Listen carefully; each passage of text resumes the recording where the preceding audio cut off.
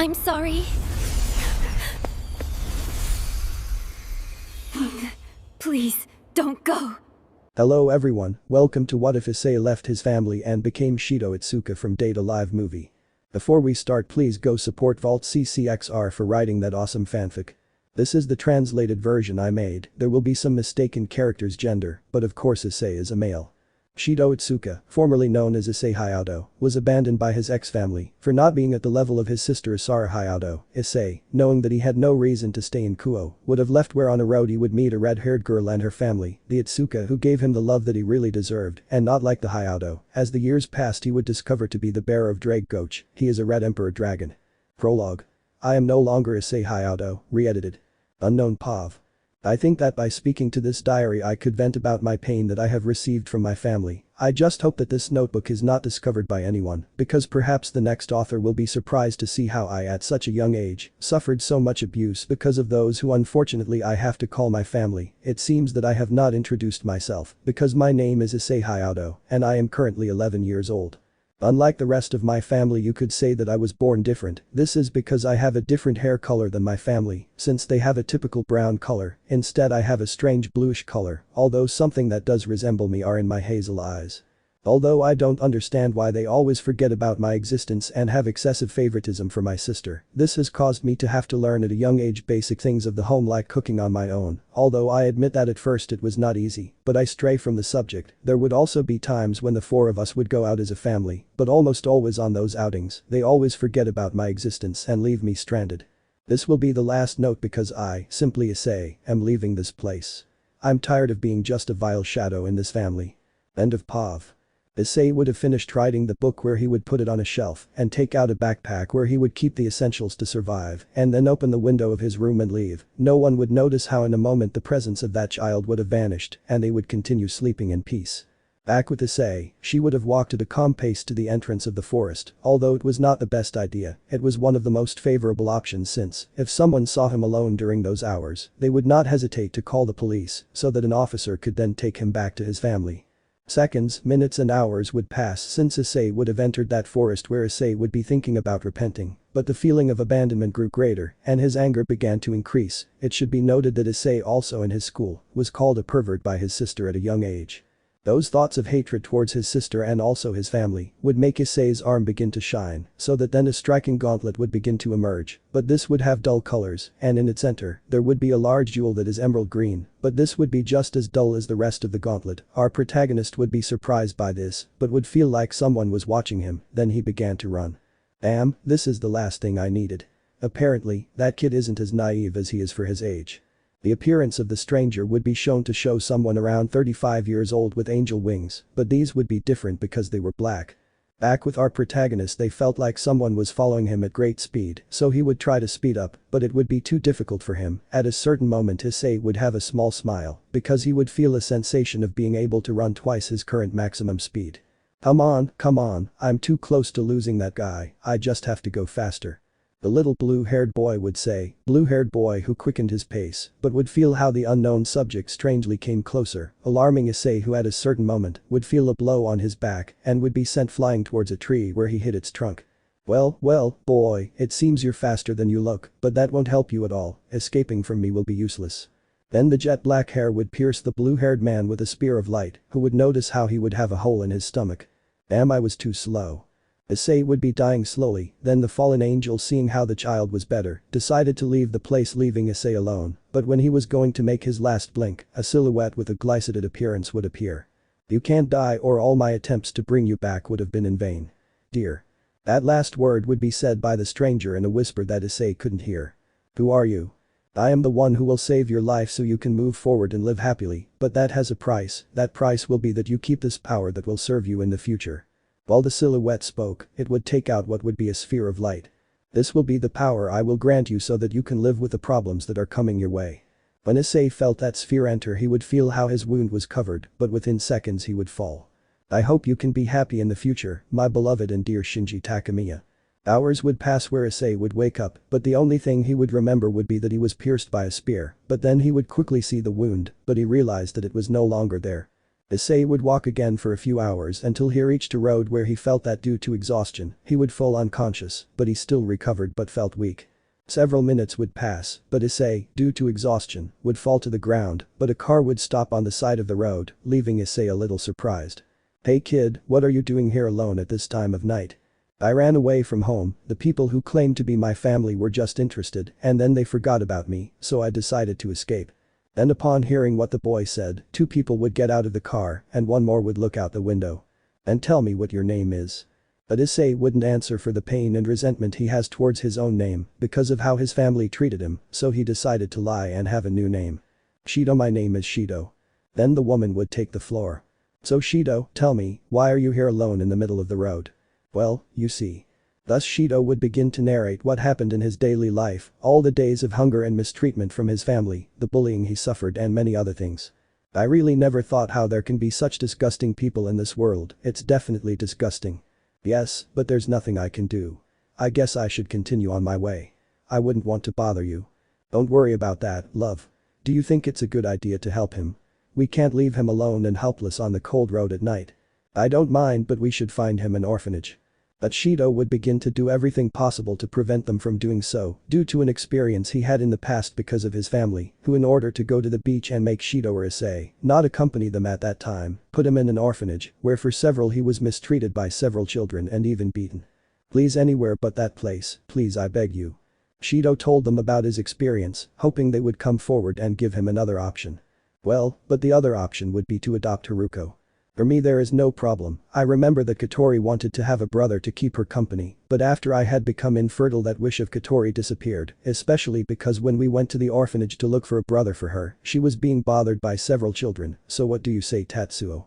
"No problem for me."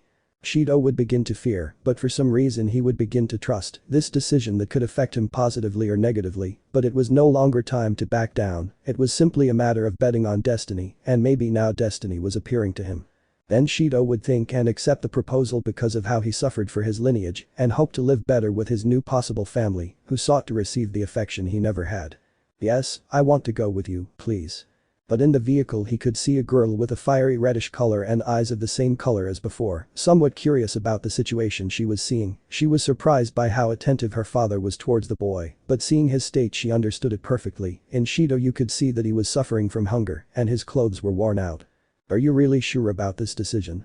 I mean, even talking like that could make us look like kidnappers." "They're partly right, but there's really no place I can call home right now, so I'd rather flip a coin to see if I'm lucky enough to go back and go through the same thing every day." But the man strokes his head and the boy would be a little uncomfortable with the action. "Don't worry, we're not going to do to you what your parents did to you. I don't intend to replace them, but I do intend to help you as much as possible. So I ask you again. Do you want to go with us?" Then the father would open the door for the blue-haired boy to get into the car, while he gave an affirmative answer. But as they got into the vehicle, the girl would approach and introduce herself as Shido Itsuka, while her parents would start driving, thus a great sisterhood would be born that no one could break, or maybe they could. End of prologue. Semi-prologue Chapter 1 Part 1/3. I am Shido Itsuka, the Sekiryuutei. Nice to meet you all. You might be wondering why someone wearing a reddish armor with a tail and no helmet is in front of a purple-haired woman while several women try to attack us with military weapons. Well, then I'll have to tell you a little summary of what my life has been like until now after the Itsukas adopted me. Well, at age 12 I discovered something that would drastically change my life for the future, and that would be that inside me, I have the power of the Red Emperor Dragon Drake, the Welsh dragon, so he asked me to start training to get stronger, so several times at night I would run away from home to train, having great potential in the future for starting to train at the age of 12, and for having awakened Drake at that same age, since according to him, his carriers usually used to awaken him at the age of 17 to 18. But returning to the present, or rather a few moments before the present, we could see how someone was completely curled up in his bed, only a blue lock of hair showing. Then a red-haired woman would enter the room and climb onto the bed, or rather, she would be on top of Shido. "Get up, brother." "Kotori. My dear little sister. What's wrong, brother? Please get off, you weigh too much." Then the now known as Kotori would jump out of bed to prepare a kick directed at her brother. But the blue-haired boy, in response to his sister's action, would cover himself more with the sheets of his bed, but she did not stand by and do nothing, and took the sheet with her hands and began to pull them. "You're trying to sleep again, bro. Get up. Get up. Get up, brother." Then Shido, already pissed off by Katori's actions, decided to play a heavy joke on her. "Run away Katori, I have the virus. If you don't let me sleep for 10 more minutes, I will tickle you uncontrollably until you die," better known as T-virus. Katori would start to get scared by her brother's actions, believing that what her brother said was true. "Run away Katori as long as I can control myself. But what will happen to you, brother? Forget about me, the most important thing is that you're safe. Run away quickly." "But brother." Then Shido would uncover his cloak and show a completely gloomy face to his sister and then let out a loud scream that would scare her and she would run away scared and then he would sigh and say, "Good job." Shido would sleep a little longer or so it seems since he would really be talking to Drag, only Katori interrupted him. "Tell me, buddy, do you really think there's one of those space quakes happening today?" Then the blue-haired man would look towards the dragon to give his answer. "Obviously, you and I have noticed other space quakes since energy always starts to charge at a specific point and not erratically." Then the dragon would look seriously at the human. "You don't know what we're really up against, buddy, but you know I'll always support you." Then the blue-haired man, in response to what his dragon companion had said, would only smile. "Thanks my friend." Shido would end his connection with Drag and now he would go to do some of his homework before going to the Raisin Academy, but when he went down he would notice Katori would be behind the couch totally scared. "Hey Katori, are you okay?" Shido would be a little afraid because he thought he had already screwed up, but his sister, upon noticing how Shido was as always, would calm down, although she would be distrustful. "Yes I am, brother." Then the blue-haired boy would calm down and they would both start eating breakfast as usual. "Is there anything special you'd like to have for lunch today?" The blue-haired man would ask himself, looking at his younger sister. "A luxurious lunch for children." The blue-haired boy had a look that said, "I'm serious. You can find that in every restaurant, but sorry, because today you won't find it here either." Then her sister would start begging her brother to let them go. "Please, please, I beg you, brother." Shido reluctantly takes another bite of his bread with a look of defeat. The Itsuka brothers after finishing their breakfast cleaned the stained utensils and then went each to do their daily chores, like Katori going to high school, at her request, and Shido would walk slowly towards the Raisin Academy, but he would not realize that an albino girl would be chasing him slowly, while various people put on a face of confusion by the girl's actions. This woman was none other than Origami Tabiichi. Shido, upon arriving at the Raisin Academy, quickly headed to the gymnasium where other students would be waiting for the principal to arrive so he could put up the list of which class each one would have finished in. Shido, knowing what his was, would go at a slow pace since there was still plenty of time before classes started, but halfway there, Shido would notice an albino who was looking at him too much and this made him uncomfortable, but he tried not to give it importance. Upon entering his classroom, Shido would sit in one of his seats that were almost at the edge of the classroom, something that didn't bother him if it weren't for the fact that that albino girl would sit next to him. She would ring the bell after a few minutes, implying that classes would have started. Then in a couple of minutes a brown-haired woman with amber eyes would enter, who was the teacher in charge of that group. She would introduce herself as Tammy, but in a few minutes an alarm that Shido knew would start to sound. This was the space quake alarm. Most of the students would run euphorically, while Shido would be thinking about his sister, since he would not know exactly where she would be. Then he would take out his cell phone to check a GPS. This would indicate that she would be in the area of the restaurant where Shido would meet his sister after class. Shido would hurry out of the establishment and noticing that there were no one there he decided to use his red emperor dragon armor, going to search for his sister, but then he would notice how out of nowhere a sphere would be created, while creating a large shock wave that devastated everything. The blue-haired man would withstand the pressure because he had the armor activated. "Damn, a little more and I'm not going to tell it anymore." Shido would quickly run towards the area that gave rise to that strange sphere, only to see a purple-haired woman, something that seemed strange to Shido because of the armor the girl was wearing, but he would notice that she would be sad. He would approach the woman, but she would just point a sword at him. This action would confuse the blue-haired man in crimson armor, who only wanted to see how the woman was. "Are you also coming to kill me?" This question made Shido's skin crawl. "Kill you? Of course not." But then several people would arrive in flying suits and begin attacking the woman, so that she would then cover herself with her sword and then counterattack. "You're lying. You're just lying." Then Shido would notice that in the distance an albino girl would be arriving with a similar outfit to the previous people, ready to attack the purple-haired girl, who, when their weapons collided, would create a shock wave that would break Shido's armor and make him fly away and hit his head against a ruined building and become unconscious. End of Chapter 1 Part 1/3. Semi-Prologue Chapter 1 Part 2/3. I am Shido Itsuka the Sekiryuutei, edited. Just a little longer and we'll be together again, my dear Shinji. Shido would be perplexed to hear those words in what would pass for an infinite space, realizing that it was a dream and waking up seconds later. Are you okay? Shido would be settling into the stretcher and then seeing a silver-haired woman who would be looking at him slowly. This action would make Shido shiver a little and become a little tense. Yes miss, excuse me, could you tell me your name? Then the girl would frown at him.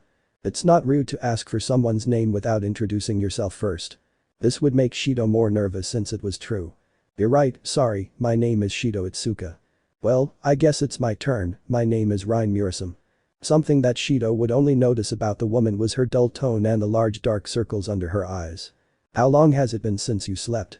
It's obvious you haven't slept in a long time. When asked a question, the woman would raise 3 fingers on her hands. 3 days, but that's bad for your health. I never said 3 days, I haven't slept in 30 years. 30 years, but that is humanly impossible. Greg, who had just woken up after what had happened, would be surprised by the figure, since he only knew one being who never slept, but that's a separate issue, but he didn't protest, since it would be a bad idea at the moment. Shido and Rein were going to continue talking about the subject, but someone would just enter the infirmary room where Shido had woken up. Analyst Murasum, your presence is called in the Fraxinus control room. Then the girls would leave and Rein, already knowing what would happen, would arrange some things and then be about to leave the infirmary of the place called Fraxinus. I would ask you to accompany me, someone wants to see you. Shido wondered why they had requested his presence, but without further ado he decided to go. Both people would be walking in a straight corridor until Shido could notice a control panel in the area in front of what appeared to be a ship. I see Rein is awake now. Then a woman known to Shido would be looking at him, he would be somewhat stupefied by the woman's clothing. Katori. Shido would obviously be surprised to see that his sister was the commander of that place or rather of that ship, since he could notice how this ship was suspended in the air. You have to explain several things, Shido. This would chill our protagonist's skin because Katori always used the phrase Onich, older brother, to refer to him. I need you to explain to me why you were out there and not in a shelter and what that armor you were wearing was, since it didn't release waves similar to Ryukyu energy. Shido had 2 things happening to him inside, one was that he was doubting what the Ryukyu was, and he was also cursing himself because of his stupidity. He was in a bind, but while this was happening, in the blue-haired man's mind, his sealed dragon allowed him to tell the Redeed about his existence, since he felt in the girl's aura a power that was unknown to him, and that for some reason he would never have noticed. Okay, I'll tell you everything you don't know about me so far. Then Shido would tell him everything about Drake, the rivalry he had with Albion, and that now he had a predestined rival. Shido would also have manifested his boosted gear to corroborate the information that the blue-haired man gave him. I believe you, well you already explained your secret, I think it's only fair that I explain to you what it entails organizing and who exactly that girl was and also why she was being attacked. You see Shido, I think you know what a space quake is. Shido knew what his sister was talking about and decided to continue listening to what his sister was talking about. That girl is a spirit, a being with a human appearance, but with a power that they themselves cannot control. Shido would have noticed that Katori had highlighted the they, so he decided to ask. Them? Are all spirits women? That's right, all the spirits, or rather the spirits, are women. Returning to the topic, since they have no control over their powers, there is an organization that hunts them down, the AST or, as its letters spell, Anti-Spirits Team. Shido would look at his sister confused given the explanation she gave him. So you want to say that you are the ones who are against the AST's actions, isn't that right? Exactly, we are the Raditiskra, an organization that does everything possible to protect the spirits from the clutches of the AST. Shido would no longer know what to say because he was still confused by what his younger sister was telling him, but he would remember the purple-haired woman and how she had a sad expression in the battle.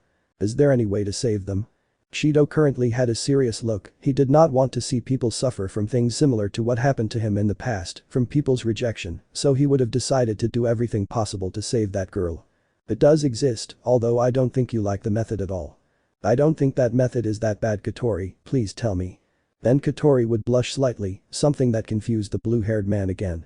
You must seal his powers. I don't think it's that difficult. The youngest of the Itsukas would get a little upset because her older brother wouldn't let her finish. That's the problem, you'll have to make her fall in love with you so that through a kiss, you can seal her powers. Given what was said, the minor would already be blushing deeply because she would be one of the next to go through this. While Shido only thought about the phrase, make her fall in love with you. The kiss is really necessary, Katori. So, before the blue-haired boy's doubt, Rein would answer his question. The kiss is necessary, Shin. This is because by making her fall in love and sealing her powers with that kiss, a bridge would be created between the two of you called a spiritual bridge that works to stabilize the sealing of the spirits and ensure that they are not detected by the Ast so that they can finally have a normal life. My name is Shido, but it's okay, I'll do it. Both women present in that Fraxinus control room would have been confused by what the blue-haired man had said. I will do it, I will save the spirits. This would make the women happy as they would have more support on the Radadisker side. Fine, but first we'll have to train you in that field. I don't think it's that difficult, tell me what my training will be like. It will be with a dating simulator, I don't think it will cost you that much. To everyone's surprise, the boosted gear would be present. I doubt that will help, you see, my partner, having me, can release pheromones and also attract several females, besides, my partner is quite a gentleman. The sealed dragon would say the latter mockingly, although Shido would have already explained it to him when he met Drag, but he would have forgotten. Then I think it would be best to send you to the location where that girl is. Just give me the location and I'll fly there with the armor. Note. By this point Shido would have already achieved the complete balance breaker, although he could not use it for more than an hour due to his limitations as a human. Then Katori handed him a GPS that showed the location of the purple-haired woman due to her Ryukyu waves that were created in an uncontrolled manner. See you later Shido. The blue-haired man would have his full armor but without his helmet so that the mysterious woman could recognize him. Shido would have arrived at the Raisin Academy where he noticed that there were several destroyed classrooms and in one he could notice a purple armor accompanied by hair of the same color. Shido decided to go down at a slow pace so as not to scare the woman who would be contemplating the sunset landscape. Hello again I guess. The mysterious woman would turn around, noticing the blue-haired man. You again? Do you still want to kill me? This would leave the blue-haired boy confused since he didn't understand why she thought he would hurt her. Could you explain to me why you think I'm going to kill you? The blue-haired boy would respond to the purple-haired girl with a confused expression. I don't know either. I just understood that I can't trust anyone since when I came to this world they started attacking me. I wanted to talk, but I realized that once they took out their weapons, I wouldn't be able to have any say or vote in their decisions.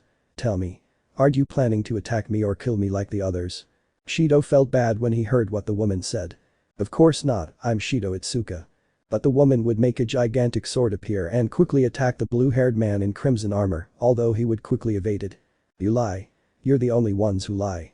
But Shido quickly used both hands to stop the sword's attack by placing them on each side of the weapon. If I were lying, I would have attacked you already, which I haven't done so far. Then answer. What's your name? The woman would look at him strangely, although she would respond with sadness, making the weapon disappear. I don't have a name, I simply don't remember my past, I only remember being in a dark infinite space, I don't even remember my name. Shido would be surprised by the purple-haired girl's response. Do you want me to give you a name? This would make the woman happy. I wouldn't mind at all, you are the first person who started accepting me in this world. Okay, what do you think? Shido would write a name on the blackboard in the classroom where they were, that would be Emiko Yadagami. But I didn't expect the woman to react badly. What are you supposed to be doing Shido? Your control levels are going down the floor. Then Shido would whisper. Sorry, but I've never been very good at naming someone, but I'll try something else. Then Shido would start writing again on the classroom blackboard where they were named Toki Yadagami. What do you think of Toki Yadagami? That's how it's spelled, so you know. Toka? That sounds like a good name Shido, my name is Toka.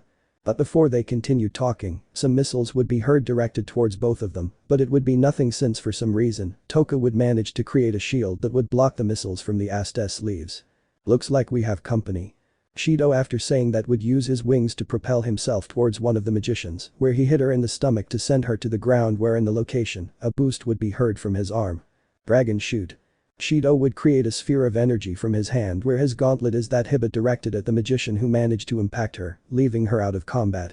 Shido, after finishing with the magician, would look at Toka. Sandalphon.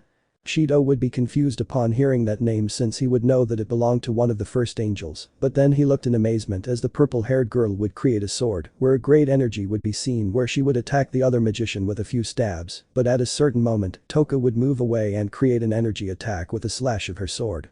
Shido would notice that Toka when launching the attack would see how a third and last magician would try to attack Toka from behind, but it was of no use since Shido at great speed would arrive where the magician was and hit her that stunned her. The magician upon noticing who her attacker was sent several missiles that Shido.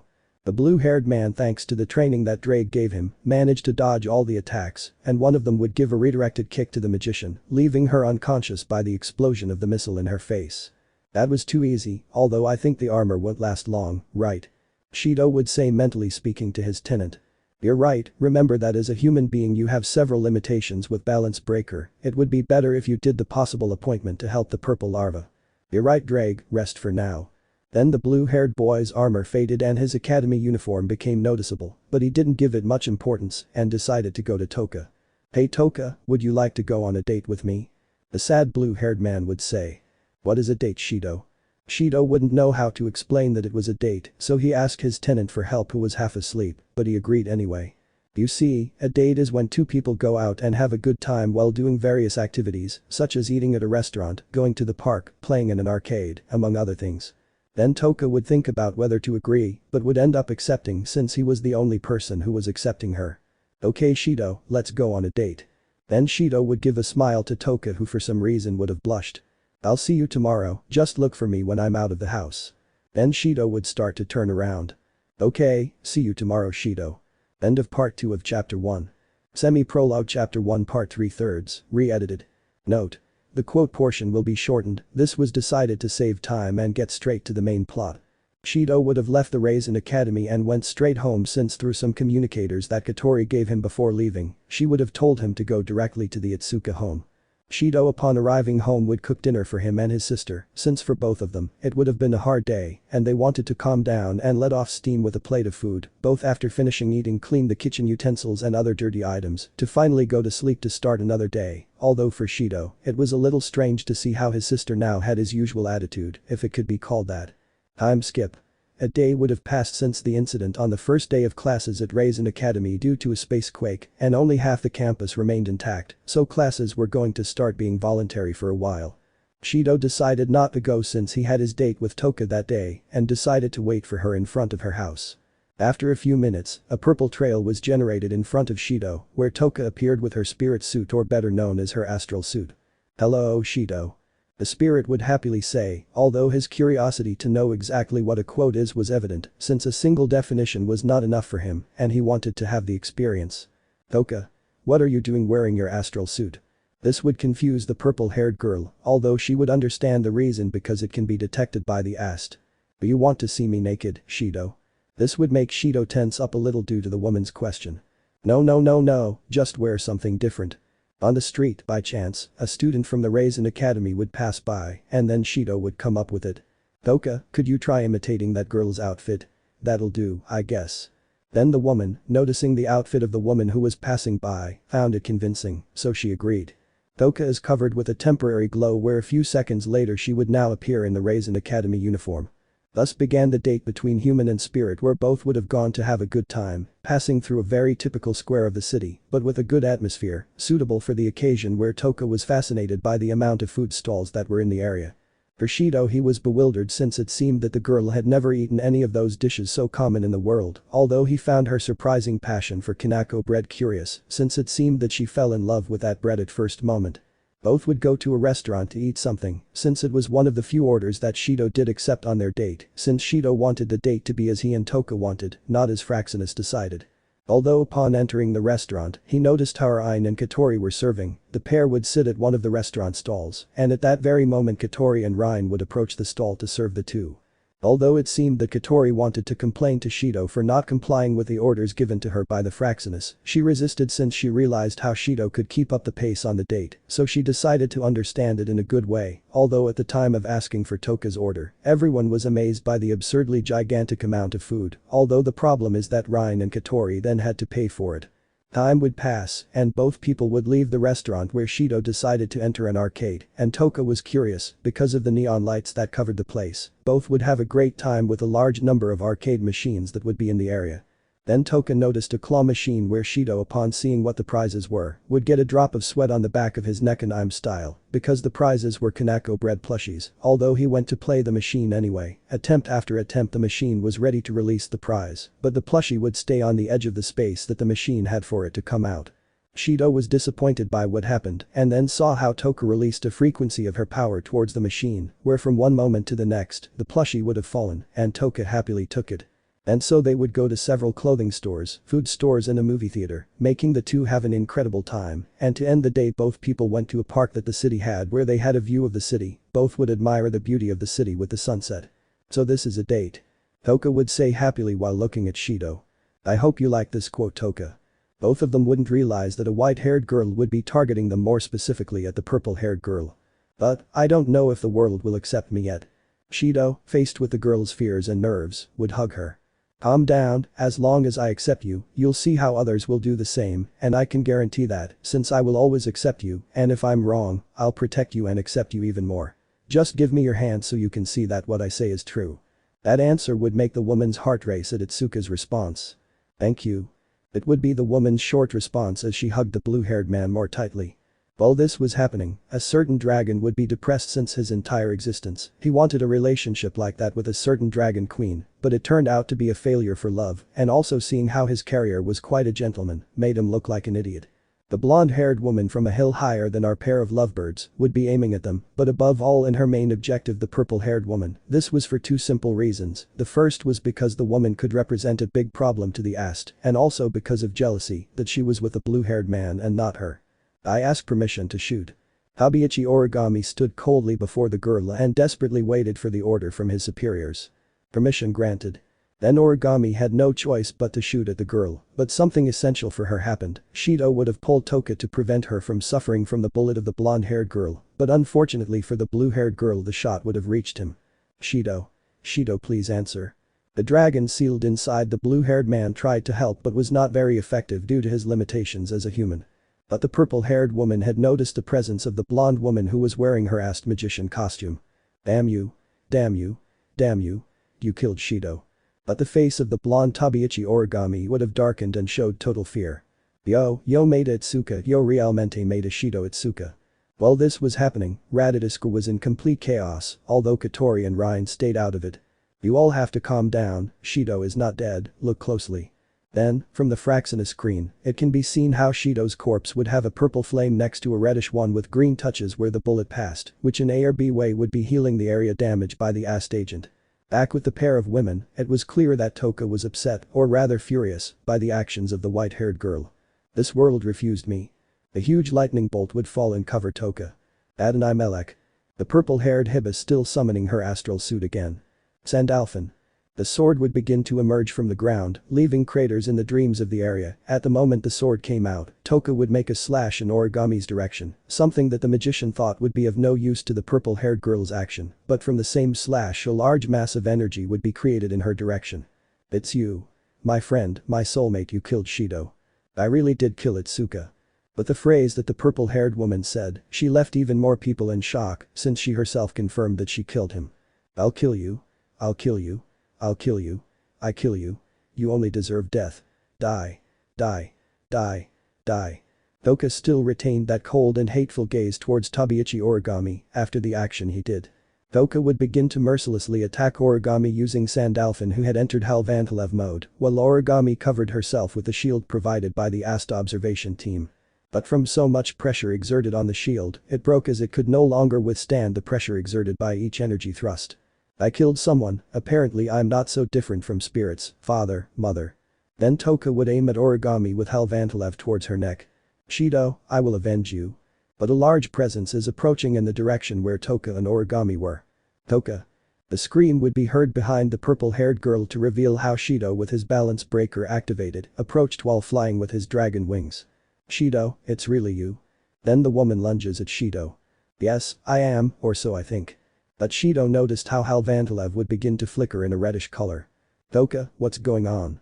I lost control of Halvantalev, I have to throw it somewhere or else it's going to explode on us. Then Shido was serious in response. You can't do it, I know there must be another way. Then Shido would remember where Katori explained to him how the sealing technique worked. We can try to perform the kiss. The blushing Shido would say. What is a kiss? Forget that, there should be another way to stop this. Then the woman would appear more serious. Shido, tell me seriously that's a kiss. Then Shido, already defeated, would explain to him. You see, a kiss is when both lips come together to form a. Shido would not have finished explaining what a kiss was because Toka would have kissed him and Halvantalev would quickly begin to fragment until it broke and became particles of light. When this happened everything would start to turn white as if it were a simple memory. End of chapter semi-prologue. Chapter 2 part a half. The end of one book. And the beginning of another. All the white light that surrounded the place would have dissipated to reveal how the place of that path was almost completely alone, except for a blue-haired boy, where you could notice how he cried a lot while the rain accompanied him on that night.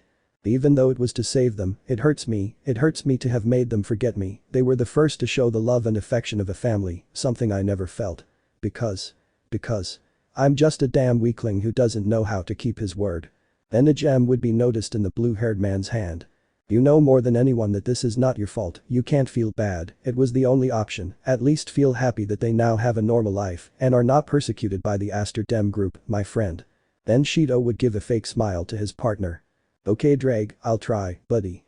Drake would obviously have noticed the fake smile, although he would decide to change the subject. Hey buddy, you know it might sound weird, but I still feel a bit of that energy in your body.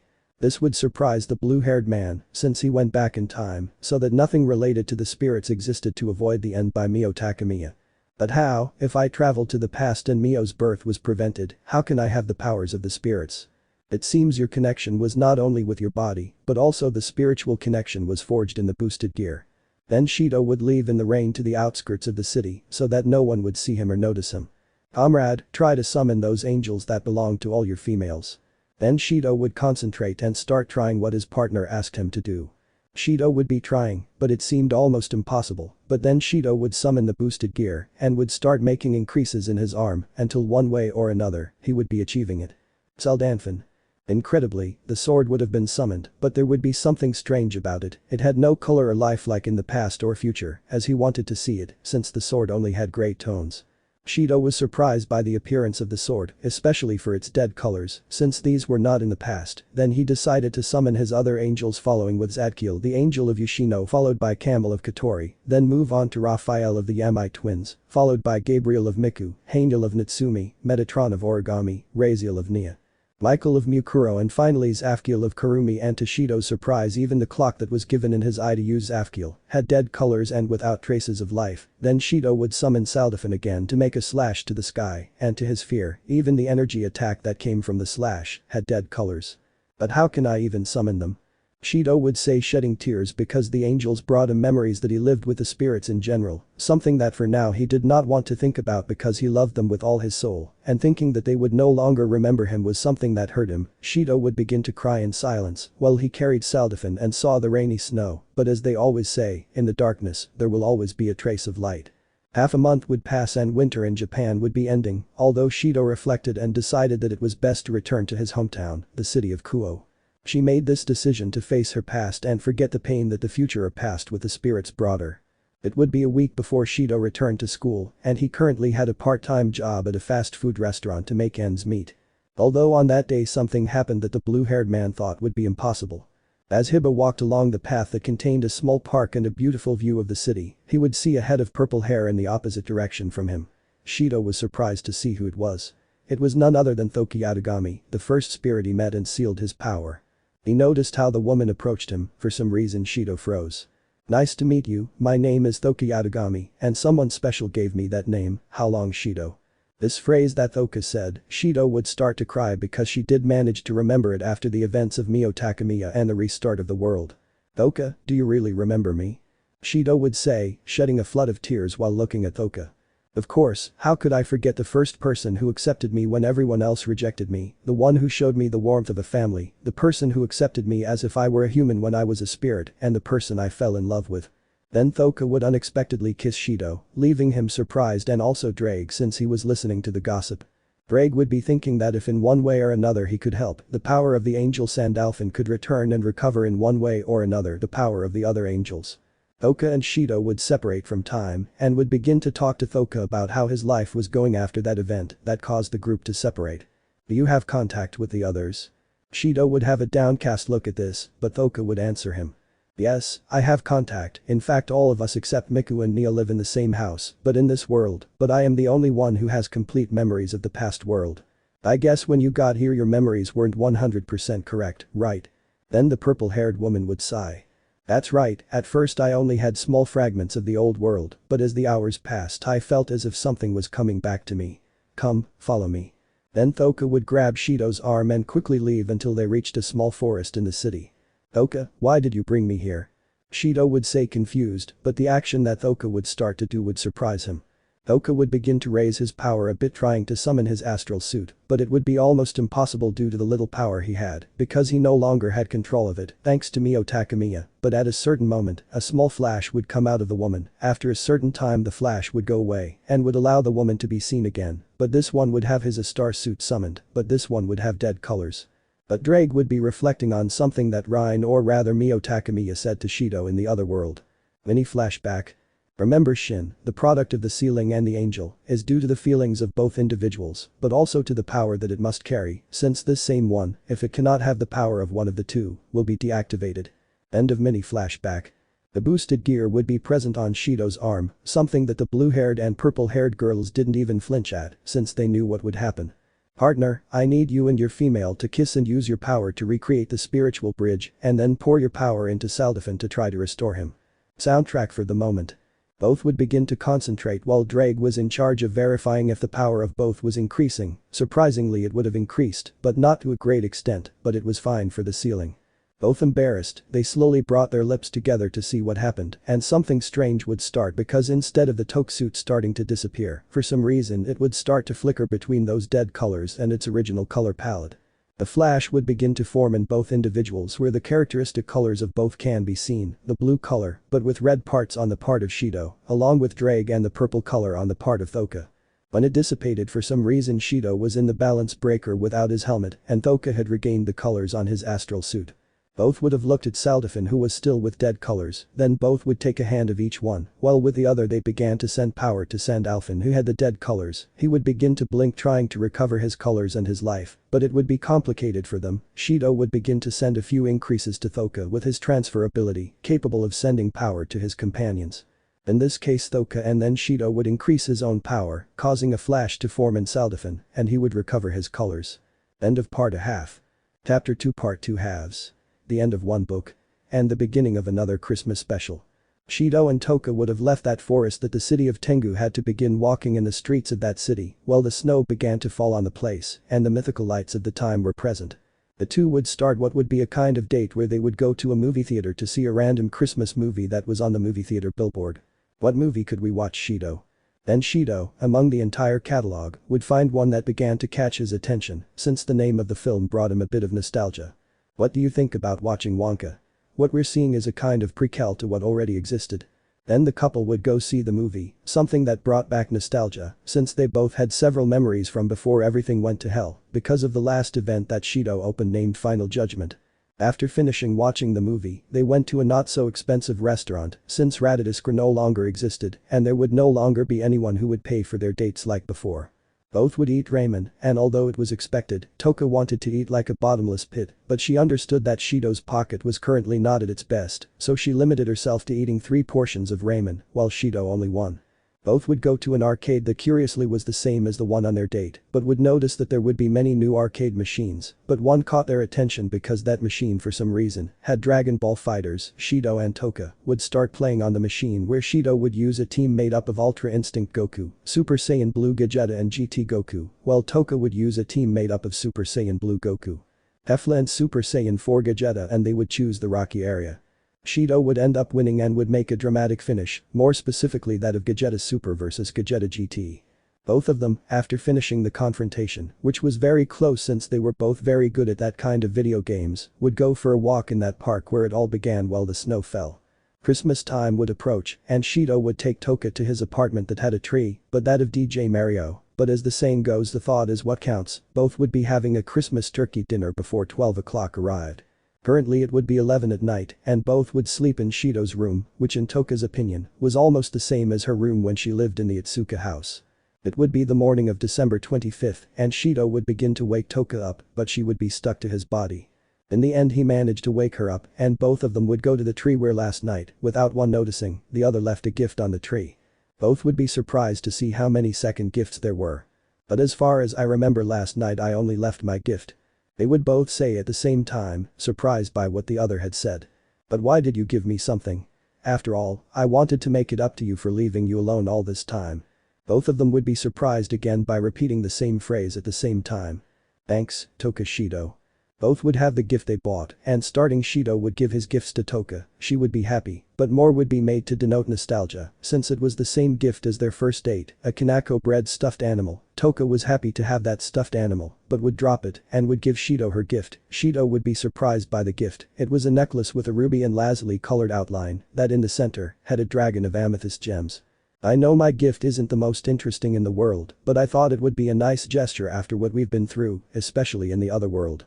Shido would hug the purple-haired girl, surprising her. Don't worry, I like the gift, in fact I'm also happy since I always give but almost never receive, so thank you Toka, I love you. Then Shido would kiss Toka and she would accept it in a good way. End of the special chapter. Chapter 3 Part 1-2. The new date live. December 27th, it was already a usual day, but this day had Shido desperate because he would be thinking about how to tell Toka that he was going to move to another city. This was something that left him in chaos in his mind. I've already told you Aibo, you can apply the one I did to Tiamat. You know that's a terrible idea and besides, I'm not a heartless monster like you, Drake. For Drake, this was almost as if Albion had grabbed him by the snout and dragged him across the battlefield. You've won this fight Itsuka, but not the war.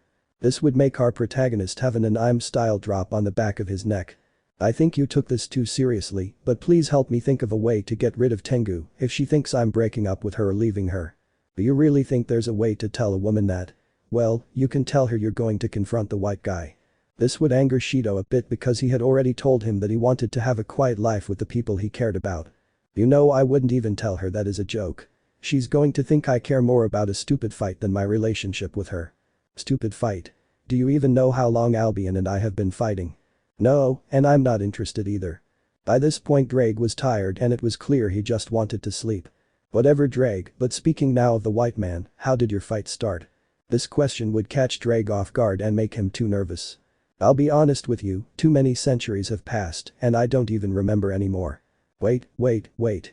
You wanted to send me to fight your rival to the death and you don't even remember why they fight.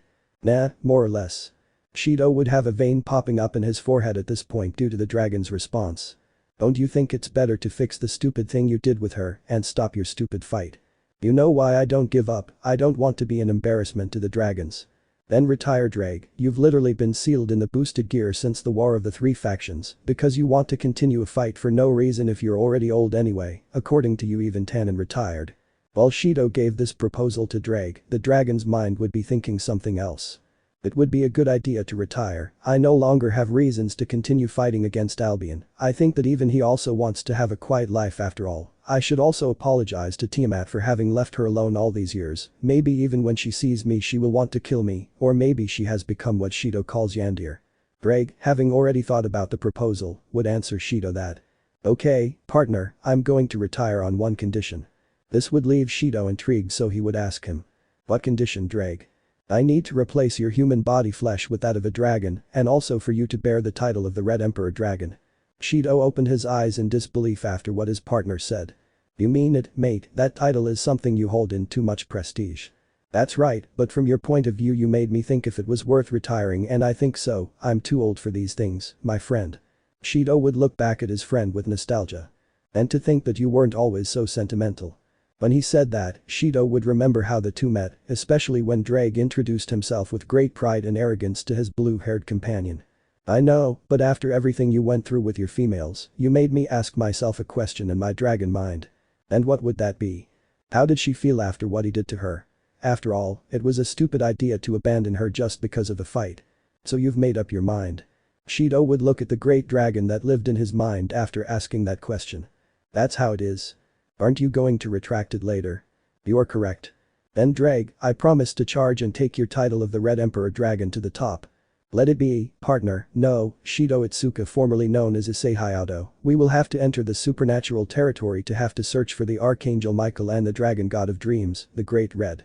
Shido would leave his mental space to start packing, since he wanted to be in Kuoh before the new year arrived, so he decided to have everything packed since tomorrow he will leave that apartment. Shido would start by saving a laptop he had and then save some headphones, clothes, bedding, and a Nintendo Switch. Shido would be disconnecting the Nintendo Switch dock from the monitor and the power, but he would hear someone knocking on his apartment door. Shido, it's me, can I come in? Toka. Yeah, sure, just wait a bit. Damn, how am I supposed to tell her I'm moving out? Okay, Shido, your time has come. Then Shido would go to the entrance of his apartment to open the door. When he opened it he saw a smiling Toka hugging him, but he didn't realize that she was hugging him so hard that she couldn't breathe. Toka must have noticed that, then she let go and turned red in embarrassment. Calm down, what you did was nothing bad, don't blame yourself Toka. Sorry anyway Shido, I think I exaggerated. Shido instinctively began to stroke the purple-haired girl's hair, something that managed to calm her down. You're better now Toka. Then Toka would nod her head. Toka, we have to talk about something. This would leave Toka confused since they hadn't met for more than a week, but Toka felt that it could be something bad, so she decided to listen to him. Toka, before we met again. So in Toka's mind she would think that Shido was being unfaithful to her with another woman. Are you being unfaithful to me, Shido? This caught Shido off guard, but he recovered in the conversation. It's not that. This would confuse the purple-haired girl, but she continued listening. For the past month I've been thinking that I should face my past before arriving at Tengu. This would make the purple-haired girl lower her head. You're going to leave the city, right? Shido would have his gaze lowered. But Toka. There's nothing I can do to make you stay in Tengu. Toka would say hopefully. No. Then I'll accompany you. This answer would surprise the blue-haired man, since he did not expect to hear that answer. Are you sure? Then Toka shakes Shido's hand, something that confuses him. What are you doing? Do you remember the words you said to me the day we met? Flashback. We could see how Toka would be with Shido, but fear could be seen in the woman, but Shido shakes her hand. How do you know they'll accept me? Because I know they will, and if they don't accept you, I'll accept you even more. I won't leave you alone for a moment. I'll take care of you, protect you, and love you. Toka would be surprised by the answer. You'll see how everything I tell you will come true, just give me your hand, and you'll see how right I am. End of the flashback. Soundtrack for the moment. Listen Shido, if your family doesn't accept you, I will accept you even more, I will take care of you, protect you and love you, I won't care what others think of you, because you were the first person who accepted me in this world, and I am totally grateful for that, that's why I will never leave you alone, just let me go with you, and you will see that even if your ex-family doesn't accept you, I will be there for you. Shido would open his eyes to hear the purple-haired girl's answer, because it was almost the same as what he told her before the world restarted. Toka. I will never leave you just because you are the person who was willing to teach me about this world, and you promised to love me, and it is a promise that you kept, you also protected me and took care of me, I will never leave you just because you are the person I live for, the person who loved. Then Toka would kiss Shido if she had no choice, but not in a lustful way, but one that showed only pure love on Toka's part towards the blue-haired man. Then please let me accompany you in your new stage, on your new path. Shido would be crying, but not out of sadness, but out of happiness, since he would know that he would never be alone in this world, since although at first this world would have rejected him, now it was redeeming itself and accepting him. Okay, come with me Toka. But how are you going to tell the others? Relax, I know how to fix that. Then Toka would help Shido pack what was left, since she would have told him that tomorrow she is moving to Kuoh, and that he had to hurry. End of part a half. Chapter 3 Part 2 halves the new date alive.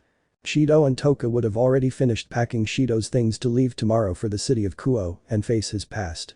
That's all I think. I would say a tired Toka, since the apartment was not that big, if you could say that Shido had several things, especially having to unplug several appliances and store them in their packaging. That's right, well, I think it's time for you to go. I don't think the girls will take it too well if you arrive late and just say out of the blue that you're moving out. I guess you're right Shido, well we'll talk tomorrow.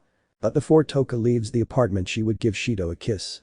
Shido then blinks his eyes, which were wide open in surprise, but he recovers thanks to Drag. I think it's time for you to sleep, buddy. Tomorrow's going to be a long day. I would advise your dragon companion.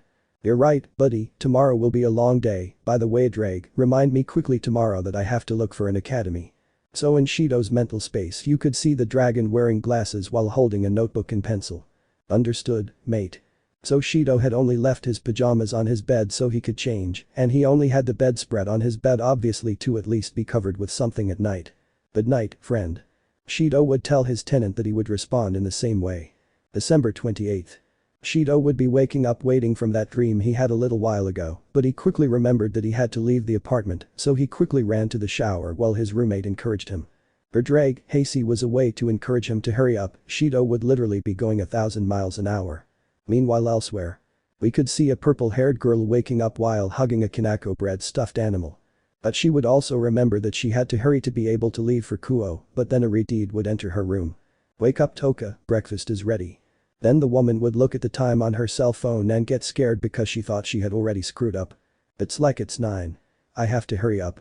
This would confuse the Redeed since at least she didn't remember the purple-haired girl having one. "What's wrong, Toka? You're acting really weird." This would leave the purple-haired girl confused. "Didn't I tell you last night? Yesterday you were just babbling that you already wanted tomorrow to come so you could be with a guy named Shido. I don't know why, but that name sounds familiar to me somehow." This chilled the woman's skin, but she recovered. "I'll tell you all downstairs, I need you all downstairs now. I remind you that they are having breakfast, so they are all downstairs."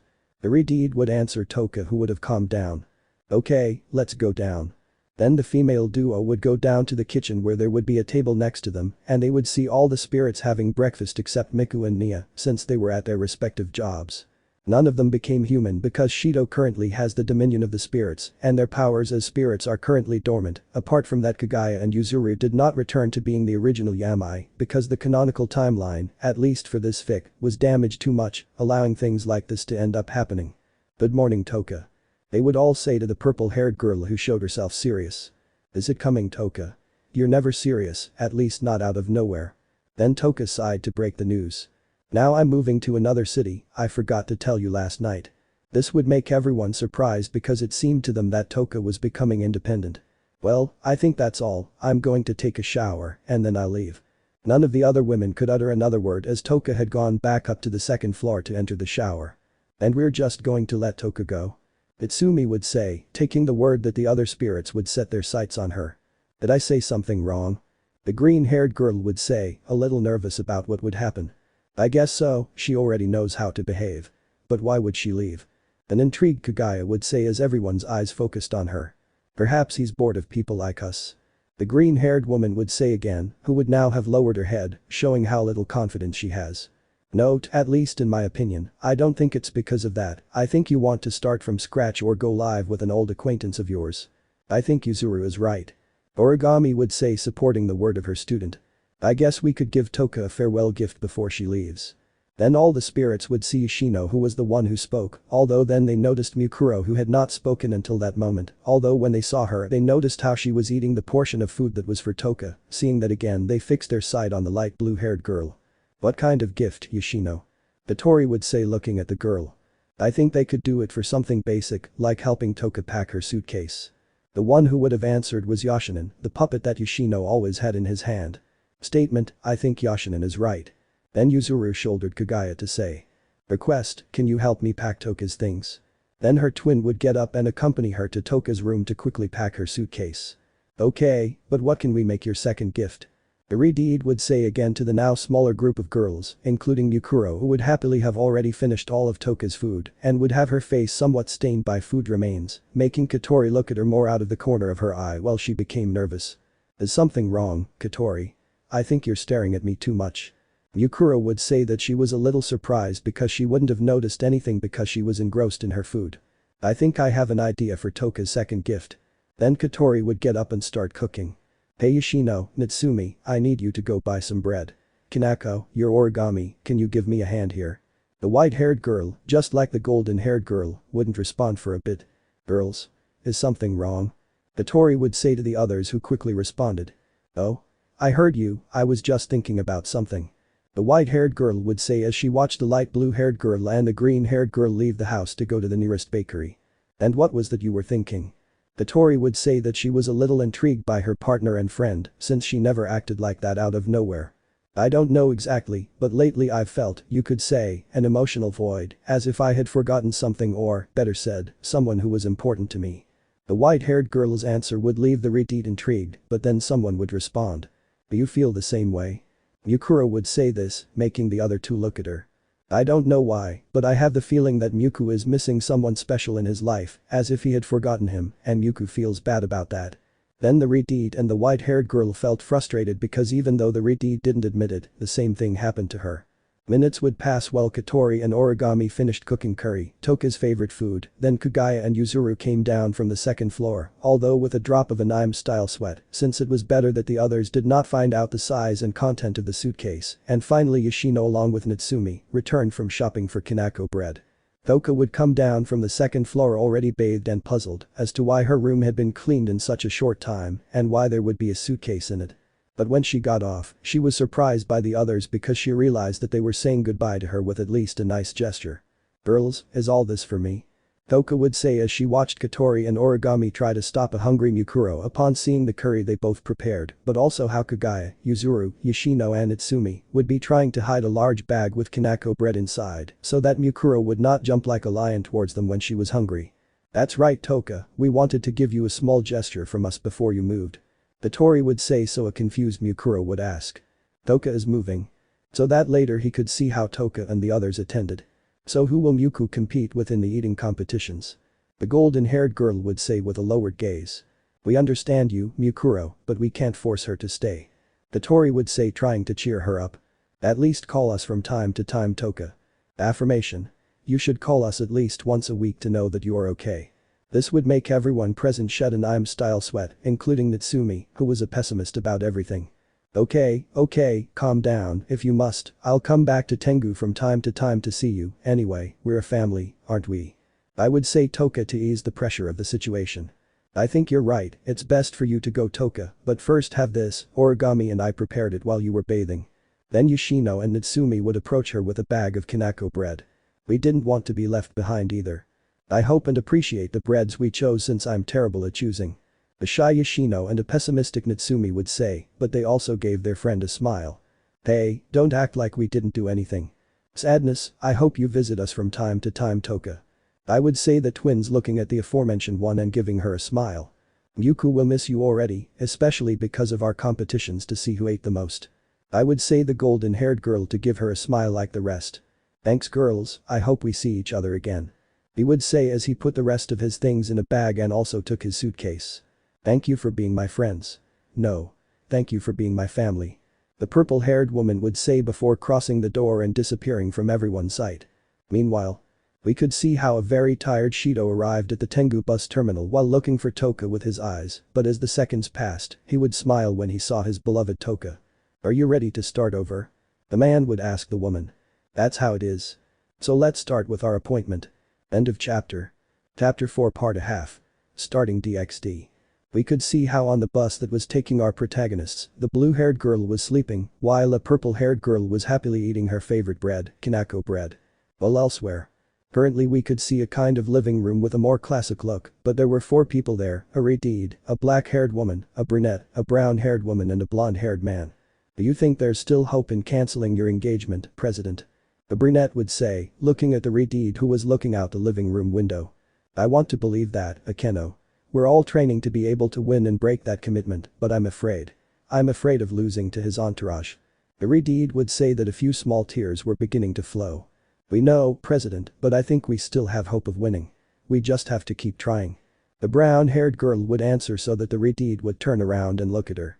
"I think you're right Asara, but keep in mind that it's not that easy, we're facing the heir of the Phoenix clan, even if I have the power to destroy the Bale clan, it will be difficult for me to defeat his regeneration. He thinks we can find more pieces in the weeks remaining before the ratings game." The blonde-haired woman would say that she would speak in an almost expressionless way, but you could see that she was eating some sweet beads at the moment. "There are possibilities, but time moves on, and it doesn't help me either."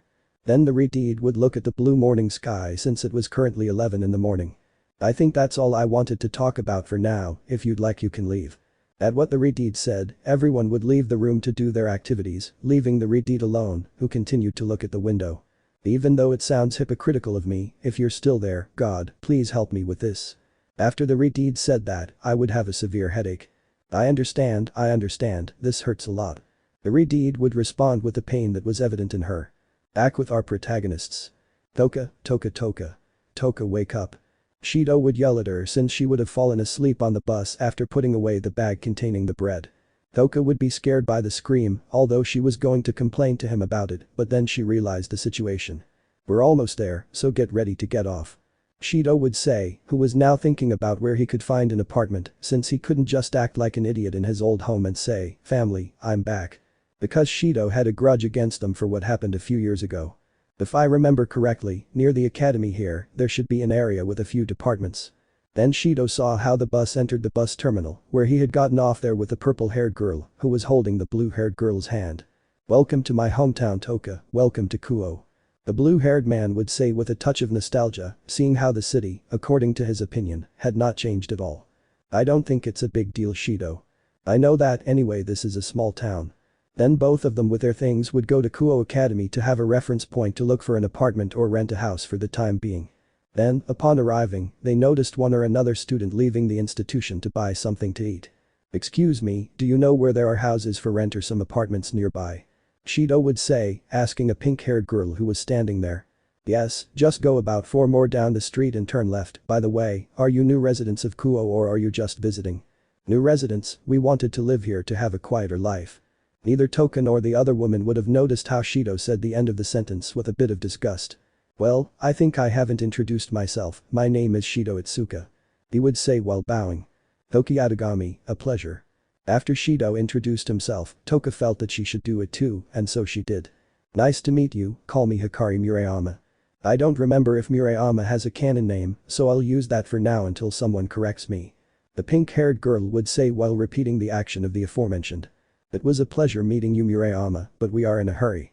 Then Shido would take the purple-haired girl's hand again and they would follow the path that the pink-haired girl told him. These would be talking for a while, but Toka was allowed to get a little jealous. It was necessary that among all the people who were there you had to choose that girl. She was the first one I saw and the one that was closest, besides I didn't want to get close to any other man because of the look they had on you. I would say while remembering how most of the men at that academy made perverted faces towards Toka, something that the aforementioned would not have noticed. But that doesn't matter anymore, the good thing is that we're already close, we just have to turn around and we'd already be at the apartments, I guess. Then they would both continue walking for a while longer following the directions given to them by Murayama. As they turned around, they saw some apartments for rent, so they went to talk to the owners to get an apartment there. In the end, the couple managed to get an apartment and began to settle in. "But Toka, which of the 2 rooms are you going to choose?" Shido would ask his partner, but she would ask him. "Don't you want us to sleep together in the same bed?" "Are you sure? The beds aren't that big and the rooms aren't as big as our old home." This would make the woman have a small vein on her forehead although she would understand. Shido, can we go on a date after we unpack everything?" This would make Shido stop unpacking for a moment. What is the point of the question? I would say that it seemed strange to him because Toka used a different tone, as if she were sad. "Something's wrong, Toka." "No, nothing, I just feel like it's going to be strange for me to live without the others." Then Shido would sit on the bed in his room because Toka was helping him unpack. "You know, I have a feeling that her memories of the past world will return at some point, it's just a matter of time, for now it will be almost like the beginning, you and me, Toka." This would make the woman raise her gaze and stare at the blue-haired man. "How can you guarantee that?" Then Shido would summon his boosted gear. "That's why Drake told me that the others could recover, we just need the trigger to restore my spiritual power. You could say it's similar to when you and the others had fully recovered your powers while maintaining the seal when we tried to save Mayuri." Then the woman would stare at him. "Speaking of Mayuri, what happened to her? I mean after the world was restored." Then Shido secretly rejoices a little. "She is no longer an entity made of 100% spiritual energy and is now half spirit, but her powers are dormant just like the rest, but if the trigger is created, she will remember me and will be able to use Kirbyr at will. I would like to see her in the future." Then Shido and Toka would return to their thing, but when they finished they would see that it was around 2 in the afternoon, then Shido remembered the first question that Toka had asked him. "Toka, let's go on a date." End of part 1. Clarifications. An idea came to me while I was making the first part of the 4th chapter, that idea was about using themes or songs for certain characters for battle moments. So I have already decided on Shido's combat theme. While Toka's main battle theme will be Shido plus Rias theme. Shido plus Toka's theme song without transformation. Shido's theme, Balance Breaker plus Toka, armor alongside Saldafin. Don't ask me why most, if not almost all, of the songs are from the Sonic franchise. Question. For the beginning of the chapter, in the upper area where I left the opening, would you prefer me to put the one from Season 1 of Date A Live or DXD? Chapter 4 Part 2 halves, short. Starting DXD, New Year special. The chapter will be quite short due to lack of time since I was busy all day. It was already December 31st. The days were quiet for the couple, both would have had their share of dates prior to this day, but for Shido this day would be special, since it would be the first New Year that he would celebrate even with one of the girls after that event that left its mark on him. "Are you ready to go out, Toka?"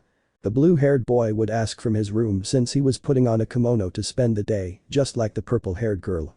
"Yes, Shido, have you also finished dressing?" Then Shido would say yes from her room, as she was looking forward to Shido coming out of the room and seeing her wearing a kimono that Shido might recognize. When he left, he would have been surprised since it was something similar to the clothes that Toka had on the day she and he met Kagaya and Yuzuru. "Even if they aren't with us, you still care about them," Shido would say, showing a nostalgic smile as he remembered that day. The couple would leave the apartment and go to a fair that would be nearby around 10 at night, where the couple would decide to go to a park that was in the area. "And tell me, what do you think of the place now, Toka?" Shido would ask his partner so that she would answer him. "I like how this place looks in a festive aspect, it changes the monotonous and common appearance that the place has for a more cheerful and festive one." Then Shido, upon hearing what his partner said, would show him a smile. "I'm glad to hear that, but I think it's time to go home." Then Shido would get up from a bench where he was sitting next to Toka and the blue-haired boy. "Let's go home, my Toka."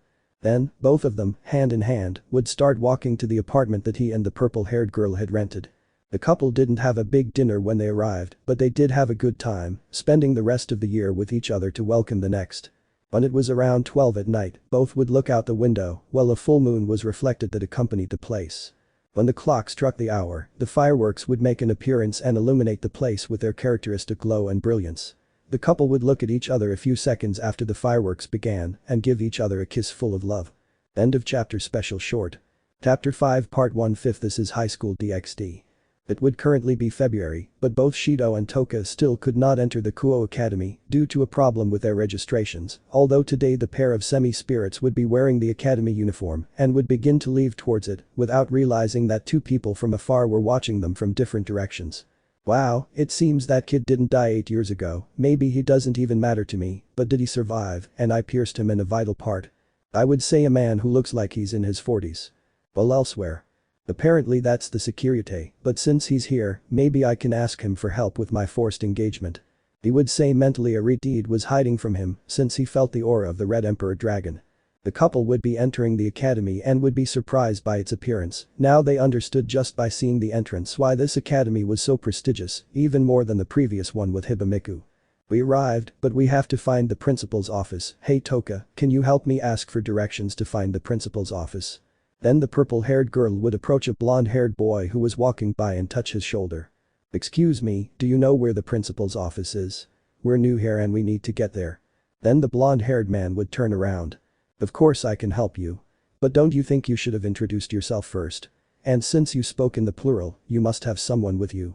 Then the blue-haired boy would approach the location of Toka and the blonde-haired boy. "That's right, nice to meet you, my name is Shido Itsuka and this is Toki Yatagami. The pleasure is mine, Kiba Ito. Just follow me so you can get to the office." The couple would follow Kiba where they would kill time talking to get to know each other. "And how are you with your family, Itsuka-kun?"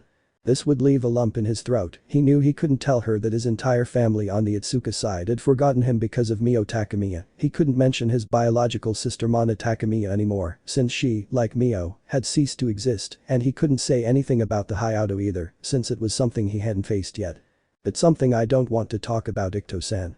Just call me by my name, Kiba." "Okay Kiba, but I also prefer you to call me by my name." Then the blonde-haired man would accentuate, but they would not speak anymore since they would arrive at the office of the director of the Kuoh Academy. "Well, I think that was all, see you later Shido-kun." Then the blonde-haired man would continue on his way while he was no longer seen by the crowd of students who were there. The couple would knock on the door, then receive a pass from the other side of the door. Shido and Toka, upon hearing the pass, would not last a second and would enter. "Sorry if you're in for a surprise, but the principal isn't on the premises right now. I'm Sona Shitori, the student council president." Then Shido and Toka would introduce themselves again. "I see, you're new, wait for me a bit, I have to search through all the files for yours to tell you which room you're going to go to." Minutes would pass searching and searching. Toka finally found the corresponding files for each one, something that relieved them.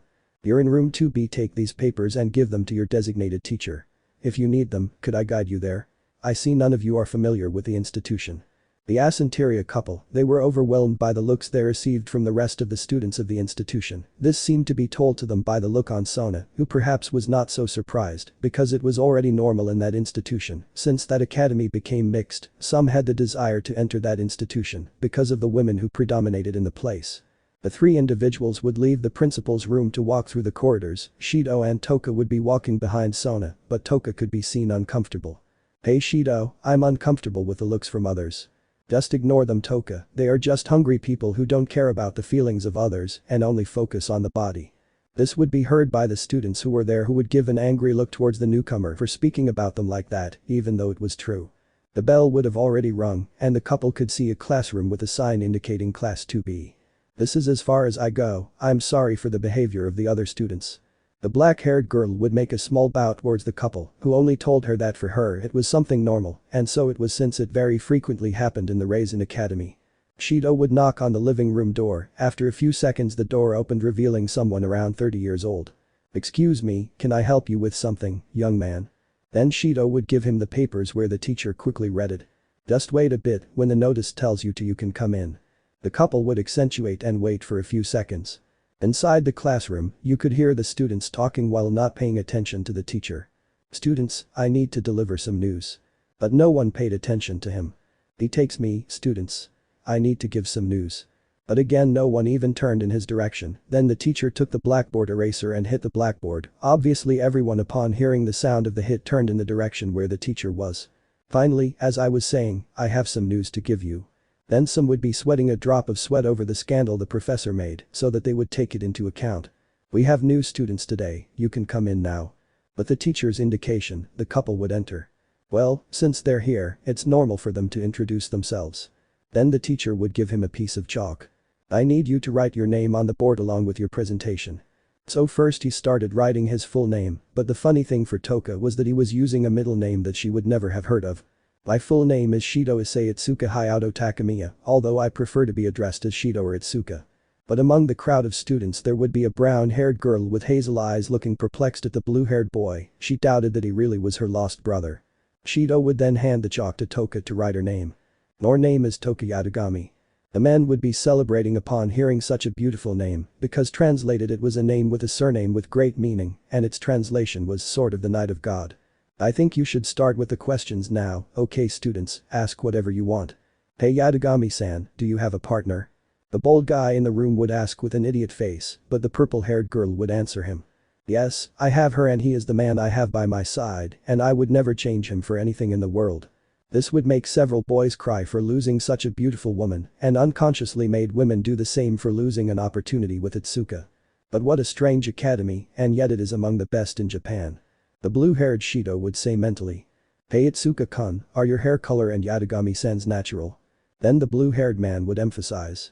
"That's right, I discovered as I grew up that I had a small anomaly at birth that left me with blue hair, but I still like it this color."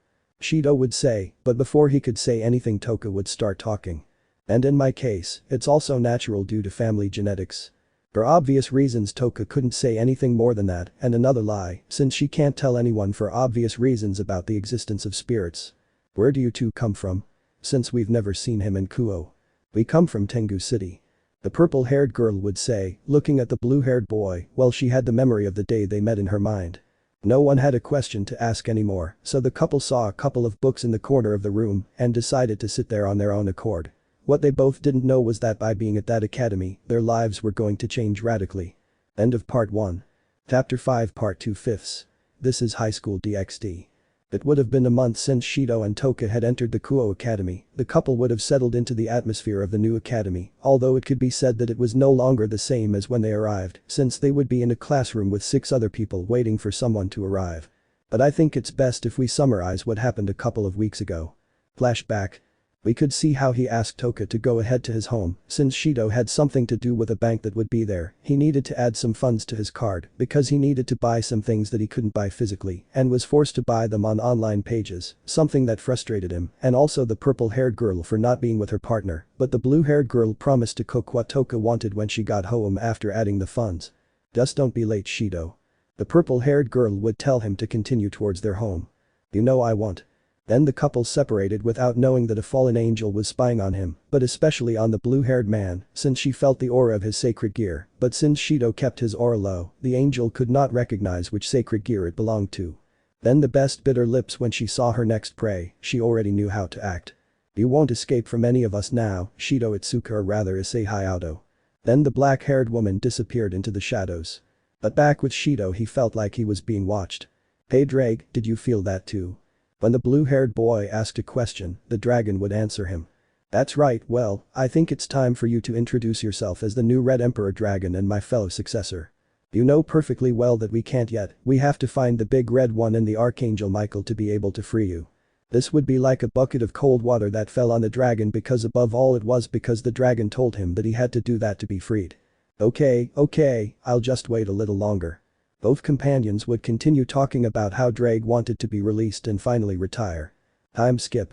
Shido would be returning home after accomplishing his goal and recharging his card, but as he was walking down a street, he would see a black-haired woman wearing a uniform from another academy that he didn't recognize would be waiting for him. You're Shido Itsuka, right? Shido quickly knew that something was wrong with the black-haired woman, although he responded to her. It's me. Can I help you with something? The blue-haired man knew that he didn't have to answer him, because Drake was telling him deep down that it wasn't a very good idea, although Shido wanted to know where he was going with all this. I'm Yuma Amano, you see, I've seen you around here too much lately, and you could say I've been falling in love with you. From Shido's perspective, this was to raise the alarms. It was obvious that something was not right. It is practically impossible for any girl to fall in love with him just by seeing him, besides that he was always with Toka. And I would like to know if you would like to go on a date with me. Shido, among all the possible scenarios, never imagined that something like this was possible, but he would answer her.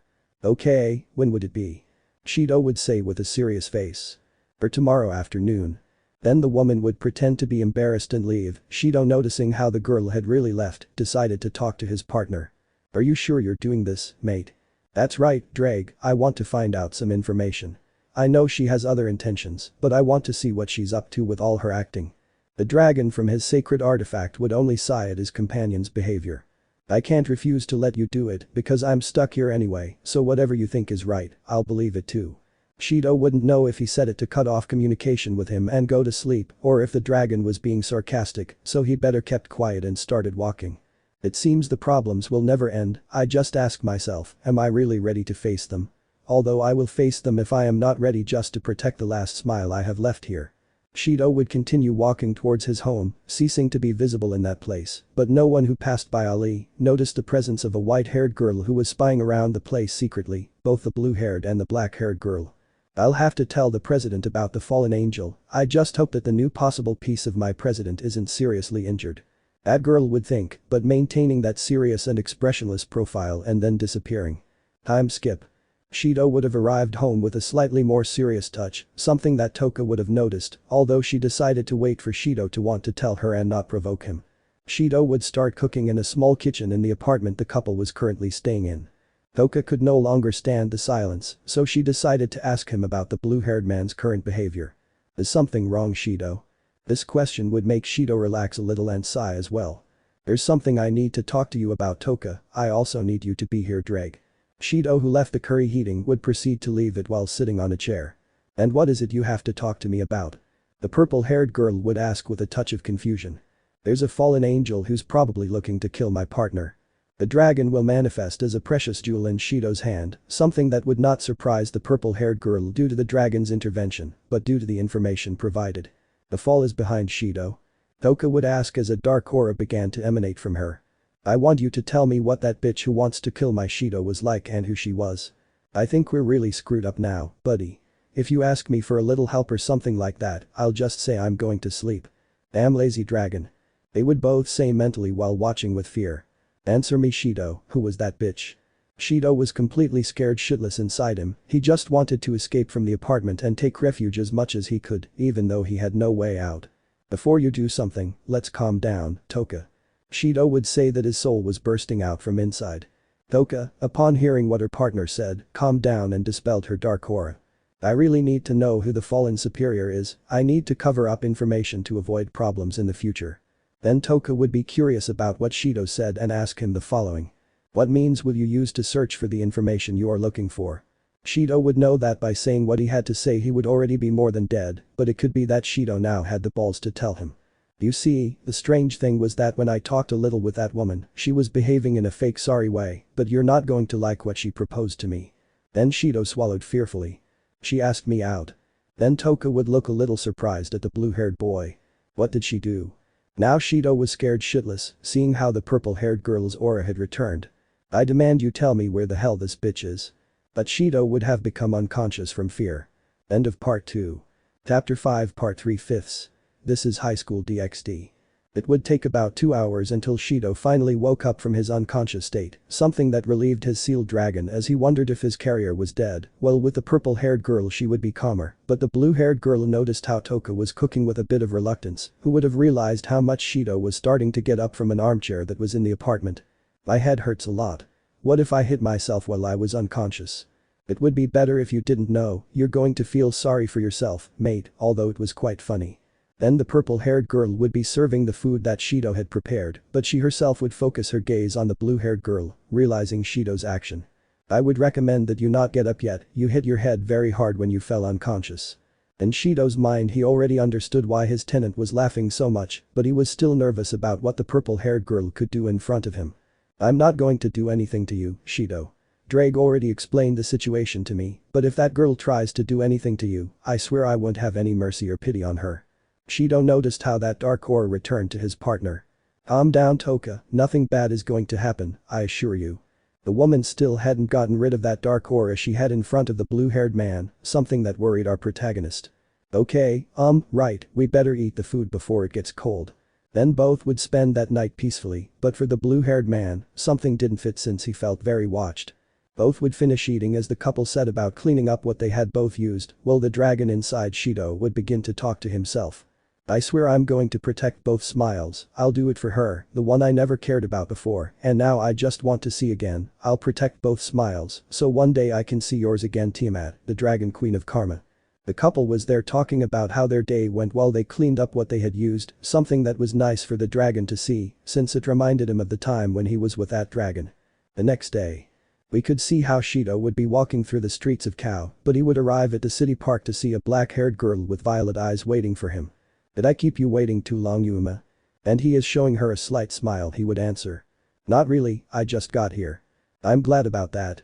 Then the black-haired girl would take the blue-haired boy's hand and they would begin to head towards the local shopping center, thus starting a date between Shido Itsuka and Yuma Mono, but both of them would not have realized that a purple-haired girl would be spying on the other two, with a great touch of jealousy. I'll see what you're up to, you dirty fool. Then Toka noticed how both upon entering the mall our protagonist was dragged by the black-haired woman towards a clothing store. Shido strangely feeling how he was pulled by the girl would give him a feeling of nostalgia, although he was not distracted because he realized which store was the one that brought him the black-haired girl, being the clothing store already mentioned, this getting a drop of sweat out of our protagonist, although it was normal for the blue-haired, since his ex-partners if you could say it in a way, would have already accustomed him to this. Obviously including Toka who entered another store to kill time, although she noticed that the store she entered was a lingerie store, giving the latter a blush since she entered without noticing.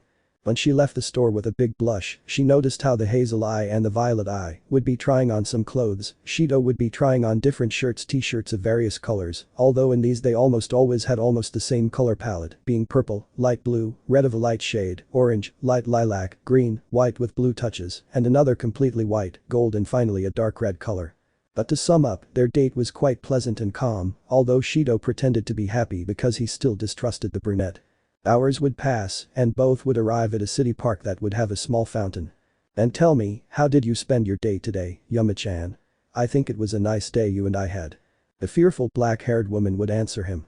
It was quite nice Shido-kun, I would like to repeat it someday. The violet eye would slowly and fearfully approach the blue-haired girl and give him a quick kiss, something that a purple-haired girl who had activated her astral suit would not let happen, but she would know that she could not attack her now, and just like Shido could not attack her now, because she had not done anything wrong so far. Returning to the couple they both noticed that it was about to get dark, visually that scene was beautiful for both of them, or at least that's what it seemed from the black-haired girl's part, since Shido was still on high guard. Shido-kun, before I leave I wanted to ask you something. The woman would say that she was sad on the outside, but inside she was something else, while the blue-haired man had a drop of sweat on the back of his neck. If you ask me if I want to be her boyfriend, Toka will kill me in 1,000 different ways, and more than half the time I will be the protagonist of 1,000 ways to die. The woman would approach the blue-haired man, but her face changed to a neutral one that seemed somewhat gloomy. Would you die for me? The woman would say it in a whisper while our protagonist just pretended not to hear her, but what the woman didn't know is that it was a signal for Toka to make an appearance, since it was the blue-haired man's idea for the woman to appear. I told you, would you die for me? The woman would have a sadistic face towards Shido, who saw how the woman began to change her clothes in a flash of light to some quite erotic ones, while she let some wings with dark feathers stand out, confirming that she was a fallen one. A small purple glow would be seen between the bushes, so that at the moment in which the fall would summon a spear of light to attack the blue-haired man, it would be seen as an energy attack was heading towards her. The fall would use her spear to cut the attack, something that she achieved but with consequences, because the attack did manage to affect her. Who the buck is there? Then a woman would appear in the sky, purple hair, wearing a peculiar armor, with a large sword in my. Me, and what so much bitch? Then the woman would go towards the black-haired woman to try to stab her with Sandalphon, but the woman would barely manage to evade the attack. I don't know who you are, but you'll pay for this, damn it. We'll see about that. Crucial combat. Both women would go at high speed to attack each other, where the fall wanted to take advantage, something that did not work because the purple-haired woman was faster than her. What did you want to pretend? Dirty fall. Someone superior to you. The black-haired girl would try to land a punch in her face, but it would be caught by Toka's hand, who then formed a fist, squeezing the black-haired girl's hand. You tried to attempt on my Shido's life and that is something I will never forgive you for, damn it. Toka pulled the falling man with her closed fist in the opposite direction to her and then used Saldafon. Halvanhulev. Toka would shout that name so that her sword would begin to minimally change its appearance and she would quickly create an energy attack towards the direction of the fall. It's useless for you to try anything against my fallen bitch, I am a being with a power out of this world, I couldn't even compare to you, you damn bastard. But at great speed the black-haired girl propels herself with her wings towards the sky. We will see that. The black-haired girl would run at high speed, while Toka would create a horizontal energy slash and quickly another vertical one, but the fall would dodge the attack by moving to the side while running with her spear in hand. Swallow this, you damn thing. Then the fall while being next to the woman would kick the purple-haired girl who received it fully. Toka had been given to fly towards some trees that were in that place. Apparently you're just showing off something that you're not a bastard. The woman who watched as a large cloud of dust that covered the place began to dissipate, revealing a standing silhouette, would say, when that cloud of dust dissipated, a Toka could be seen without a scratch, while she had a serious look. It seems I trusted you too much, but it's something I'm going to make sure doesn't happen again. Then Toka in a flash would quickly go to create several energy slashes around the black-haired girl, who, due to her fear, could not react, remaining in the middle of all the prepared slashes. Now you'll pay, damn it, for wanting to kill my Shido. Then all the attacks would begin to be executed, while the black-haired girl remained static, her pride in just a few seconds was trampled by just one attack on her part. Toka would have taught her the great difference that there was between her and the speared. Several energy slashes would begin to attack the black-haired girl, which brought her out of her thoughts as she felt the slashes pass through her, while Toka with Sandalphon would begin to create a charged slash towards the black-haired girl. It's the end for you. Toka, who had charged the attack, sent it falling, who had a look of fear as she saw how the attack was approaching and she could not do anything, being finally consumed and disintegrated by the energy attack. End of Part 3/5. Chapter 5 Part 4/5. This is High School DxD. Toka, who would have disintegrated the fall, would have deactivated her armor and began to look for something or rather someone. She was clearly looking for Shido, but when she noticed how he would be looking around while he had the boosted gear exposed. Whoever you are, demon, you'd better show yourself if you don't want me to be hostile. From the shadows a Redeed would begin to approach who would have her demon wings in the air. Toka would be surprised to see her and would quickly approach Shido. What is Rias-senpai doing here? Shido would say while pointing at him with his fist, while it would have a greenish aura that was part of the boosted gear. Calm down. Calm down. I'm not here to fight. Rias would say with a pleasant drop of sweat on her neck upon seeing such arrogant action on the part of the blue-haired man. So what are you here for? I would say Toka who would have Sandalphon in her hand but without any objective. I need to discuss a matter with you too, I hope you can cooperate with the cause. Then Shido would be confused, he could see how the girl would not have bad intentions, even she being a demon, so he agreed. Okay, let's just go somewhere a little more private. I don't think it's a good idea to talk outside while everything's destroyed, right? We could all attract attention. I understand, I'll take care of this. Then Rias would create a magic circle under the three of them who would teleport them to a small building. Welcome to the occult club headquarters. Rias would say, bowing, while the other two responded to her greeting in the same respectful manner. The three people would proceed to start at the entrance of the club while Rias opened the door to the headquarters. Well, I think you know that usually in the underworld, the home of the demons, some arranged or forced commitments are usually made to keep the demons as a pure race and not mixed, right? Iridid would say, turning to see Shido, who would look at her. Not really, I'm well aware of the existence of the supernatural, but not how they behave with their people or what their vision of humans is. Your point of view is understandable, Itsuka-kun. Normally, humans who discover the supernatural feel insecure, afraid that some race will be attacked, or we would simply be interested in knowing more in depth about the matter, as you do. Iridid would answer, taking a handle and opening the door that belonged to the handle. Upon opening it, a room with light touches from a few centuries ago would be revealed. I'll ask you to sit down. If you'd like, could you have some tea?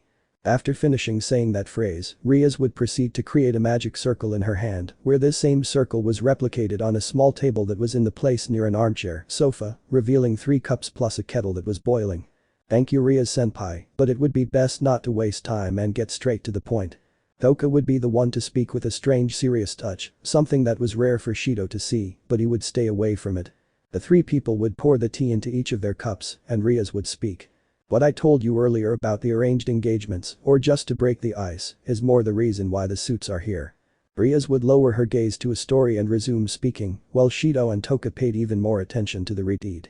I was currently engaged to a guy, his name is Razor Phoenix. This would leave the couple confused, she was engaged, but she didn't seem that happy about it, although it was a bit obvious because she was forced. It's rare to see her ask for outside help and not be the least bit curious to meet her fiancé. No, I understand very well what it is about this Razor that makes him stand out so much that you don't want to have him as a husband. Rias would burst into tears as her voice cracked.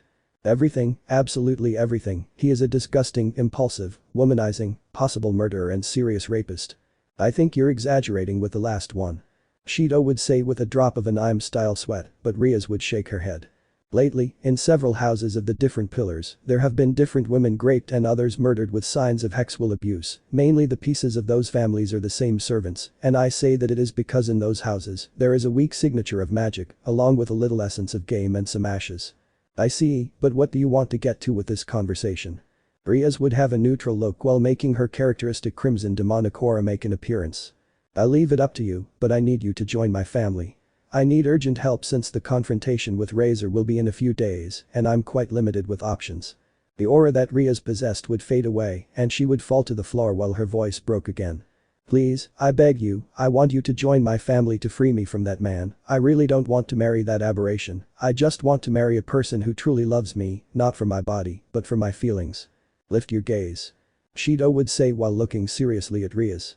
This isn't a situation for you to get so worked up about.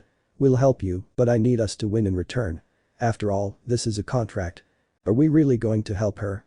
That's right, and I don't want any objections, Toka. If you were the one in that situation, do you think I wouldn't have accepted? But I'll repeat it again. What do we have to gain in return? Rias, whose voice was still breaking, would respond.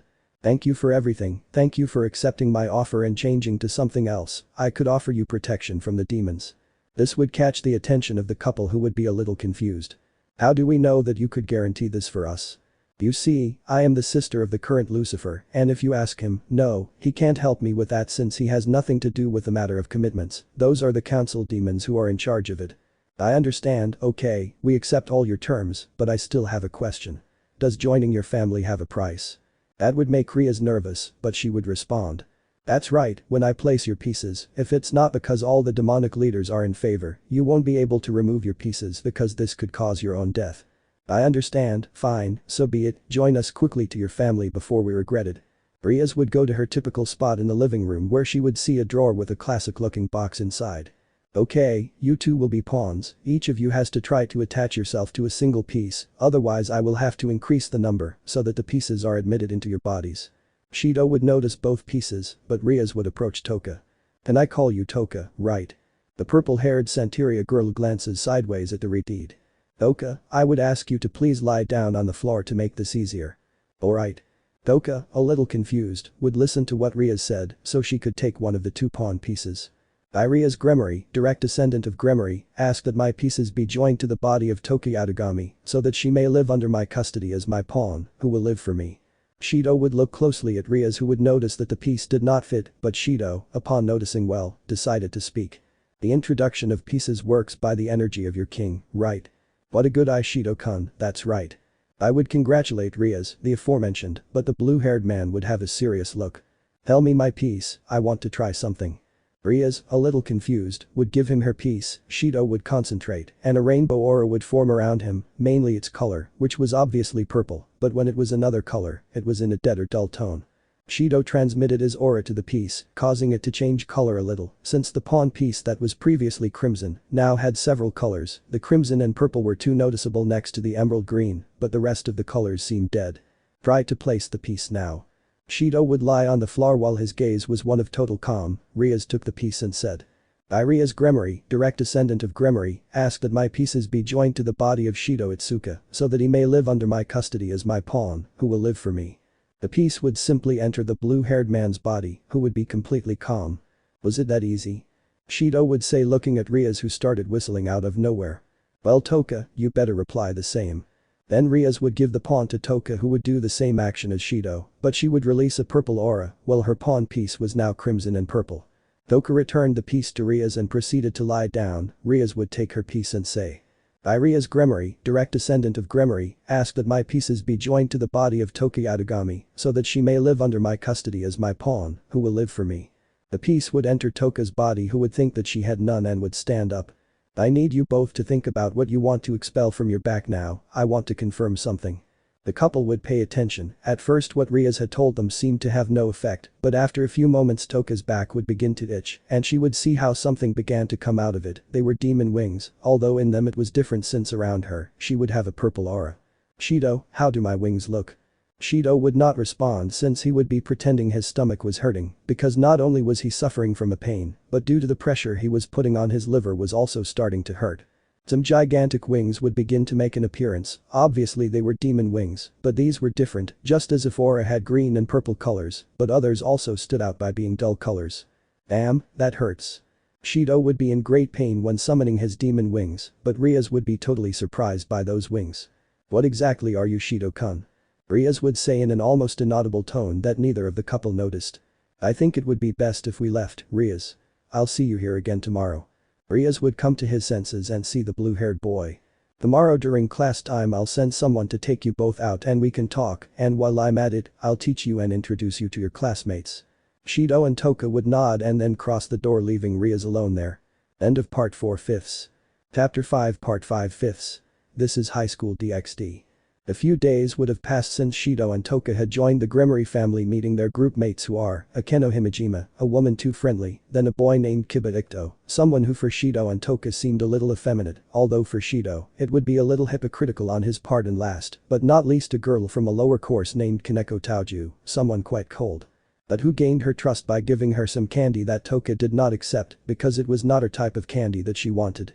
Shido would have met a nun named Asia Argento, who was persecuted by the fallen angels. Shido, upon realizing the intentions of the fallen along with the Gremory family, thwart their plans by eliminating each of those fallen. Asia would join the Gremory retinue with the bishop piece that Rias provided her, due to her healing abilities. Days after this, while in the club room, a magic circle would appear, revealing a blonde-haired man named Razor Phoenix, who went there for Ria's hand, but as was obvious, the redeed declined, and Razor would go with Hiba to confront him, but Shido would get into the fight where he would stop Razor's attempt. Razor was upset and would leave, but the protagonist realized something. The blonde-haired boy was going to do whatever it took to get the redeed. Days would pass and the expected day would arrive. The Gremory entourage would gather in the occult club room, where a silver-haired girl named Grayfia Lucifer would be waiting to transport those in the entourage to the area where the fight would be. Some would believe that nothing would have happened, but Grayfia would have disappeared. Rias intervened, saying that this was part of the raiding game, and that they were in a fictional dimension or pocket dimension. The fight would have taken place in a similar way to the original story, but we would have reached the point where only 5 individuals remained standing, 3 from the Gremory retinue and 2 from the Phoenix. Surrender, Razor, we are 3 against 2, we are better positioned than you currently. Rias would say while looking seriously at Razor, who was recovering from a blow that Shido gave him earlier. Never, I will not lose this game, you will lose to my hand.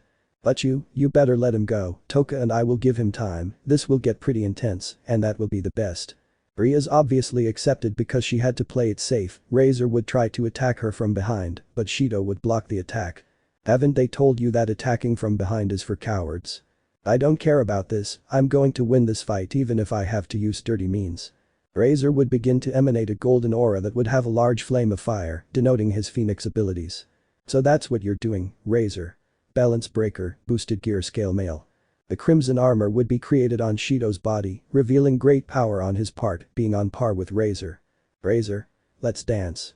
Shido would go at full speed to hit Razor, but the phoenix would disappear confusing Shido. Razor would appear on Shido's back, but the blue-haired man would notice and use the tail of his armor to hit him, sending him to the ground. Shido would jump to prepare his fist that was aimed at Razor's face, but the blonde-haired man would move causing Shido to hit the ground leaving a crater.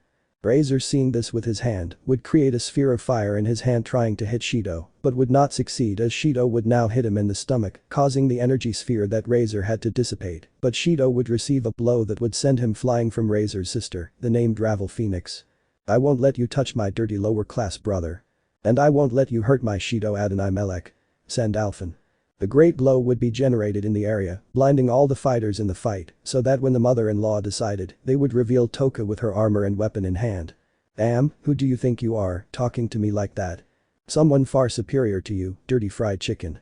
Ravel, annoyed, would go at full speed to hit Toka, but the aforementioned, before being hit by the youngest of the Phoenix, would use Saldafin to protect herself from the attack, leaving cover for Toka, who gave her a kick that sent her flying, thus starting another fight at the same time as Razor and Shido. Returning to the previous ones, both would unleash their demon wings, starting an aerial battle. I hope you don't die, because I want you to be in the front row when I marry Rias. Oh, come on. Should I give you a good date for you to get married? Make it February 30th, because I'm not going to let that happen, you dirty Phoenix jerk. What did you tell me? Razor, totally pissed off, went at full speed to Shido's direction, while the blue-haired man repeated the same action with the Phoenix, both hitting each other in the face, leaving a clear mark for each one. Although this did not seem to matter to them, the enemies would begin to hit each other, and vice versa, although Shido had an advantage, although he did not expect that Razor had holy water to have an advantage in the duel. I don't know why you want to ruin this. Don't you see how this wedding is going to benefit the demons? Why do I want to ruin this? I'll just tell you one thing. I'd rather see her keep her smile than see a race evolve for stupid ideals like yours. You have the nerve to tell me that knowing your low-class position, but it's obvious you wouldn't understand, because that's what you are, a dirty damned claw. Razor would be silenced by Shido, who with a part of the gauntlet would have connected a blow to Razor's face. Damn low-class bastard. Razor would fly with his wings at maximum speed to begin a flurry of blows that Shido was keeping at bay. Razor, pissed off, would try to wrap his arms in flames to generate more impact with his attacks. Meanwhile, Toka would be stopping energy attacks from the younger Phoenix, who was distressed by the sudden change in the purple-haired girl's appearance. What is that armor? I would never have seen anything like this. That's because you don't even deserve to see it, that's why. Ravel would be getting annoyed little by little, while on her back, some wings of fire began to materialize, while she began to breathe heavily, and her eyes were wide open, leaving Toka uncomfortable. I don't even deserve to see it. Then come and prove me wrong, you damn Gremory pawn. For some reason Ravel's mental stability was beginning to hang by a thread. It seems you have very poor stamina and are reaching your limit, there is no reason to continue fighting if you can't fight. And who said it? Were you going to defeat me? And who decided it? That my brother is going to be defeated by that low-class person. And who decided it? I want you to listen to me carefully, you damn low-class person. The only one who decides is me. The minor Phoenix was wrapped in a great blizzard of flames, something that would surprise Toka greatly. The purple-haired girl did not expect the fight to take this course, although that did not mean that the princess would turn her back. As the blizzard dissipated, they revealed a silhouette that gave the impression that it was Ravel, with his entire body shaped like ash, but maintaining his humanoid form, while around him a flame of fire could be seen below. The fight would have begun, Ravel at high speed would have begun to send blows to Toka, who blocked and dodged them easily, but she would not realize that at the end of Ravel's attempts to connect a blow, these same ones took the form of a sphere of fire. These attacks when dodged by Toka passed by, but as if they were part of a play the attacks moved at the orders of their creator, being these redirected towards Toka, who did not expect this and would receive the blows in the back, leaving her free for Ravel to give her a kick that sent her flying. Damn, I didn't expect that. Toka saw how Ravel was going at maximum speed towards her, but Toka would concentrate energy on Saldafin to begin creating slashes in the air, so that these would form as mass energy directly at Ravel. While the aforementioned dodged all the slashes from the purple-haired girl, she would begin to create a sphere of energy in her hand, so that at the exact moment, she could throw the sphere at her and create a mini explosion in the place to defeat the princess. Thoka would notice this, then quickly went to attack at maximum speed. Ravel would see this while on her unrecognizable face, a small smile formed as she eagerly waited for the golden-haired girl to arrive so that she could receive her full attack. Swallow this. Thoka would give a small jump in the air, surprising Ravel, so that Thoka would pass by and with an attack would create a diagonal energy slash, hitting Ravel's hand next to her chest, eliminating the energy sphere. Damn, trust me. Ravel's voice sounded completely tired, but she still stood up even in her condition. I understand, that state of yours drains a lot of your energy, that's why you're so tired. I don't care about this because I will defeat you anywhere. Ravel would begin to fly towards Thoka, while the aforementioned would jump into the air to confuse Ravel. But she did not expect the princess to make a slash in the air with Saldafin, where Thoka upon attacking, would create the slash in the air, again making Ravel surprised. Thoka, as she was coming down from the jump, would make another slash horizontally at an angle of 35 degrees towards Ravel, to send her flying into a wall of the recreated academy. Swallow this, damn it. Thoka would shout, who upon carrying out her attack, would hit the phoenix who would crash into a wall of the academy, surprising the demon kings who were present in the fight. Well, Sirzechs, she's supposed to be your sister's pawn, right? That's right, Serafal. According to her, she told me they were quite peculiar characters, but I never imagined them to this degree. They both have powers that we have never visualized. After this I will talk to my sister and how she met them too, since the aura of the Sekiryuutei has something that catches my attention. Thoka would be preparing a charged attack with Saldafin towards Ravel, who is embedded in the wall. But when she was about to launch the attack, she felt something attack her from behind, once again being fireballs from Ravel. Shit, he attacked me again like this. Thoka, by mere instinct, would have turned around and received the blow, but when she was about to turn back, she would notice how Ravel created several spheres of fire heading towards her. But what? A huge explosion filled the area, something that surprised the entire audience. Grayfia Lucifer was about to give the verdict of Thoka's elimination, but the explosion began to fade, revealing how the purple-haired girl resisted losing against the phoenix. Even with her armor in a deplorable state, Thoka still felt that she had to continue fighting. I have to admit that attack was strong, but my willpower is stronger. I won't lose to you, burn KFC. This would have bothered the phoenix, but Thoka created an explosion of energy. This ends here and now. Halvantalev. Find your flame 233 for a better experience. Thoka would take 2 steps on the ground, showing how a throne would begin to materialize from the floor, where Thoka would climb on it, while Saldafin and the throne began to merge to give the final form of the purple-haired girl's sword. Ravel would begin to tremble from the overwhelming energy that the weapon gave off, who began to escape from Thoka, but she would begin to chase her. It won't do you any good to escape. Ravel, feeling cornered, would start to fly, but Thoka would jump to the roof of the academy. Ravel tried to fly towards the sky that would be in that dimension, but she didn't expect that Thoka would take another jump. By the time she reached Ravel's height, she would kick her, who sent her to crash, collapsing several floors of the academy in the process. Thoka, seeing that everything was in her favor, sent an attack with Sandalphon in her Halvantalev state towards Ravel, who upon receiving the attack, would quickly lose her state. Alphan de Phoenix, Ravel Phoenix eliminata. Thoka, seeing how her opponent would finally be eliminated, fell to her knee, losing Adonai Melech due to exhaustion, and finally becoming unconscious due to the loss of energy. Gremory's pawn, then removed. Returning to Razor and Shido, the aforementioned would be on his knees because of Razor, who would have attacked Shido with holy water, putting him at a disadvantage for being a demon. I told you that you can't beat me, damn low class, because after all I am superior, I am a phoenix, I have almost unlimited regeneration, I can't be defeated by someone like you. Haven't you seen my rating game history? Well, what a shame, because I haven't lost a single time, I am a prodigy. Shido, who was now being grabbed by the neck by the blonde-haired man, would begin to speak. In the past, a wise man told me that effort beats talent, and that is true. Razor would start laughing out loud at what Shido said. No matter how many times my body is destroyed, the desire to fight will lift me up because it is too great, and after that I will defeat you no matter what happens. Well, it's a shame that never happens. Razor would start squeezing Shido's neck more, and he would let out moans of pain. Of course it will happen, because I have a promise to keep, and that is that it? Razor would ask Shido a bit mockingly, but I wouldn't expect Shido's hazel eyes to turn into a vanilla color. Protect them all. Rise against the shadow 0.25 seconds for a better experience. An energy explosion would be created in the area which sent Razor flying until he crashed into a tree in the area. He would be a little surprised at what had happened, but Shido would have accidentally expelled his demon wings, which would now begin to flash different colors. Metatron. A small crown would form on Shido's head, which would be flickering between white and gold colors and dead colors. Shido would aim at Razor, who would not expect the crown to deform to take him as a target, and from the pints a charged attack would begin to form. Razor would receive the attack full on, although he did not expect what followed. Michael. Shido would have formed a portal below himself with destination to Razor's side to hit him in the face, which stunned Razor for not expecting it. Zadkiel. Shido would begin to freeze Razor with his ice abilities, something that scared Razor because it would be beginning to freeze his flames. What the buck? Razor didn't finish speaking because Shido would have frozen him, something that surprised everyone watching the fight. It seems that things have turned in favor of your sister Sirzechs, but that power draws my attention too much. I know, it would be best if he told us about his power, but nothing more than that. He is now under our tutelage, and that would be best. Back in the fight, or rather massacre, Shido would be starting to concentrate. Hamel. Megiddo. The weapon would appear at Shido's voice and begin to create a charged attack towards the frozen Razor. Raphael. Shido would start to wield the weapon at high speed behind Razor. When Megiddo's attack ended, Razor would be sent flying towards Shido by the impact, who would finish him off with Raphael. This is over here and now. Zafkiel.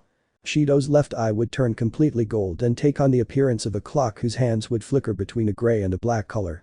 That over here. Shido would kick him several times at an abnormal speed and then send him flying, and with Zafkiel finish him off and eliminate him. King Phoenix Razor Phoenix has been eliminated. This is finally over. Shido would fall on his back but would not fall unconscious and would raise his fist in the air. End of chapter. Chapter 6. Shadows of the Past, short chapter. At the same time that Shido would have activated the sealed angels again, something peculiar was happening in another part of Japan, more specifically in Tengu. A somewhat short girl, light red with eyes of the same color for a moment, began to feel extremely dizzy, scaring her friends, but some of them also began to present the same symptoms, something that for a green-haired loli would end up scaring her and would cause too much panic by not knowing what was happening. All the girls except the green-haired one would end up fainting, leaving a scared Natsumi not knowing what to do. Mind of. Narrates. I didn't know what was happening. From one moment to the next, most of the girls began to feel strange inside. You could say pain, at least for me, of forgetting something very important and precious. That pain was killing me. Now I didn't know where I was. I felt empty, just like the space that surrounded me, empty, but for some reason, well, my face began to shed tears for no apparent reason. A reddish flame, reddish like fire, began to flood. Don't you remember? Remember what? The voice coming from the flame would appear to scare me, but I was surprised that the voice coming from the flame was so similar to mine, as if it were my own voice. After a few seconds the flame would take on a humanoid appearance, but retain its flame-like appearance, as if someone were inside. Don't you remember the person who gave everything to you? The one who never wanted to see you cry? The person who stole your heart? The person you don't even remember, but it still hurts not to be with them. I don't know what you're talking about. I don't know anyone with those qualities. The shadow would approach, but I would notice that there would be no difference between the flame and me. The flame had my appearance.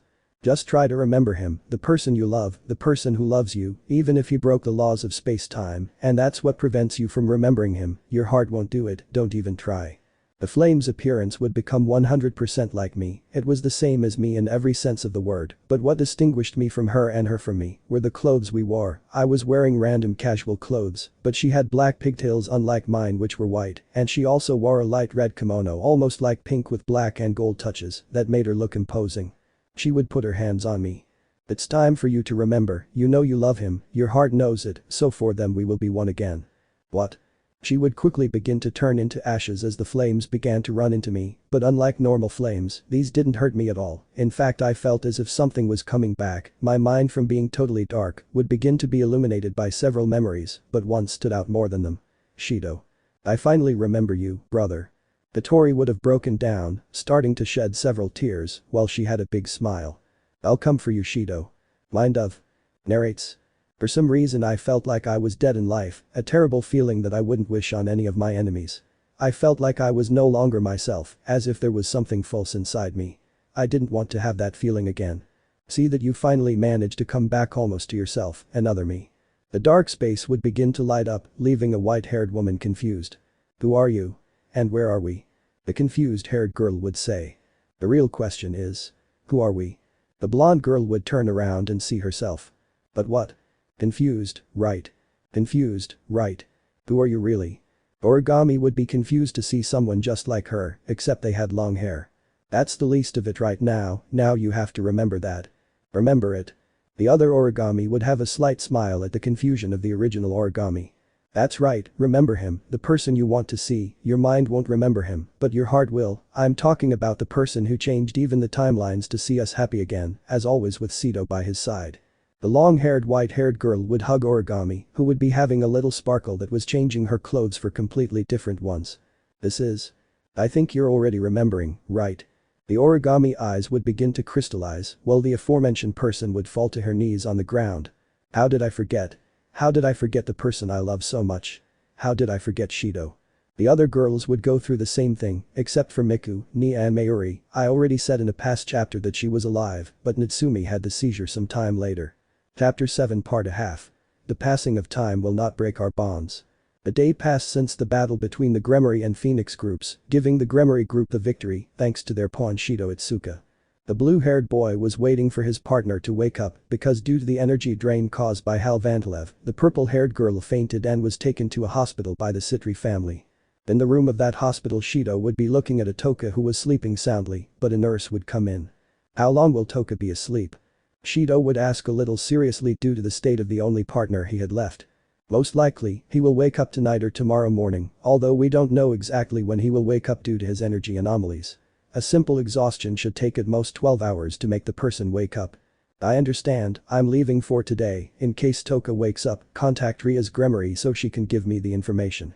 Shido walked past the woman to finally leave the room. Shido, upon leaving the hospital, Sitri would create a magic circle heading towards a random alley in Kuoh. Shido left and started walking aimlessly, his concern was high, it was currently 10 p.m. and his concern would make it so that he couldn't process the dream, so his only option was to stay up all night. As he walked from street to street, he felt someone touch his shoulder. As he turned around, he looked like a brunette woman his age was the one who touched his shoulders. Can we talk in private? The woman would ask the blue-haired man, who put on a serious but decisive look. I just hope what you're doing isn't to make me reconcile with them, Isara. Relax, my parents aren't home. I just want to catch up. The woman would take Shido's arm to start walking. You shouldn't do this, Isara. We weren't brothers, weren't we? The blushing Shido would ask upon seeing how his sister had taken his hand. You yourself said we were, or rather we were never brothers, and by the way, how Rias took the situation by not having to get married. Sona told you, right? After all, you and Saji are Sitri's pawns. The brown-haired girl would look at Shido with a noticeable smile. That's right, I also found out about Toka, but would you like to know what happened to your life during these years and what that power was that you emanated, because according to Sona Kaichu, she said that they would never have witnessed that power and that even Lucifer-sama and Leviathan-sama were confused by that power. Okay, I'll tell you everything from the beginning, but first let's get to your house.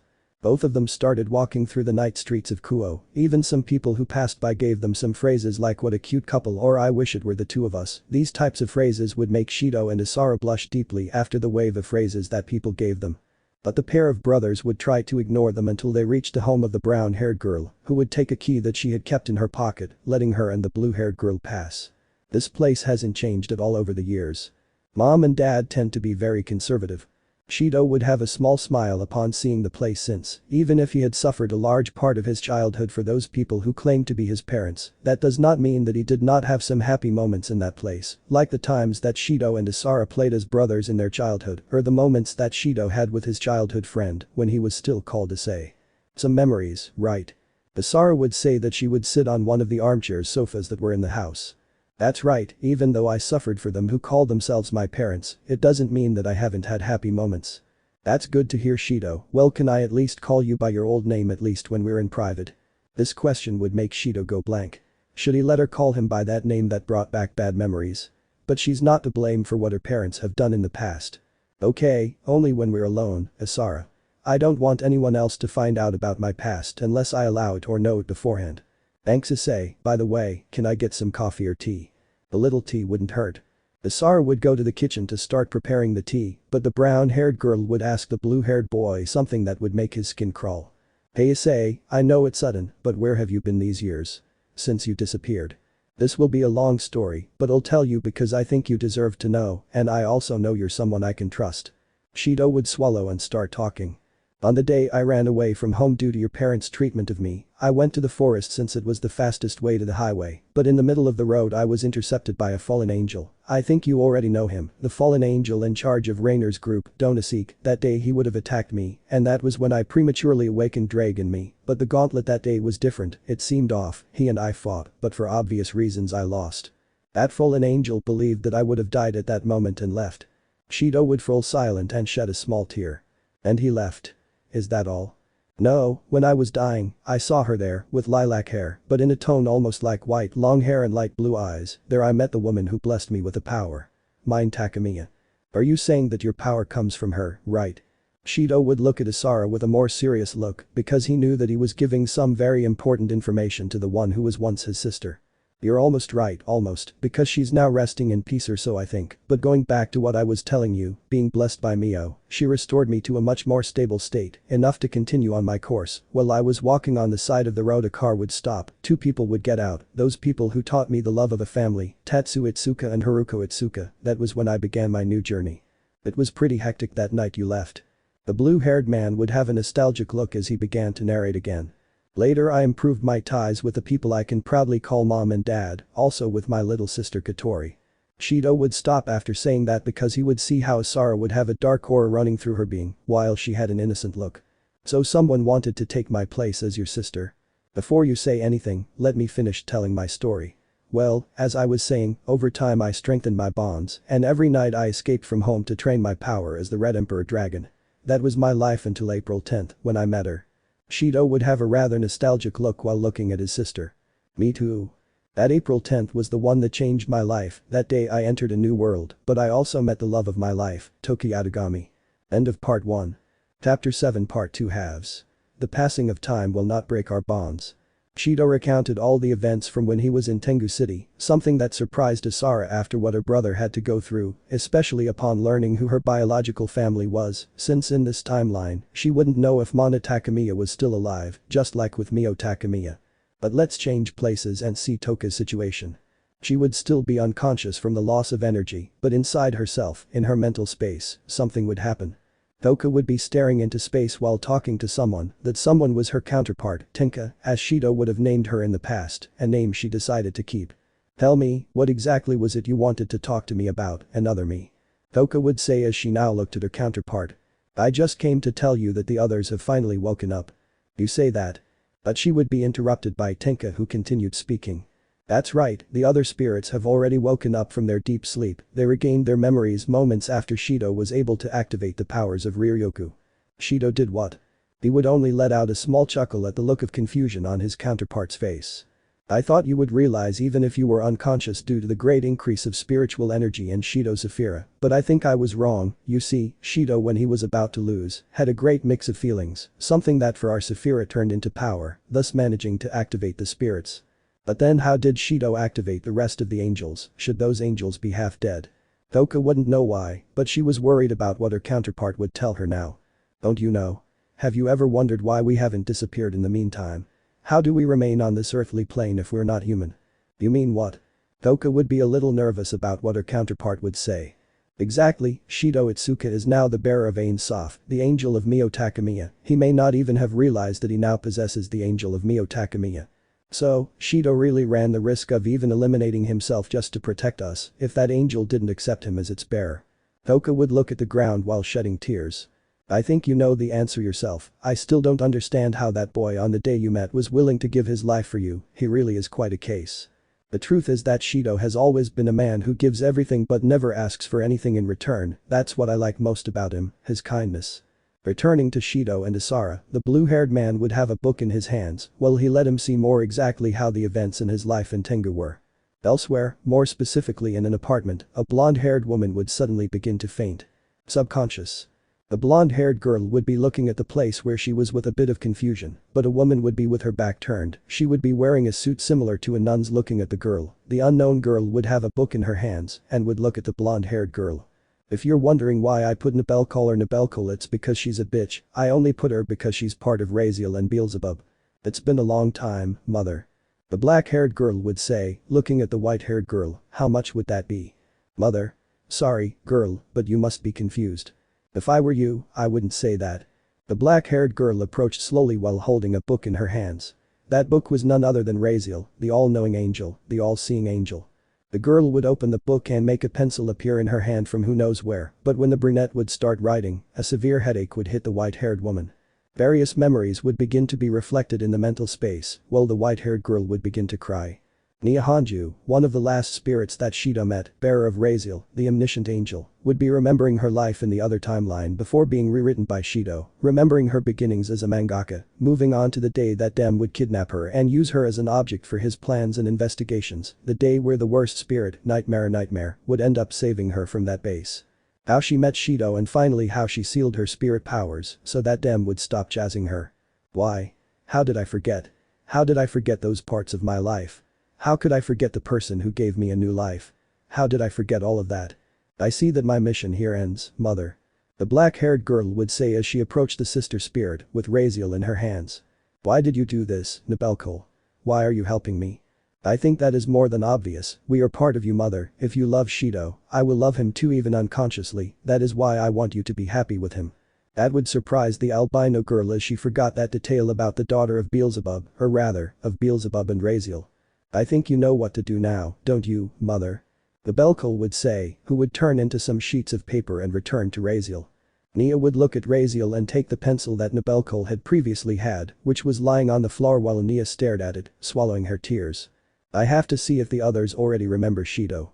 Nia would begin to write in her book, to her greatest happiness was seeing how Toka, Yoshino, Katori, the Yamai twins, Natsumi, Origami, Mukuro and Kurumi now remembered everything, but she would see with surprise, but at the same time with a bit of disappointment when she saw how a name was missing, the name of the idol, Miku Issei.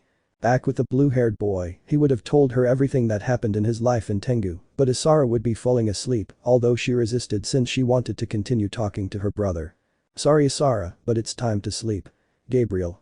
In Shido's hands, a keyboard would begin to appear with its colors flashing, while he began to play a melody.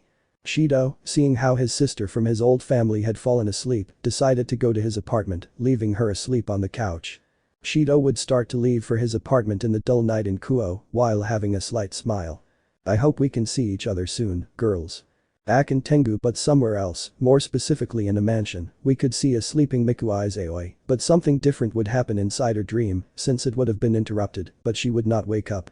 Miku would appear on a giant stage, although she didn't understand what was happening. The lights turned on revealing several screens in the area where the audience should be. A song would start to play although only the instrumental, since she would start singing for some reason. Miku, while singing in the choir, for some reason the screens that were where the audience should be lit up, showing several memories of her other self in that timeline, but the larger television that was more in the center, would show a special moment. The volume of the song would gradually lower and Miku would be confused for a moment, but she would notice how the memory would begin to play, allowing her to see in better detail what happened. Shido would have stopped Tenka's attack, or as they called her back then, Reverse Toka, who launched the attack in the direction of a defenseless Miku Issei, who would already be beginning to accept her fate, her death, but Shido would cover her by deflecting the attack. This man, Shido Itsuka, really kept his promise, even after how I treated him it still hurts. I would say Miku mentally. Why did you do that? Miku would ask Shido who would look at her for a moment and give her a small smile. Because I made you a promise and I always keep it. Miku, for Shido's words, would shed a few small tears for Shido's words in that memory, but Miku in her mental space also cried when she saw the memory, not only with that one, all those memories, her usual idol clothes, would begin to change for a yellow suit with grey touches. The idol would fall to her knees as she received those good and bad memories of her past life, while holding her head and beginning to cry even harder. How did I forget all of this? How did I forget the girls? How did I forget the love you all gave me? How did I forget my darling? But Miku, even with tears in her eyes, would put on a look that reflected determination. I have to go to Katori's house to see if everyone has recovered their memories to start looking for darling, but I would have to have the help of Nia-chan Yukuro-chan through Raziel's angel and Michael's angel. Miku would say that she would start to see how the whole stage or rather the whole place would begin to turn into a white background so that Miku would then wake up. I'll come for you darling, it doesn't matter if you have more women, just being with you is more than enough for me. End of chapter 7. Chapter 8 Part 1/3. Reunion of Spirits against Gabriel. 3 weeks would pass since the fight against Razor, where Sirzechs summoned Shido to speak in private, whereupon facing Razor in a 1v1 and defeating him, Shido would have now been engaged to Rias. The blue-haired man would not know what to do, but would accept, only because Lucifer, instead of asking him, seemed to be forcing him. Obviously Shido told this to Toka, and the purple-haired girl was about to attack him with Sandalphon, although she restrained herself, since she didn't want to hit Shido anyway. In these weeks Shido would have received a call from his sister on his phone, where she asked to meet him in private. Shido would have accepted, and Asara sent him the location of a small restaurant. When he arrived he saw his sister sitting at one of the tables waiting for him. Asara would have told him that an old man, or rather an old acquaintance of hers, had returned to the city. Shido, confused, would ask him who he was referring to, since there was only one person he related to in his childhood other than his sister, and that was his childhood friend, Shido. Seeing her brother's confusion, she would burst out laughing, and she would tell him that Shido was only his last name, and that her name was Arena. He pretended to be a man in his childhood so he could have friends. Meanwhile in Tengu, a desperate Miku moved around the city every day, hoping to meet up with the other spirits, just like Nia, who that night remembered something that made her look like a bit of an idiot.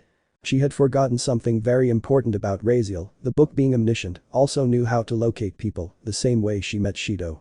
At night she would use that book to have everyone's location. Nia would notice how Miku was approaching the old Itsuka residence. It seemed Heba was running, and she was not going to be left behind. She would quickly leave her apartment and start running, as if there was no tomorrow. Trying to get to the old residence too, Nia would be running at high speed through the city of Tengu, until reaching the residential area where everything was duller, being on the last street. Nia noticed how at the other end would be Miku, who also ran as if there was no tomorrow to the direction of the residence. Miku and Nia would arrive at the door where neither noticed the other's presence due to the desperation of trying to find their Shido. Both would knock loudly on the door until a woman who looked more like a child would be waiting for them. Say Miku. Nia. Katori.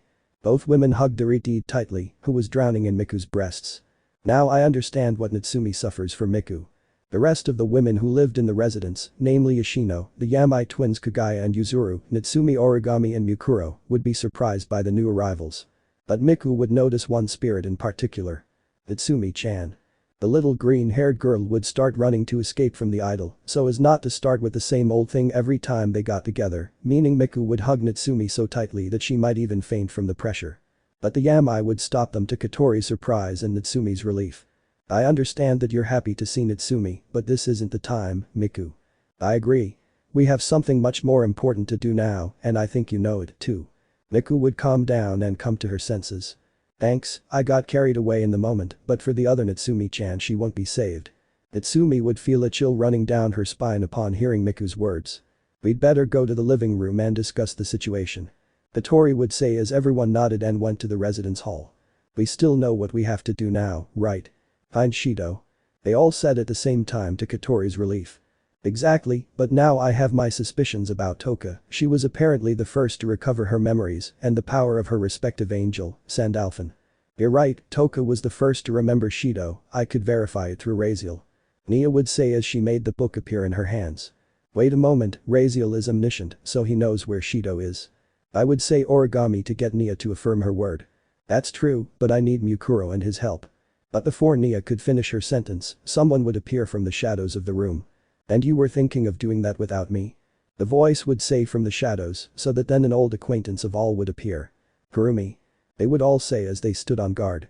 Well, it seems I was right, they didn't want to invite me to see Shido again, even after we all worked together. They are really mean. Kurumi would pretend to cry to get a drop of sweat out of everyone present. Okay, come join me, Mukuro, sit down and don't lie on the couch. Katori would say, and Mukuro would reluctantly listen to her. It's time to see where Shido is. Nia would say while Kurumi would sit on the sofa. Well, that's it, it's in Kuoh, a city quite far from here, and by the way, I'll need everyone to activate their astral dresses. We'll need as much Riryoku as possible to be able to use our angels correctly, since according to what I investigated, our powers are still active thanks to Shido, since he is now the spirit of origin. Nia would say to everyone's surprise, but Katori would have a murderous look while summoning her astral dress.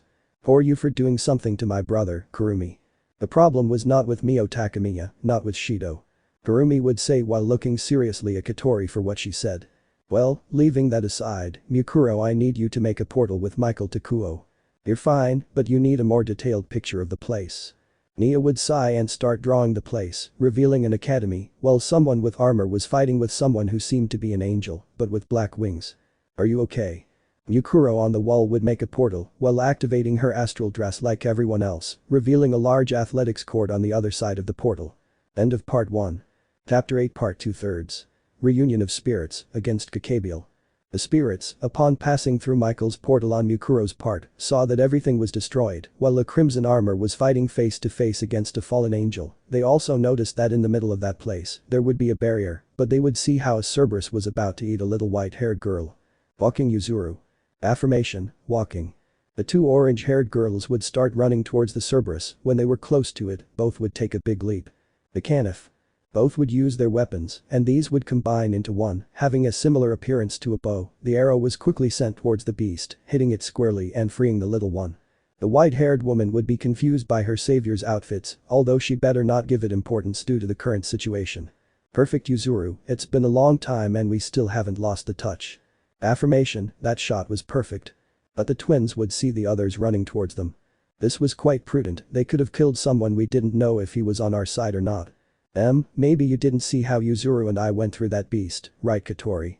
Pagaya would say with a drop of sweat on her neck as she looked at the rest. It seems you don't waste time. The daughters of the hurricane never waste time. The orange-haired girl would respond to Nia who made that comment, but everyone would see how the fallen angel would be taking advantage of the person who had the armor. I'm going, Metatron. Origami with her weapons would be starting to create a charged attack towards that fallen angel, who would not be realizing that someone would be shooting at him. Now. The attack would go out at high speed towards the angel who would manage to take cover at the last moment. Who was the bucker? You kiss your mommy with that mouth. The man in armor would say that he would deliver a direct blow to the face towards the fallen angel's distraction. You've got me fed up, Sekiryuutei. The stoic angel would summon another spear of light while behind him, he would make a series of magic circles appear with a single objective, the armor. Oh shit. Swallow this bucking Sekiryuutei. The various attacks would have pierced the armor, revealing the identity of the person inside it, revealing a badly wounded blue-haired man. What have I told you about trusting me, partner? I already know that, Drake, but now is not the time to get distracted. Then Shido without the armor, only with the gauntlet, would go at great speed towards the fallen angel, while he began to perform a few increases and made his gigantic demon wings appear, which unlike other times, these were rainbow-colored, this thanks to his Riryoku, which was at its maximum splendor. Sandalphon. The sword would respond to the call by appearing in the hand where the gauntlet was. Shido with the weapon would create distance attacks, while the crow with its throws managed to deflect the attacks. Raphael. The Nash. Shido would make the angel manifest in the form of a pendulum to begin cornering his enemy, who could not cover himself due to the continuous attacks, but in a desperate movement that angel would use a magic circle to teleport behind Shido. While this was happening they noticed how Toka would be fighting with several fallen angels and she was beginning to lose territory, then Miku would summon Gabriel to hypnotize the purple-haired girl's adversaries, finally leaving those angels out of combat. Realizing that Shido would begin to lose territory, he made a quick decision, something that was noticed by Ai, since one of them would take on a completely golden color and would have clock hands while behind him a large clock was formed. Zafkiel. First bullet Aleph. Shido, who would have pointed the gun at himself, would have pulled the trigger, but to the surprise of those who were unaware of the angel's Zafkiel's abilities, nothing would have happened to him, but that would only have given Shido a great advantage. Now let's get serious. Shido with greater speed would summon Sandalphon and begin to perform energy slashes at greater speed, surprising his opponent. But in one of the desperate movements of that fallen angel, he would have stuck the spear in his chest. Finally. I finally defeated you Sekiryuutei. Did you really think you were going to defeat me? I survived the first war between all the factions. I survived God and the Mass together. Did you really think you would defeat me? I don't think so, I must defeat you, I haven't lost yet. Fourth bullet Dalit. The blue-haired man would have pointed the gun at himself again, pulling the trigger, but to the fallen angel's surprise, the weapon vanished while the wound he had in his chest, thanks to the spear and others thanks to the combat would have disappeared. Hey Drake, do you think I can summon the armor again? That's it, buddy. Show us what the Red Emperor Dragon and the Spirit Sealer are made of together. You're okay boosted gear scale male balance breaker. But the armor returned, Shido would go at high speed to deliver a flurry of blows towards Gabriel, who would begin to lose territory due to the loss of energy. Swallow this. Dragon shot. Shido would create a small sphere of energy in his hand that would shoot near the angel who flew away. Michael. Retebu. Shido in front of him would create a wormhole or portal that would be directed in front of Gabriel, and then with the key of Michael the Angel of Mukuro, he would do the following. This is over Segva. Shido would have inserted the key inside Gabriel, and if it were a lock, Gabriel would have made a movement and then removed the key. What did you do to me, damn you? The angel would say as he tried to hit the blue-haired man while trying to create a magic circle in his hand to enhance the attack, but the magic circle was never created, hitting Shido in the face, but he would not have flinched. I think you've realized it yourself, I blocked all your powers and most of your strength, so you'd stop wreaking havoc. At that moment, the barrier that covered it would break, while everyone was astonished by the power emanating from an armor that had made an appearance. I was hoping you'd show up, Blanco, although I didn't expect it to show up so quickly. So you're already awake, Red. Everyone would see with surprise the two dragons who were known for their great rivalry they had, while the spirits were confused except for Katori, Toka and Nia, the first two because Shido would have told them about it, and Nia because Raziel inquired a lot about Shido, discovering that one day she will have to fight with that guy. I hope we have our pending Red fight again. I hope so, or that would be apt to say White, because I, Drake Gotch, am going to retire. I will leave my partner now as the new and only Red Emperor Dragon. Apart from that, I have several things more important than a fight that I have even forgotten why we started. So you don't care about our fight anymore, interesting. Hey kid, I'd like to know your name. Asks the White Emperor Dragon, Albion. Shido Itsuka or Shido Takamiya, as you like. So Shido, it will be a pleasure to have you as my new rival, my partner, and I will have no mercy on you. The dragon would respond with a challenging voice. Shido Itsuka, the new Red Emperor Dragon, I look forward to our future battle, but today it will not be because I came for another reason. I will take that half-dead man, since Azazel, the leader of the fallen angels, will have to punish this bastard for not following his orders and revealing himself to the faction wanting to wage war.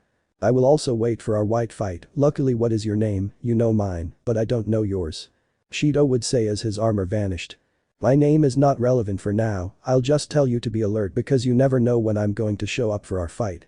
The man in white armor would grab the almost dying Gabriel like a sack of potatoes and then leave. End of part 2. Chapter 8 Part 3/3. Reunion of Spirits against Gabriel, short part. Shido Itsuka, who would have barely won his fight, would be remembered on the floor due to the loss of energy. He himself could barely move for that very reason, he wanted to limit himself to them. While in a nearby place, Toka had Adonai Melech still activated, she continued talking to the spirits, but they would see how Shido fell to the ground, and they all quickly went to him to help him in everything necessary. Shido-kun-san Oni-chan darling Nushi-sama. Girls. The blue-haired man would say in a whisper as he fell asleep on the floor. Niku, use Gabriel, so my Oni-chan doesn't suffer so much from the energy drain. Then the aforementioned would summon a small keyboard in her hands and begin to play a melody. While this was happening, other women would be watching, a little surprised, what was happening. Rias found herself confused and jealous because during the last week she had been improving her ties with a blue-haired man, as well as a brown-haired woman, a black-haired woman, a white-haired woman, and a blonde-haired woman. None of you know any of those women, right? No but you. They would say all those belonging to the Gremory entourage, while the brown-haired girl continued to look at everything. Apparently Toka-san gets along well with the newcomers. Icto? Irideed would say as she looked at the newcomer in surprise. I'm sorry for any inconvenience I caused by just being blinded by my revenge. That matters, the important thing is that you're back. But I just wanted to get revenge on him and I caused you all so much trouble, but you. I don't know if there's any way to make it up to you. Rias would sigh at the absence of her knight, although she would put her face on her breasts and began to comfort him. Exactly, there isn't, and that's because you shouldn't do it, just coming back with us is more than enough for me, thanks for coming back Icto. But I caused too many problems, there must be a way to make up for my mistakes, things can't stay like this. But I do want them to stay that way, you know how I am with my servants, it's not necessary, I truly mean it. Hiba escapes from Ria's grip and looks in Shido's direction when he sees how he is surrounded by several women in more peculiar outfits. Changing the subject, it seems that no one knows them, right? The blonde-haired man would say, pointing towards the spirits with the exception of Toka, who was the one holding him in her arms. You're right senpai, but I'm more attracted to their outfits, especially the ones that appear to be sisters, their outfits are quite revealing, it seems Shido senpai is a pervert. Well, that's not the point of the conversation, but rather, where does Shido know them from? Irideed would say, who kept looking in that direction. It seems something bothers Urias. Irideed turned around watching as another group of people approached her direction. Who are the women who are with Shido-kun? The brown-haired man would say, blushing a little because of the twins' outfits, who were a little further ahead. I would also like to know that, Genshiru-san, but I also don't know about their ties. Well, as you say, you dislike the idea that they are with him after your Shido became your fiancé at your brother's request. Don't say it out loud, it only makes me more nervous knowing that. The Gremory would be blushing to a similar color of her hair while trying to look away. I didn't think that the great Rias Gremory, the Princess of Ruin, would fall in love so easily with one of her servants. And? I don't see the problem with saying it. We'll know everything here. Irideed, still blushing, would say. I know, but don't say that kind of thing just like that.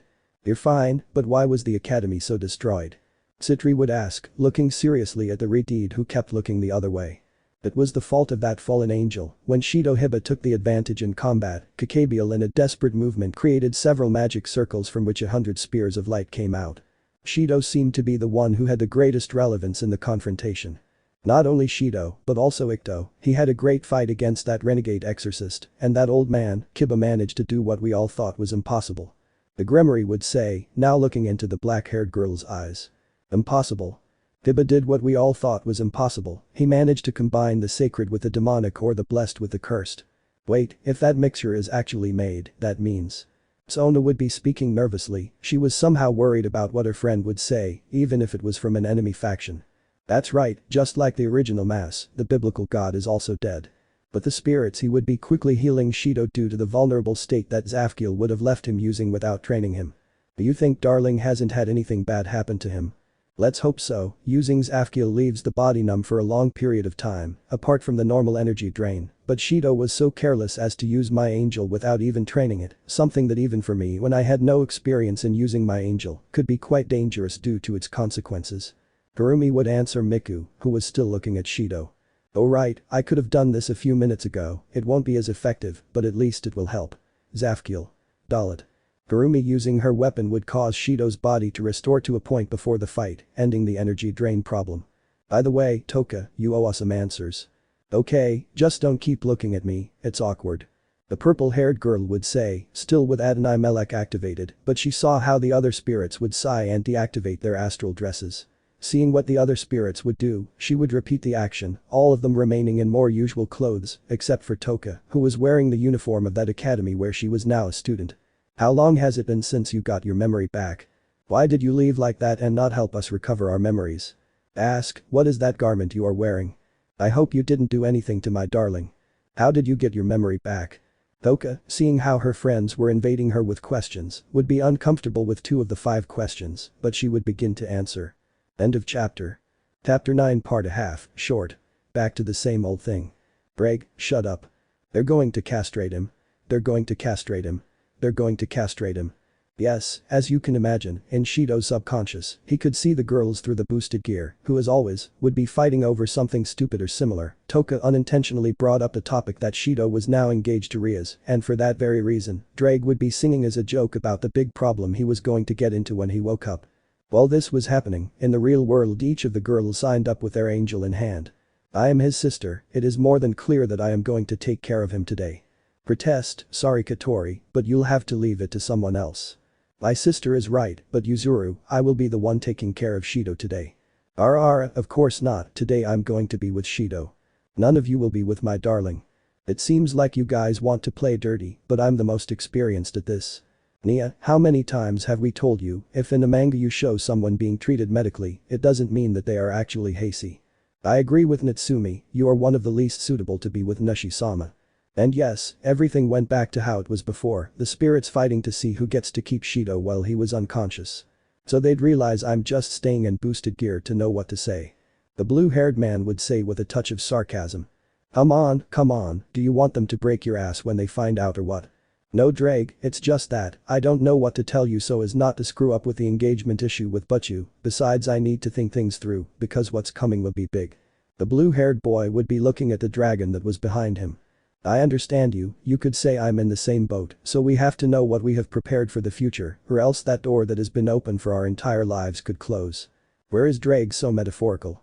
Just because he's a celestial dragon doesn't mean he can't be sentimental.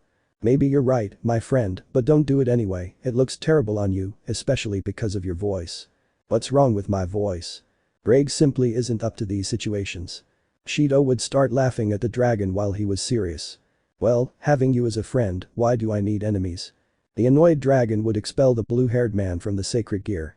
Shido would suddenly wake up as if he was scared. Brig, you son of a bitch. All the women looked confused at the blue-haired man. While they were looking, a small awkward silence would be generated while the boosted gear materialized on Shido's arm, and from this weapon Drake's voice was present, bursting into laughter. But for the spirits this wouldn't matter and they would throw themselves at the blue-haired boy, not caring if the bed was a single bed. Shido-kun-san boy Nushi, Sama darling. Each of the spirits would be crying to see their love returned, something they had been wanting to happen for some time. Don't ever leave again, Shido. Katori would say, who would be the one who was most attached to Shido, but Shido would realize something. Katori decided to stop using that mask that gave them their black pigtails, simply because Katori was no longer using them, she was only using her white pigtails, which for everything made them look weak. And it will be, I promise you. The spirits would still be crying for Shido, who would continue to comfort them, except for one, Toki Yatagami, who would be at the door of the room watching the situation until a magic circle would make an appearance. Did something happen? I understand, we'll head there in a moment, okay, we'll talk later. Is something wrong, Toka? The blue-haired man would ask the purple-haired woman from his bed, while the other spirits continued crying to see him again.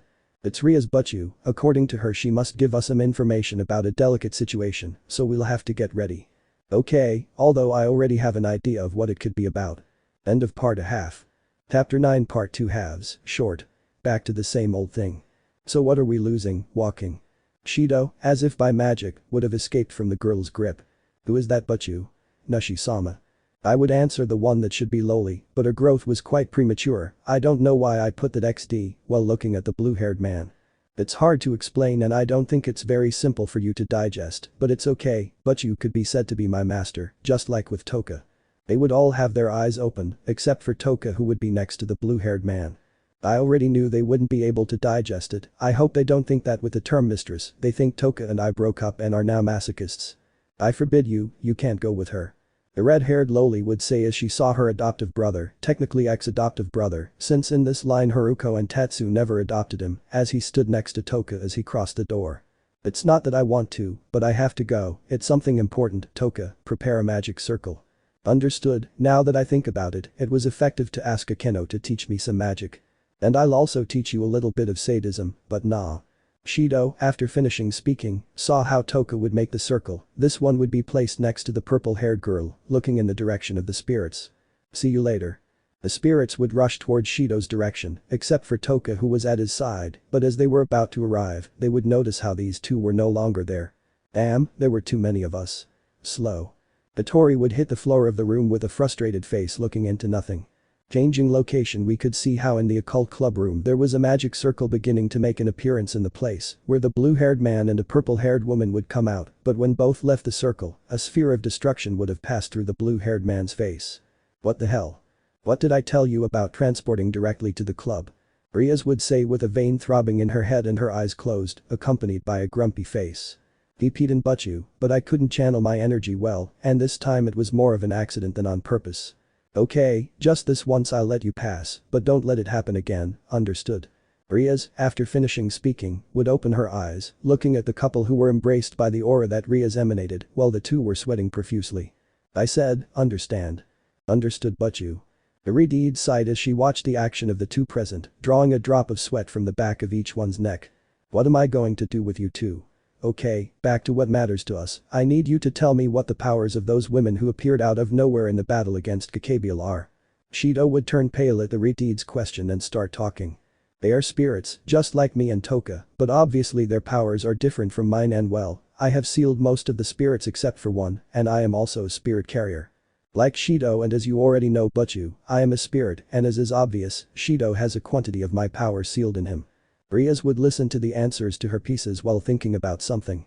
It would really be a good idea to recruit them. I know it would help me numerically in the clan, but I don't want to abuse the trust of others, nor get into a conflict with a future new faction. I understand, by the way, I need both of you to sit down, since I have to talk about something with you too. The others already know this, and you too, since you weren't in the meeting before I will have to tell you both.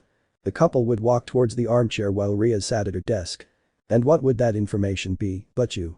This will sound somewhat difficult to digest at first, but this weekend, the three faction leaders, the Angel Michael, the leader Azazel and my brother the Mao Lucifer, will have a meeting to make an alliance called the Alliance of the Biblical Factions to avoid problems in the future and finally end this senseless battle once and for all, thus taking a great weight off our shoulders for us demons and well, you will have to give your race presentation to the factions.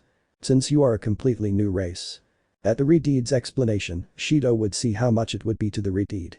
I know this, but I don't think it's 100% correct, since the other spirits are not completely spirits, you could say they are hybrids unlike Toka and I, who are complete spirits. I know, and I agree with that, but what would happen if hiding such information from the other members of the alliance is an act of betrayal? The whole point of this alliance is to support us directly and without keeping secrets, or at least heavy secrets, as I'm saying. But. Understand Shido, this is for everyone's good. The blue-haired boy, a little nervous about them, would answer. Estás bien, but you. End of chapter 9. Tribute to Akira Toriyama. Well, as you know, a few days ago, on March 8, the creator of the Dragon Ball manga and anime, Akira Toriyama, passed away. He was one of the most iconic and important mangakas in Japan and worldwide, and I, like most people, was affected in some way. You could say I was a peculiar case, since when I was about 7 or 8 years old, I didn't like anything to do with Japan, and that includes this great anime, which I'm currently happy to have changed my mind about. I simply couldn't process his passing on March 8, and that's why I didn't want to speak out on the subject, but now that the situation has calmed down, it's better for me to talk about it. At the age of 12, you could say that I started with this beautiful franchise, which taught me values that in the past I had overlooked or would never have learned, even if they were so basic. It also allowed me to meet people who I am glad to have met and who I can proudly call my friends.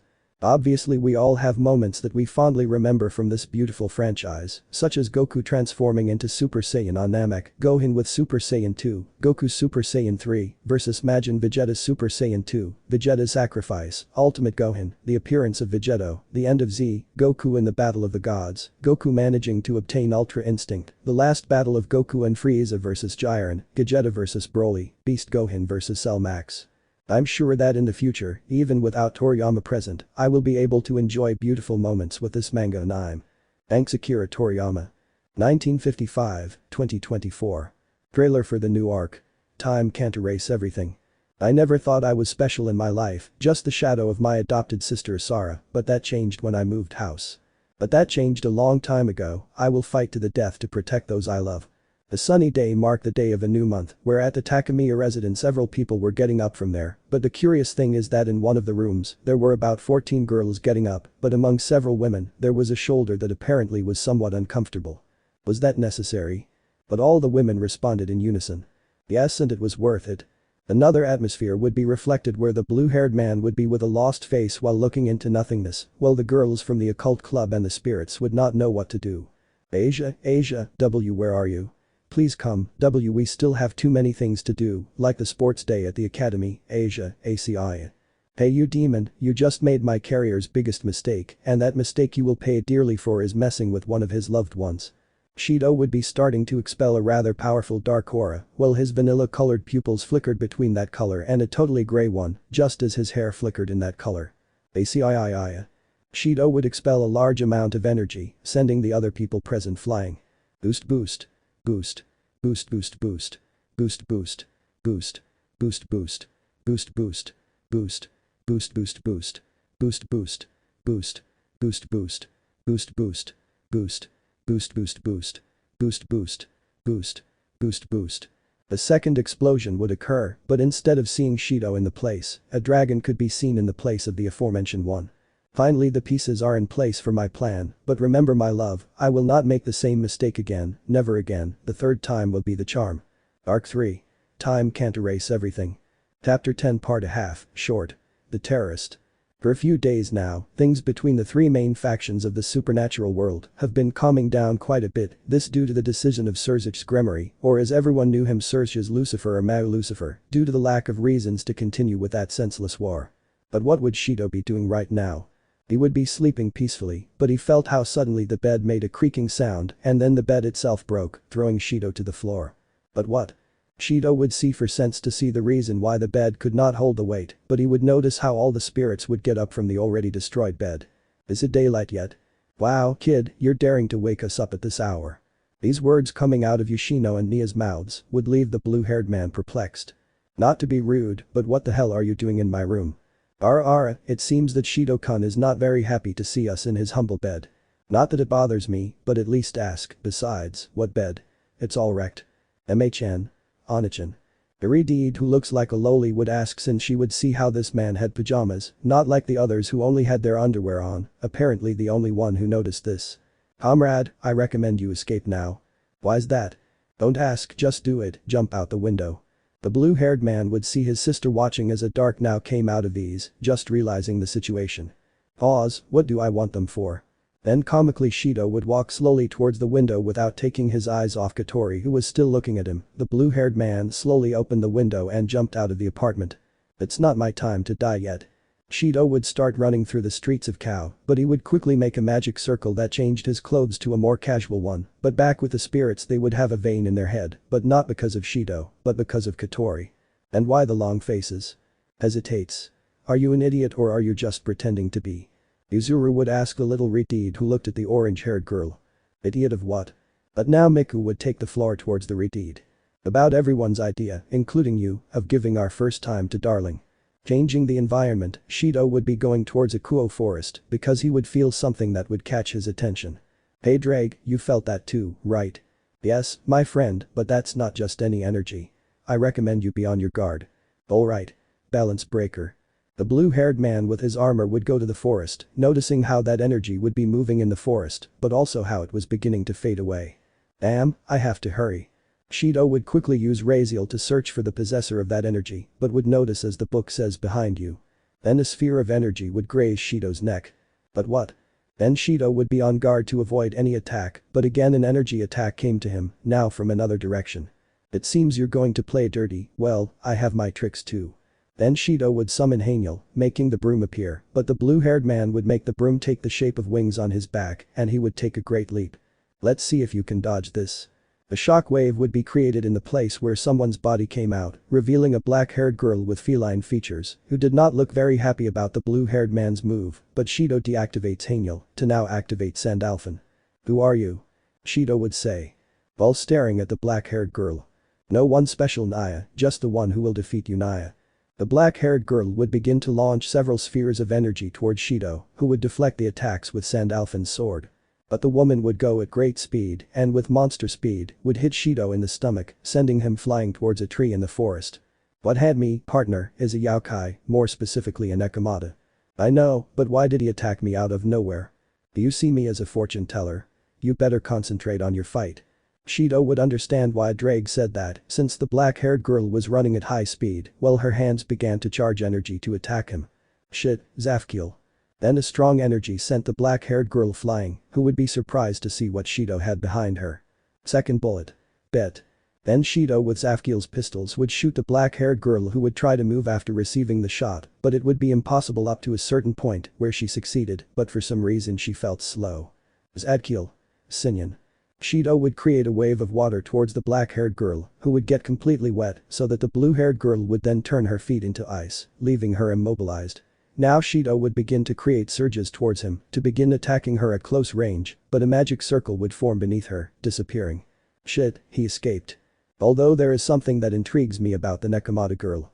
And that would be it. She has similar features to the white-haired girl from the Gremory entourage, apart from that, I can feel a very similar life force. I see, it would be best if we went and informed Rias about this. Well, I'll sleep for a while. Then Shido would start to leave the forest as dawn began to break. I see you failed Kuroka.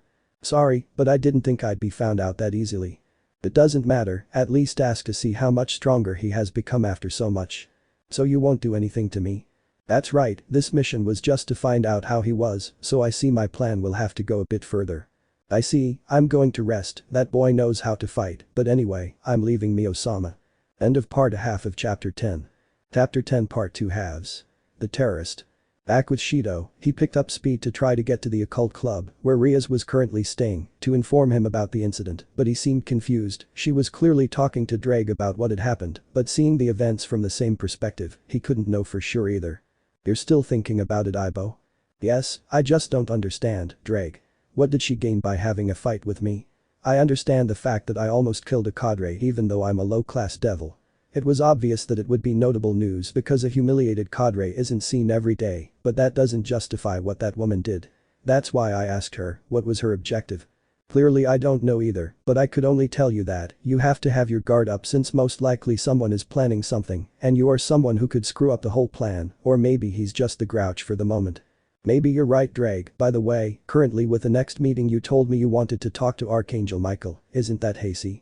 That's right, if you haven't forgotten, I want to retire since the conversation we had and you made me open my eyes. Right, I had forgotten about that, so you want to try your luck to convince Miguel to try to get you out of the boosted gear. Exactly, but it's likely that it can't be done yet since we'll probably need help from the real dragon, the dragon of dragons, the dragon god of sleep, the great red one. I understand, even if it's just for you to fix some of your problems, I'll still miss your presence in the future, so for now let's focus on the present. Then the blue-haired boy would start running a little faster to reach the headquarters of the occult club at dawn.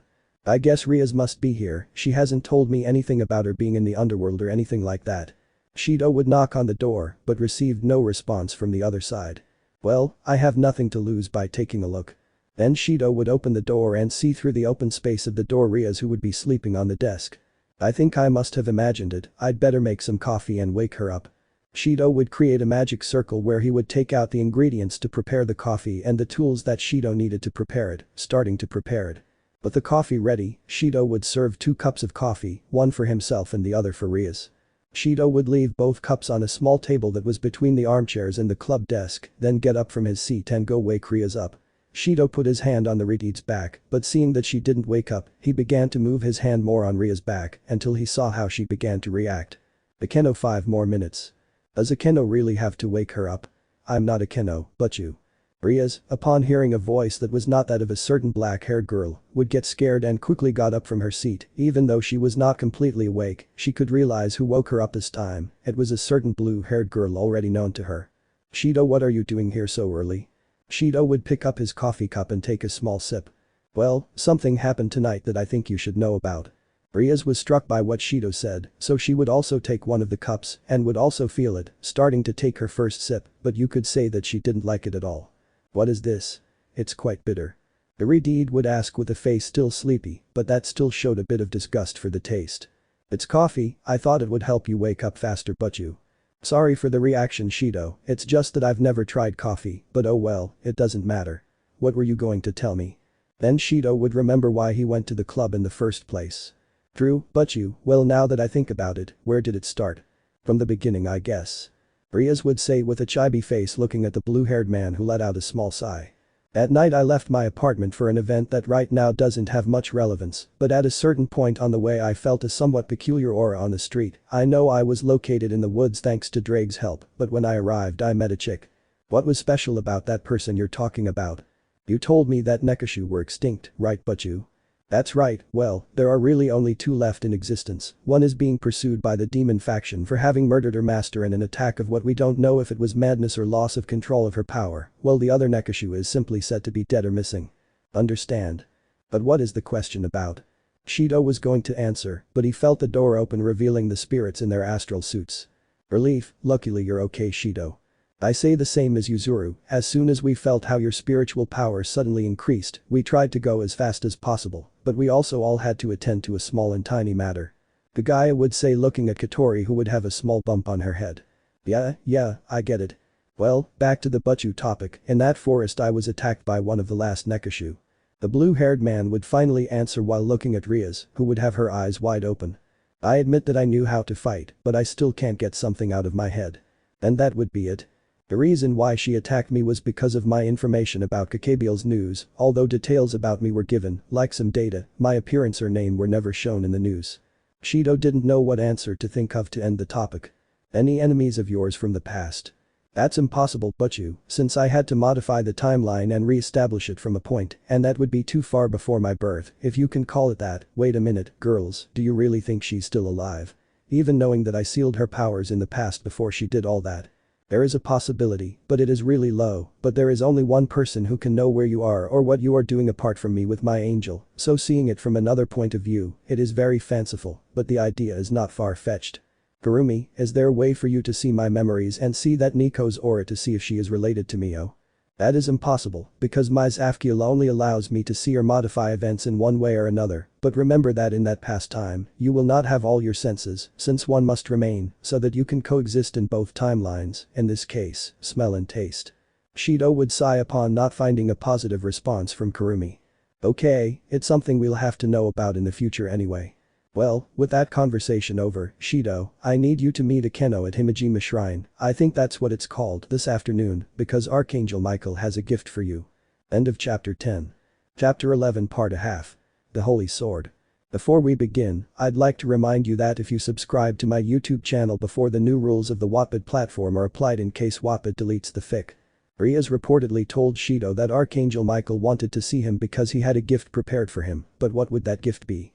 And also, would this be Shido's chance to free Drake from the boosted gear? Find out in this chapter, the sacred sword. The gift. And from Archangel Michael. Wow, this is weird. Don't even mention it, mate, that's certainly strange of him, adding that you're a demon, that certainly raises more questions in the situation. I know, but I'm still curious as to why, although according to me, it will be like some kind of gift to represent the alliance between the factions, since the meeting will be tomorrow. That's probably it, although I would recommend you have such high expectations of whatever the gift is, maybe it's just a pass so you can get into heaven without them trying to kill you. Good point, although changing the page, I didn't know there was a temple that is under Akeno's care. You would know that if you had studied the history of the supernatural even a little, but anyway, I understand that you are busy, since after having that fight against the Phoenix King, you finally realized that you are practically a nobody without the power of the spirits. Don't even tell me, I never thought I would be so dependent on them since the fight we had with them the day we were on that island, and we met Kagaya and Yuzuru, although more than not having trained it could be said that it is more that I had stopped training my dragon part to focus more on my spirit part. Speaking of your spiritual power, you haven't realized it yet, have you? Yes Drake, since I awakened my powers again I know that I am the new spirit of origin, that is why I more than anyone try to believe that Mio Takamiya is still alive, although in part I am happy that she is like that. Understand. The dragon would sigh since his partner was very predictable in that area, since due to all his adventures with the spirits he was happy to see them again, and was glad that it was so, since probably if the pain of that feeling of love came back, it could give him something quite similar to the fall of the dragon, called the cry of the dragonic end, that this was almost twice as painful as the fall, since it represented the death of the couple. It's going to be time to go to that temple, luckily Rias remembered that I don't know where it is and sent me the location. Then the blue-haired boy set off to go to that temple, although he didn't realize how an albino girl was following him, and that if she hadn't realized, 10 girls were following her. I think they still don't realize that I have noticed their presence, well, I better not pay attention to their presence. Then the blue-haired boy began to walk through the city until he reached that temple, and he saw that someone was already waiting for him at the entrance of the place. It seems that it wasn't so difficult for you to get here, Shido-kun. It was mostly luck, because Rias remembered that I didn't know where this temple was. I'm glad to hear that. Rias can sometimes be quite forgetful all of a sudden. You can tell you're someone important to her because she even forgets to notice certain details on important occasions. I think he already knew that detail because of the absent-minded attitude he can suddenly have. After thinking about it, Shido would feel a small drop of sweat on the back of his neck in the typical anime style, and finally remember why he was there in the first place. True. Akeno, according to Rias, Archangel Michael was going to be here as a gift. Then Akeno would change her composure to a more serious one. Speaking of which, I'll ask you to follow me. Then the black-haired girl would turn around and start to climb the stairs to the temple entrance, while the blue-haired boy would repeat the act that Akeno did without either of them saying a word. Both of them, upon climbing the stairs, would enter a small house in a classic Japanese style. The leader of the angels is supposed to have arrived already, I wonder what the reason for his delay is. That's what I would spend knowing Drake, but for now we just have to wait until he arrives. Minutes would pass where Shido and Drake would be talking about some topics of the training that the blue-haired man must now take until a small wake appeared in the room, momentarily blinding our protagonist in Himejima. The trio of people would chat about random topics to break the ice, where the three sat, Shido would be next to Akeno, while the Archangel would be on the other side of the room, showing a look that reflected kindness that represented both his charge. Are you wondering what the true gift is? The Archangel would ask, staring at our protagonist. That's right, because it seems strange to me that an angel would give me a gift, but if it's you to someone like me who is a demon. That's true, but as you can imagine, there's a reason behind it. Then the Archangel would create a magic circle where a sword would slowly begin to appear, which made Shido open his eyes wide and also surprised the dragon when he saw what it was. Impossible, that's it. Ascalon. Shido and Drake would scream upon seeing the weapon. You both must be confused, but I leave you this weapon as an offering for our alliance. End of part a half. Chapter 11 Part 2 halves. The Holy Sword. The Red Emperor Dragon and its wielder would be surprised to see the swords. I know you are confused by the sight of the Ascalon sword, but there is a little explanation for this. Well, speak now, because for me this could even be taken as an offense, knowing at what level and for what purpose your function as an Ascalon is. Drake, outraged by the blonde's offering, was about to have Shido summon the armor in case, but the Archangel would start speaking. I understand that expression of yours, Red Emperor, but I wanted to give you something so that you would have some advantage in your battle against the White One, and it would be disrespectful on the part of my faction not to give you an offering as part of our alliance. Understand? Shido would quickly respond to the leader of the Angel faction. What are you waiting for? Try combining your new sword with your sacred gear to see how it reacts. So you don't even know what's going to happen, Miguel-sama? The Keno would ask, looking at the Archangel while having a small drop of sweat on the back of her neck.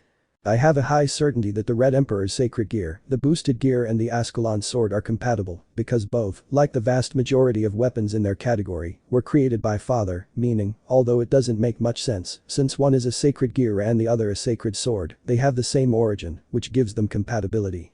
I have nothing to lose by trying it, let's get started. The blue-haired man would take the weapon, activating his sacred gear, while he began trying to get the boosted gear to absorb the sword until he finally succeeded, giving the gauntlet a new look due to the integration of the sword. It feels weird, I guess it's because I'll have to adapt. Shido made the gauntlet disappear, revealing his arm as if it had nothing on it. I believe my duty is done, excuse my action, but I still have matters to attend to in heaven. Wait. Shido would have quickly called the Archangel, who managed to get his attention. What happened, Red Emperor? I need 2 important things. Sorry, but I really don't have much time, you'd better ask me at the faction leaders meeting, since I'm sure you'll be there. I swear it won't be long, well, one thing yes and the other no. Okay, I'm listening. Vera, the first is that you give permission to Asia Argento, part of the Gremory family, to pray again, since she had to become a demon to save her life from death, and the second is that Drake wants to free himself and retire as a Red Emperor Dragon. For the first I will need a little, I can fulfill that without a doubt, but for the second, there I have problems since to free Drake, I need the help of Great Red, the Dragon of Dragons and Dragon of Dreams, apart from that I do not trust the dragons.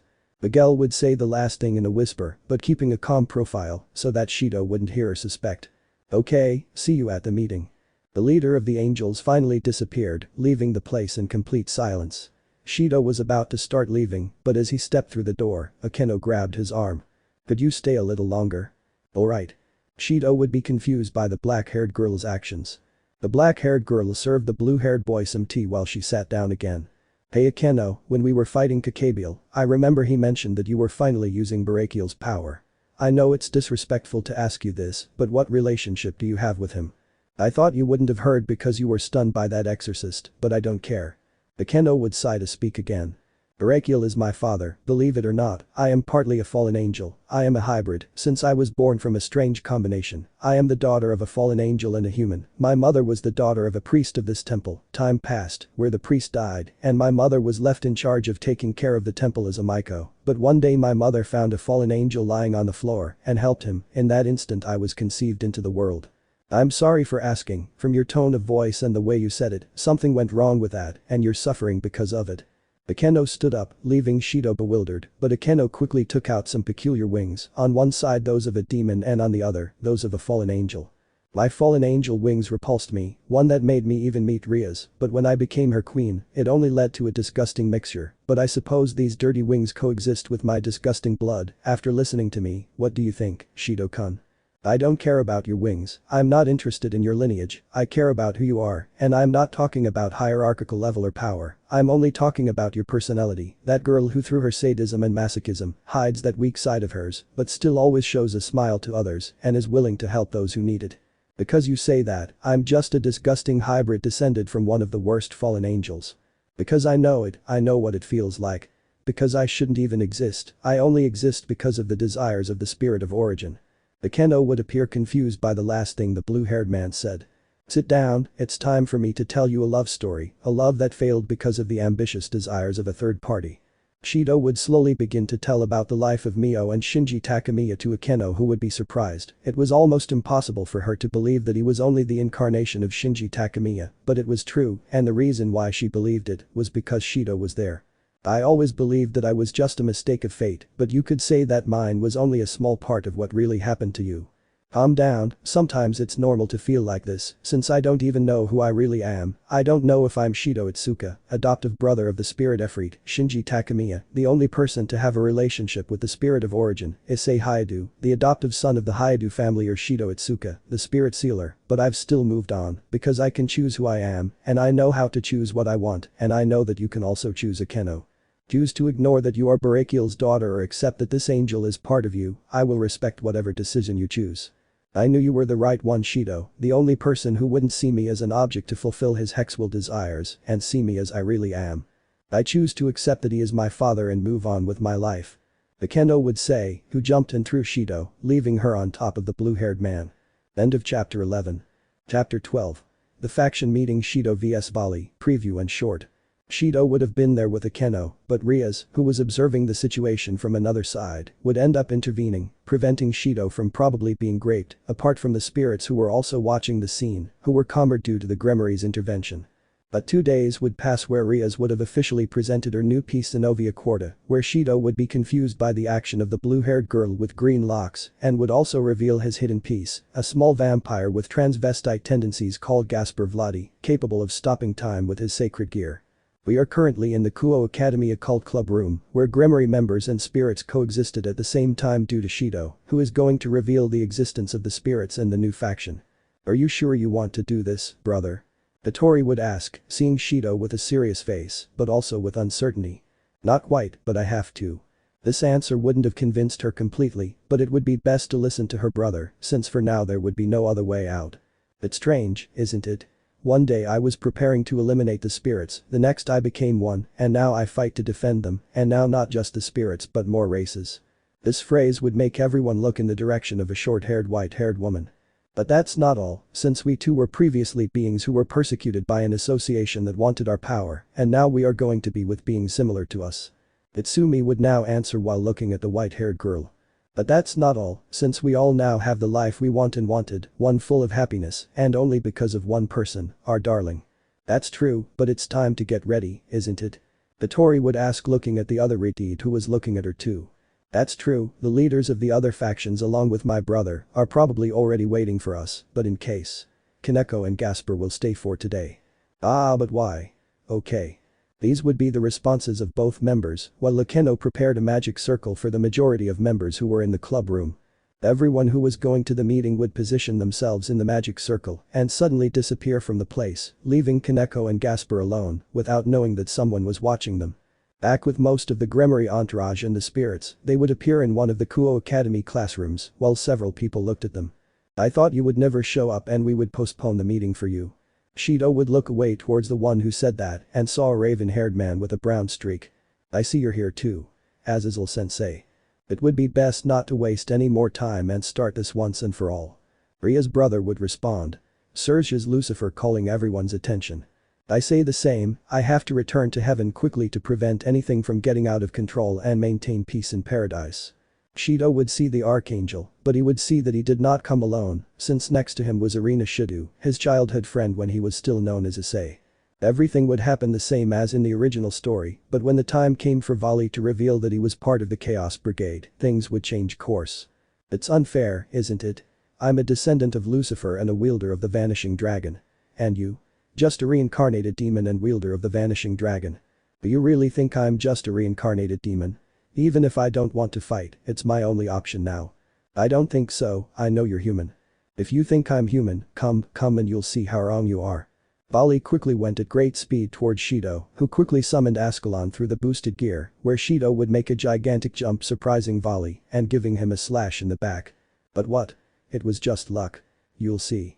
Vali instinctively tried to connect a blow to Shido's face, but he repelled it with the Red Emperor Dragon Gauntlet, then Shido with Ascalon, then Vali to cover himself, quickly used his arm that he was going to use to hit Shido, and would grab the sword with both hands. Do you really think that cheap trick would work on me? Then, out of the blue, Shido received a kick to his stomach that sent him flying. Michael. Retebu. Shido would create a wormhole towards the direction he was being sent by Volley's back kick from the aforementioned Sandalphon. Shido with his other hand would manifest Sandalphon's sword to use a double sword. Shido appearing behind Volley would use Ascalon to deceive Volley from the first slash so that Volley when his guard was down would take advantage of it to give him a tremendous slash with Sandalphon. Shido would manage to make his move by sending Volley back a few meters, but he would grab his chest, the area where Shido would have attacked him. I admit that was pretty painful, but let's take things up a notch.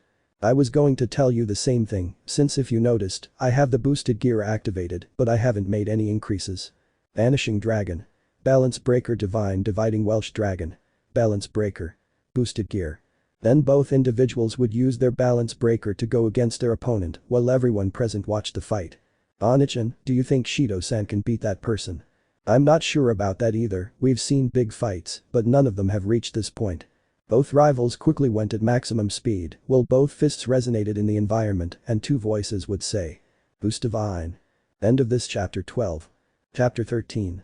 Heavenly Dragons, short. The fierce blow would be present where Shido and Volley would be thrown by the attack, since this same attack would have created a crater in the ground at the moment and a shock wave on the floor. The real fight has begun. Both dragons would have shouted at their rival in unison, where both went at great speed, beginning to distribute a series of blows and kicks. While this happened, the spirits would try to see if they could stop the fight. I would recommend that you do not try to stop them, after all their encounter was inevitable, it is normal for their fight to reach this level or even higher. Back in the fight, Volley finally landed a blow on Shido and then hit him in the face, making him retreat. I have to admit that was a blow, but I still have a lot left. Now drag. Boost. Shido goes at a higher speed towards Volley, who gives him a well-placed blow to the back of the head, which made Volley look up to the sky. Shit. I won't forgive you for this, Red. Volley would quickly begin to try to hit Shido, but he would not try to block all of his opponent's attacks, but suddenly Shido takes Volley's arm starting a grip, where Shido would begin to perform increases, squeezing Volley's arms more tightly, who was already beginning to show moans of pain. Then in response, the silver hair would use the helmet of his armor to hit Shido with a headbutt, causing Shido to lose control of the grip, and this being taken advantage of by Volley. Swallow this. Volley would quickly break free from the grip and send a direct blow to Shido's eye, leaving it purple. Shido, perplexed by the action, touched his eye, feeling it in pain and feeling something dripping from it. At first, he thought it was tears due to the pain, but then he noticed that the impact of the blow was so strong that even Shido didn't notice. Volley burst his eye with a punch. Fuck. A purple flame would appear in Shido's eye to try to heal him. At least I have Camel to help me with my eye, but it's going to take too long to regenerate, his strength is incredible, he pierced my armor with a single punch and still had enough strength to burst my eye, is he really a descendant of Lucifer? But well, this fight shows me only one thing, I'm still very dependent on them, I have to train my dragon side even more if I want to be strong. Hey Volley, do you want to go all out in this fight? Let's use our entire arsenal. This would make Volley under the White Emperor dragon armor put on a grim smile. So that's all we have. Well, let's go all out. Sandalphon. Shido would shout the name of the sword as it materialized in his hand. Shido, already with the weapon, would go at great speed to attack Volley, but he is not fazed by Shido's act. Half dimension. Shido, when trying to cut with Sandalphon, would realize that the size of the sword was smaller, making it so that not even the sword would touch him. But what? Shido would receive a kick from Volley who would then quickly appear behind the blue-haired man to deliver a blow that would send him to the floor. Damn, how is he so fast? Remember the target's ability, every time he hits you every 10 seconds he will be reducing your power by half, indirectly taking away your strength and indirectly also your reaction time, making you a little slower to react. So the only way to match Volley's power is with your drag ability, but there is also something else that could help us now. Shido would notice how Volley would quickly try to finish him off once Shido was on the ground, but he almost dodged it. That was close. Not by much. The haired man tried to hit Shido, but he was surprisingly dodging him. Boost. This was caused because Shido would have connected with a blow to Volley's stomach and in turn Shido's power would have doubled rapidly. Shido would hit Volley several times, not allowing him to take any action. Damn blue-haired man. Shido would quickly summon Yukuro's angel, creating a portal beneath him so that the moment Volley tried to land a hit again, he would fail. Passite. Michael Segva. Shido would use the angel on Volley's wings, preventing him from using any of the divine dividing functions. If the next time she sees him she can use her sacred gear that confirms that she is alive and also allied with them. Damn you, what did you do? Isn't it obvious? I sealed your power as a cursed dragon descended from Lucifer. Bali was obviously angry at the way Shido had referred to him. What did you call me? Bali would quickly go to hit, but Shido would prepare his fist to hit Bali. This is for my eye. Shido would have hit Bali in the eye, which would have exploded in a disgustingly satisfactory way for everyone. Obviously Mukuro, Natsumi and Yoshino would have their eyes covered by the other spirits so that they would not see such an act of the two dragons, but Shido would notice a new presence in the place. Wow Bali, they definitely screwed you over. The stranger would speak, seeing the state of the white-haired man with his busted eye. Don't start Biku. Let's just leave. It seems the fight left you in a bad mood. That person would answer, but now his sight would focus on the blue-haired man who was struck down by the spirits upon seeing his condition. I take it you're the Red Emperor Dragon. You don't look much, but it's certainly admirable how you managed to defeat that idiot Bali. Biku. The white-haired man would shout angrily as he looked at his partner. Okay, we're going. End of chapter. Chapter 14 Part a half. New home. Since the fight between Shido and Bali, things between the three main factions would have finally ended, this changing from the various disputes to finally an agreement without adding the presentation of a new race such as the spirits and how they were under the protection of the demons because Shido and Toka were slaves of Rias Gremory. Sirzechs Lucifer got a plot of land in the city of Kuoh to create the new home of the spirits, but not only that, since it is common for entourages to live in the same place, also the pieces of the Gremory entourage could go live in that place if they want. Shido would initially deny the proposal, but Kotori would have convinced her to agree, since 11 spirits without counting Shido in the same apartment was not the most comfortable. On the other hand, Shido would also be a little happy about the idea since he would not have to pay rent money anymore and could save it to invest in the future. But in the present, we can see how 17 people would be with suitcases in front of a house, if you can call it that. Rias, your brother really goes too far. This would be said by Akeno with a chibi face. I confirm. Now the one who would answer would be Shido, well he saw the retied Rias. But I didn't even remember that Kuoh had a coast. I didn't even know Shido, but what can you do, besides my brother said that in the garage here, there would be a surprise for each of us. Then everyone went to leave their suitcases to explore the luxury house, but Shido would be overcome by curiosity because of what Rias said so he would go to the garage, but upon entering he saw something that surprised him. What? I can't believe you.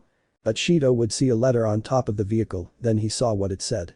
To Itsuka Shido, this is a gift from me and Sirzechs for letting me investigate your spirit power and also for joining the alliance. Since I am a cadre you could say that this is little, but it would be better if you enjoy it since in the future you will not be able to use it due to the problems that may exist in the future, and lastly, the car keys are in your room. Shido finished reading the note but raised his gaze to see how in the rest of the parking lot some magic circles with the Gremory logo would be made and from these several more cars would emerge. What? This is crazy. Because of Shido's scream, all the people who would also be staying in the new home would quickly go to see why Shido would be like that and then they would be like that too. 5 minutes later. Minutes would pass and things would calm down, then Shido would go to the kitchen since it was going to be 3 in the afternoon and he was going to prepare something to cook while Akeno watched as Shido cooked. I see you've learned to cook well, although we should mostly be the ones preparing your lunch, isn't that right Shido-kun?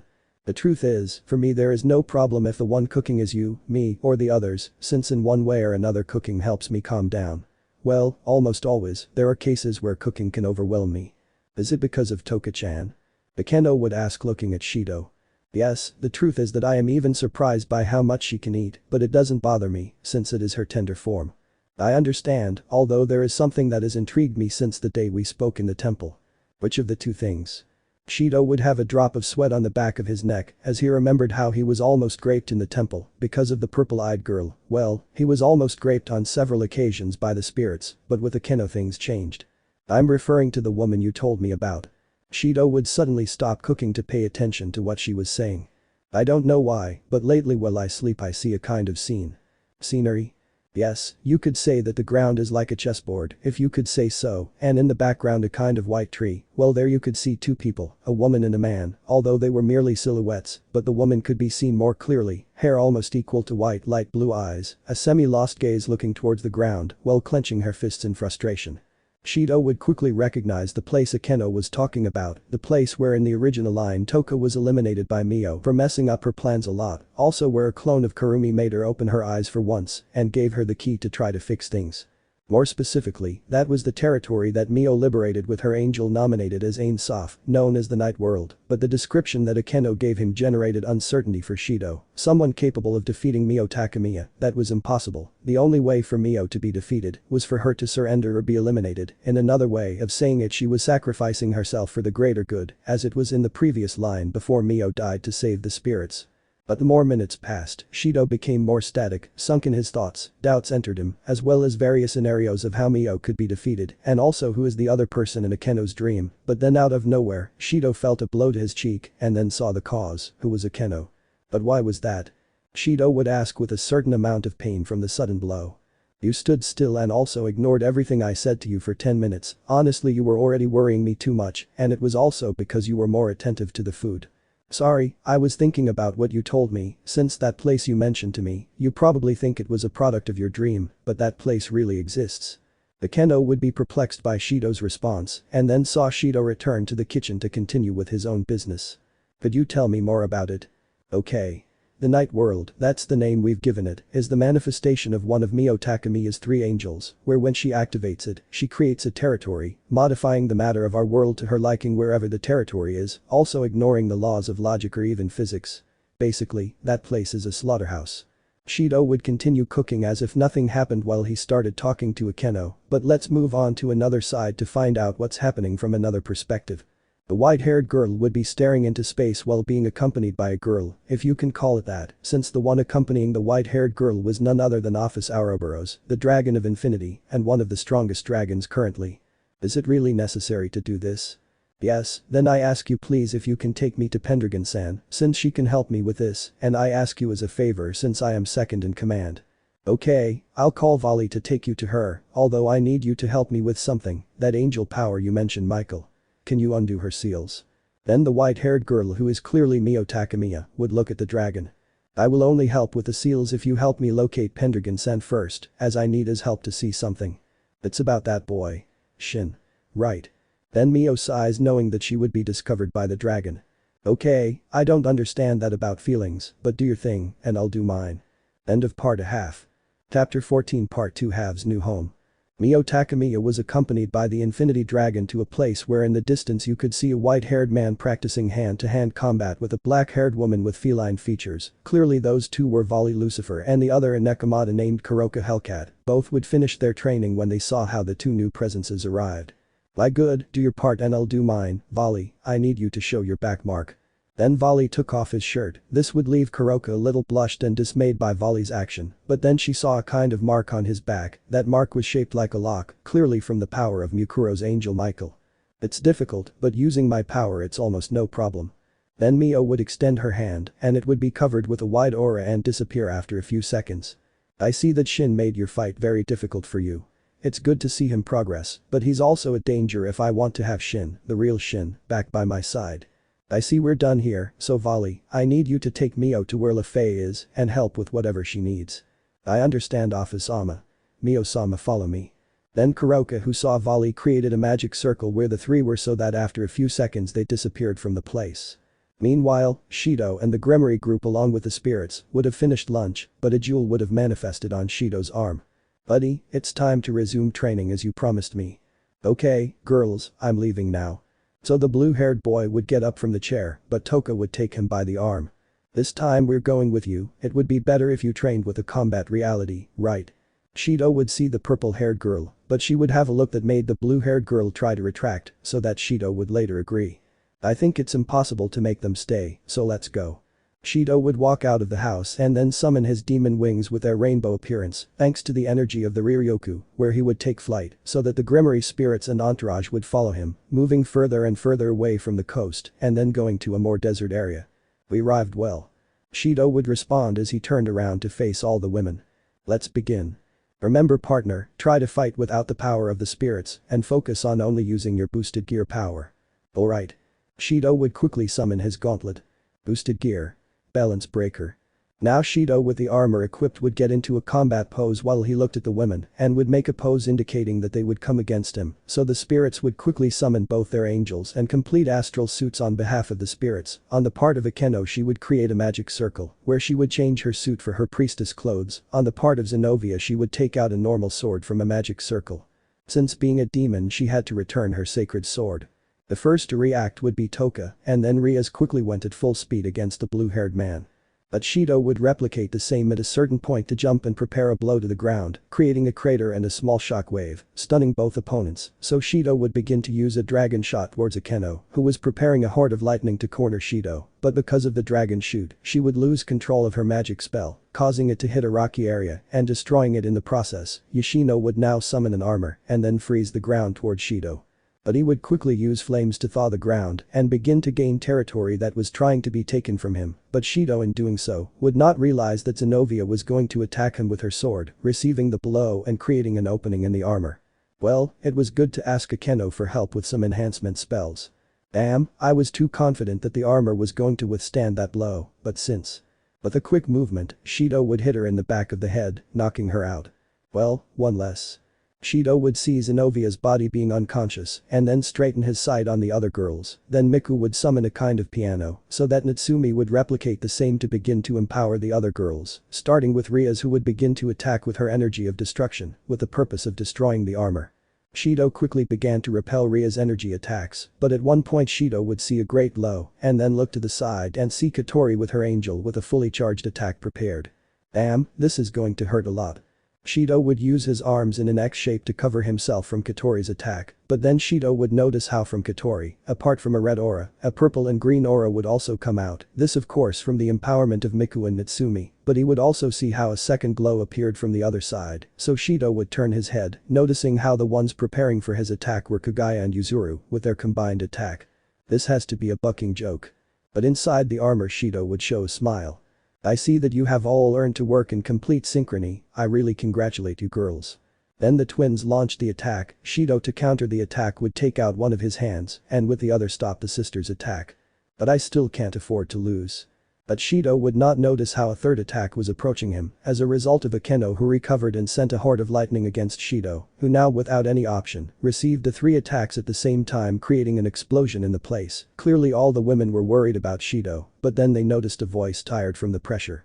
I really congratulate you, but I will win this fight. The smoke that covered the area would disperse, revealing how Shido would have his armor without his helmet since it would have been destroyed, and on his face, one could see a few wounds where camel's flames would have appeared. This was more of a surprise attack, but let's finish this with the next attack. Then in the hand where Shido would have the gauntlet he would create a sphere of energy with the power of the dragon shoot, and with his other hand, he would create a sphere of energy with the power of the Ryukyu, thus he would join his hands creating a new sphere of energy. While with the girls they would hold hands, and the one who was facing Shido would have her hands raised, while those who were at her sides would have their hands behind her back, thus creating a giant sphere of energy. That girl who would have the sphere of energy was Toka, then both children of Mio Takemiya would launch their attacks against each other. This is over. End of chapter. Chapter 15 part a half. Just like old times. The explosion that would have generated both attacks would have vanished, revealing the winner, or rather the winners, since Shido would have fallen unconscious, while the girls would have minor injuries, but nothing that Asia couldn't take care of, since she quickly went to heal Shido, where he would slowly regain consciousness and begin to cough. Apparently I lost. Shido would say, even with a few wounds. Don't try too hard Shido-san, you still have several wounds. Calm down Asia, Camel will take care of the rest. Then the flames of that angel would begin to flood his body as it slowly regenerates, but the green jewel manifested on Shido's arm, indicating that Drake was present in the situation. Although it bothers me that you lost this fight because of my pride, I must admit that due to the circumstances you still performed well in combat, although this still shows you that there is still a long way to go. I know the Drake, although my body hurts a lot, I must admit that their combined attack was very strong. Then the women would show a smile towards the blue-haired man. And by the way, Rias, you've been training your energy of destruction, right? I could notice an increase in damage to your attacks aside from Gabriel's buffing power. I also noticed that you're now engaging it more efficiently. Then Rias blushes a little at being discovered by Shido but would answer. It's true, although it wasn't that much training, it was more meditation and energy channeling. And also, I noticed that you all learned to cooperate better as a group. I must admit and congratulate you on that, although before you did it quite well, you still had problems in that in certain situations you lost control of the fight and became too disorganized. Shido would say as he looked at the spirits now. That's true, but it was more a matter of knowing when it was best for us to make an appearance and a little bit of recklessness to take advantage of the opportunity. Within a couple of seconds of Katori speaking, Shido would stand up and say. Well, I think I should reward you with something we haven't done in a while, don't you think? The Gremories would look on in confusion, except for Zenobia who was being carried by a Keno. What he means is that we will most likely have individual situations with him. Origami would answer while looking at the Gremories. Cicidas? She would ask nervously as her gaze turned cold. While this was happening elsewhere, things were a little strange, as you could see LeFay immobilized by Volley, while Mio looked at her with a poker face. This was because LeFay would have been scared to see how Mio entered her room, as if nothing had happened while Volley was behind her. Calm down, LeFay. You know what she's like, suddenly you don't know a thing or two. But how do you expect me to react if I was about to watch my secret favorite series? Which series? Forget it. Then LeFay would not respond anymore or do anything else, while Volley released her. Was it so hard for you to calm down? Yes, now that you've calmed me down, why did they come? Then Mio would respond in a neutral voice. I need you to do a spell that allows me to visualize someone in particular. Oh, and who would that person be? Shin, no, Shido, Itsuka Shido. So LeFay would create a kind of spectral mirror where someone could be seen. Don't ask me why the object looked like that, just a whim of mine. This will clear up some of my doubts about some rumors I have. Rumors? Yes, some time ago rumors arose that Shin began to have another relationship with the Gremory heiress, Rias Gremory, because he is now her fiancé. No, that's true. Bali would say with a neutral look as he looked at the white-haired girl. What? As you hear, that rumor is true. Formerly the Gremory fought for their freedom in a raiding game against the Phoenix Entourage, where they lost thanks to their two pawns, Toki Yatagami and Shido Itsuka. What is Shin part of? Mio would ask even more nervously towards Volley, who was still even more nervous. But how did you not tell me anything? They told me that they were not going to hide information about him from me here. Hide? That information has been public for a month and it's now April, and according to the information, he's been part of the Gremory family since the end of February. I've been looking for Shin for months and it turns out that now he's Lucifer's sister's lapdog. Just like one of my daughters. Not so much the lapdog thing, since the Gremory family is known mainly for their good treatment of their pieces, that also applies to the current generation of nobility. Why did you do this to me, Shin? I love you so much, and you come out with this? I swear that I'll make Lucifer's sister pay. Then out of nowhere Mio would take out the stuffed animal that Shinji Takamiya gave him in the past and hug it tightly. Back with Shido, they would be back at the residence on the coast, where he would see how Kagaya and Yuzuru brought a roulette wheel, while the other girls were waiting expectantly to decide who would be the lucky one to leave first. What are they supposed to be doing? We're about to decide the order of the dates, like what we did with Mayuri. Katori would answer seeing him, although it still seemed strange to her seeing Katori without more with her black ribbons. Well, we are about to start. Note. Just don't get mad because maybe there won't even be any dates because of it. Then all the spirits would be expectant as they watched Kagaya spin the wheel. The roulette wheel was spinning and seemed unwilling to stop, but a name had already come out, that was Miku Issei. Then the aforementioned jumped and quickly hugged Shido. I'll be the first to have a date with darling.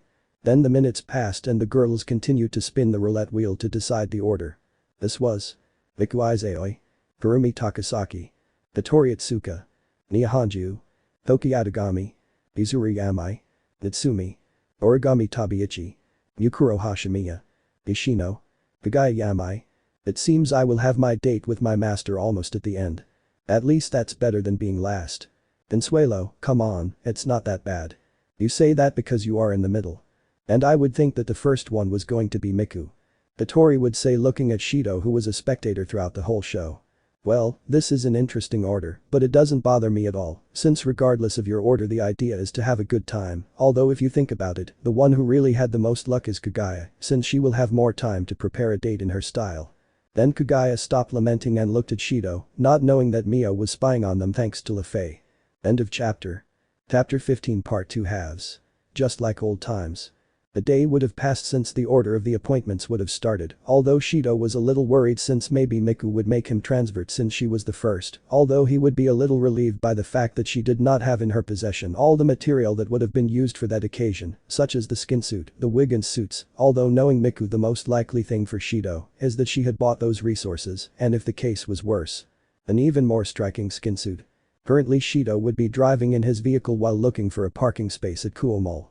We'll just have to wait for Miku. I don't think it will be much of a problem, since she has always been punctual.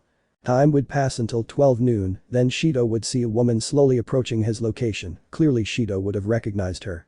Did I keep you waiting too long, darling? Not really, I actually arrived recently. Shido curiously would be dressed like the time he went to rescue Toka, and she was inverted, where Shido seeing how Toka reversed and was going to attack Miku, he would have defended her. This clearly made Miku blush a little as she made sense of the clothes. Would you mind if we started the date now? Then Miku would take his hand, and both would begin to start that date where at first Miku would take him to a clothing store where Shido tried on different clothes.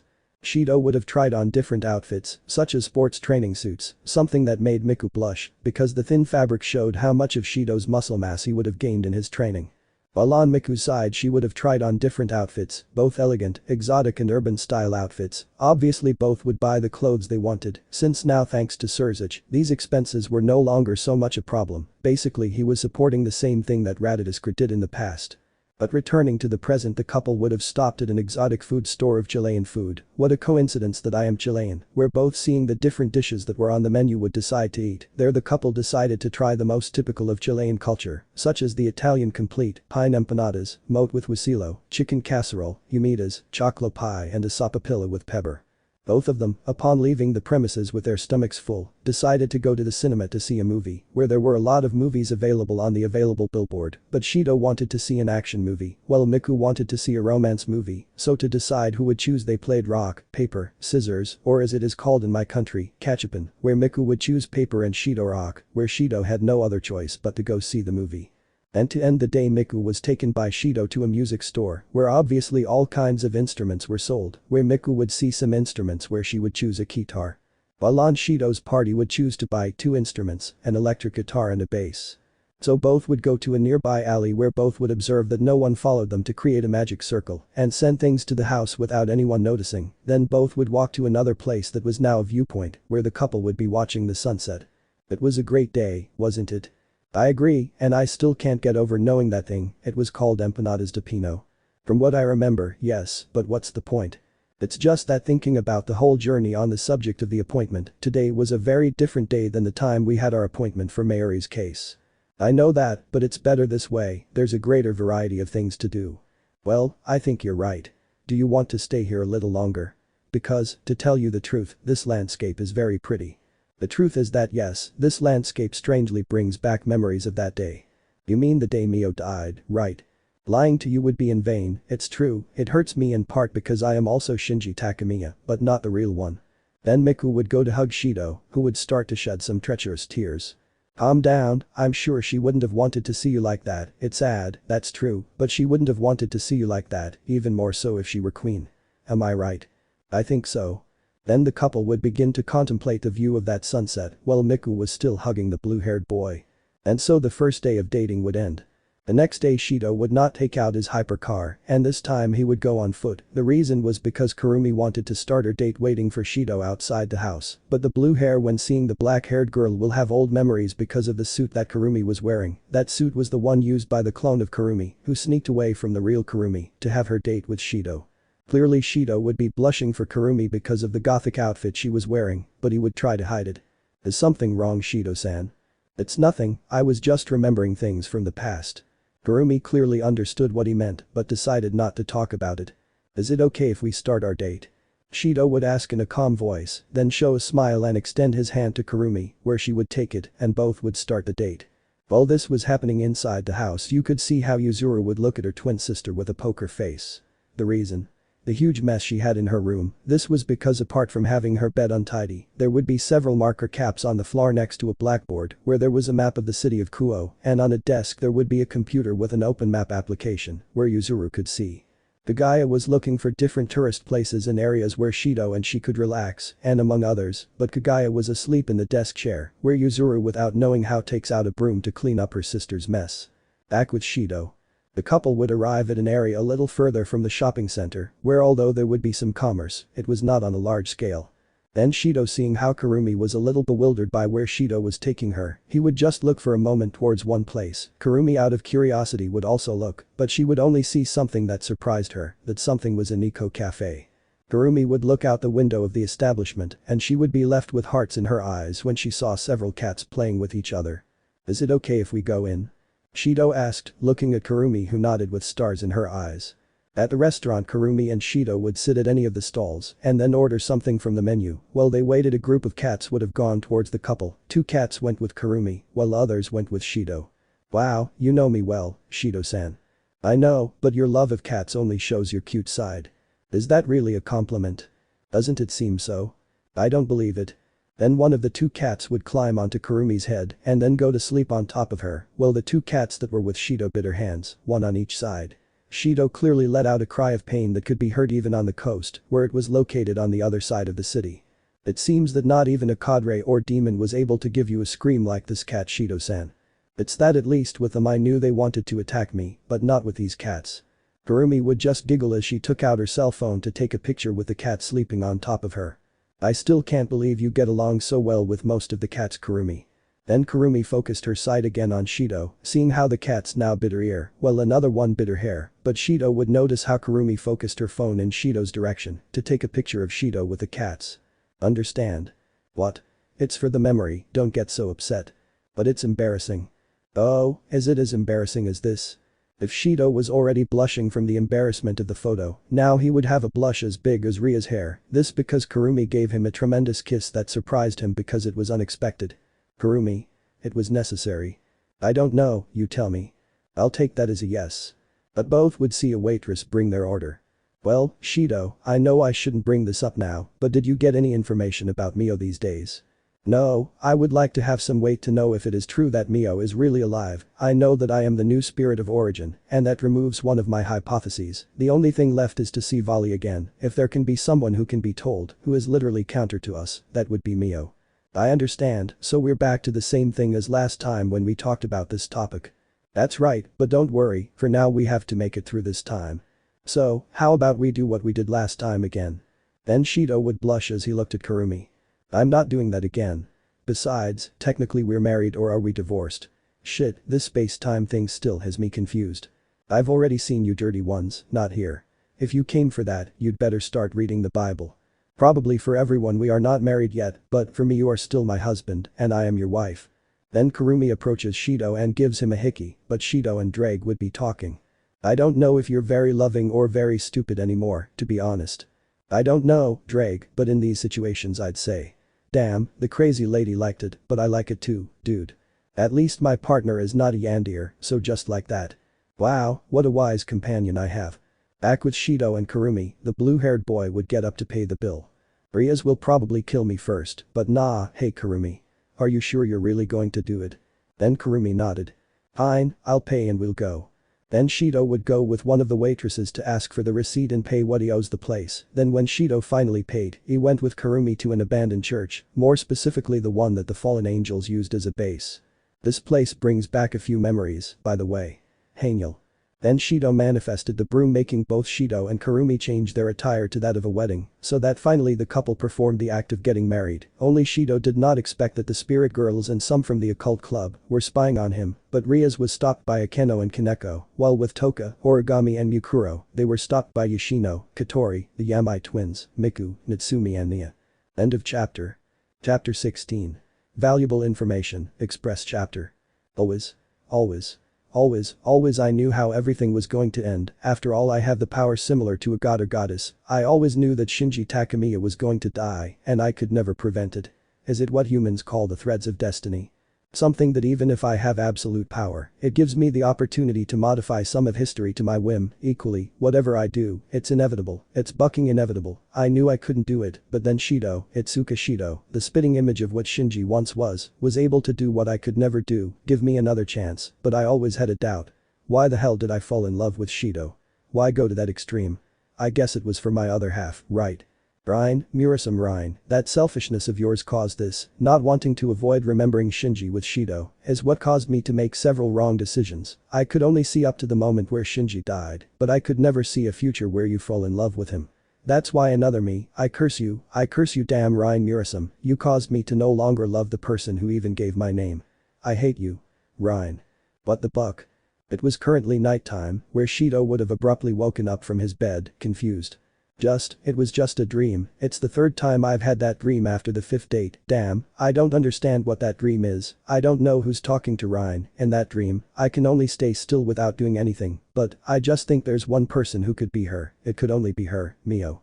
Shido would be talking to himself mentally, to prevent the spirits or the Gremories from waking up, Shido would look at his phone, seeing that it was 4 in the morning. It's still early, but because of that strange dream I don't want to go back to sleep, it gives me a strange feeling of guilt, as if I were a mistake. Shido, after finishing talking to himself, would take his phone and go to the shower without making any noise. I just hope no one sees me, otherwise I'll be screwed. Shido wouldn't finish since someone would have a magic circle ready to attack him. Well, Spirit Sealer, I've heard too much about you, and you seem to be a problem for me in the future, that you've only given me the option of one thing, to eliminate you. The magic circle would take effect, giving an attack that Shido would stop, as if it were nothing with the palm of his hand. Who the buck are you to even get in here? Just a guest. The guy would then use 2 magic circles that would have manifested in the stranger's hands, which were used as a power-up for his physical blows, while Shido would be preparing a wormhole by Mukuro's angel, Mikkel, who would send the stranger to the beach. The guy tried to hit Shido in the face, but he didn't even flinch. I'll tell you again. Who the buck are you? And why the buck were you inside my house? Isn't it very obvious? I know that, I want to know. Who sent you? And I'll tell you so quickly. If you lie to me or try to attack me from behind, I won't hesitate to kill you. I don't mind getting my hands a little dirty with the blood of someone from the Chaos Brigade. Or am I wrong? Don't even think I'll tell you, I am faithful to my master. Or so we have, you asked for it. Then Shido would hit the stranger and knock him to the ground. You're going to talk. I won't do it, I'm loyal. You asked for it. Then Shido would cut a shirt that the stranger was wearing, revealing his demon wings, where Shido would take them and start throwing them away. Shit. What's wrong with you, you son of a bitch fag? Are you going to answer or are you going to stay silent? I won't speak. You're shitting, guy. Shido in a fit of rage would throw the demon's wings, breaking them and causing him to start bleeding excessively on his back, clearly due to the pain, the demon would release a heartbreaking pain. Are you going to talk now or what? I won't do it. You know what, I better do this Afgil. Yod. Then Shido would use the angel musket to investigate the guy's memories. You know, I can allow a lot of things, but I've seen some pretty disgusting things you've done in your life, so I'm going to do you a favor, send Alphen.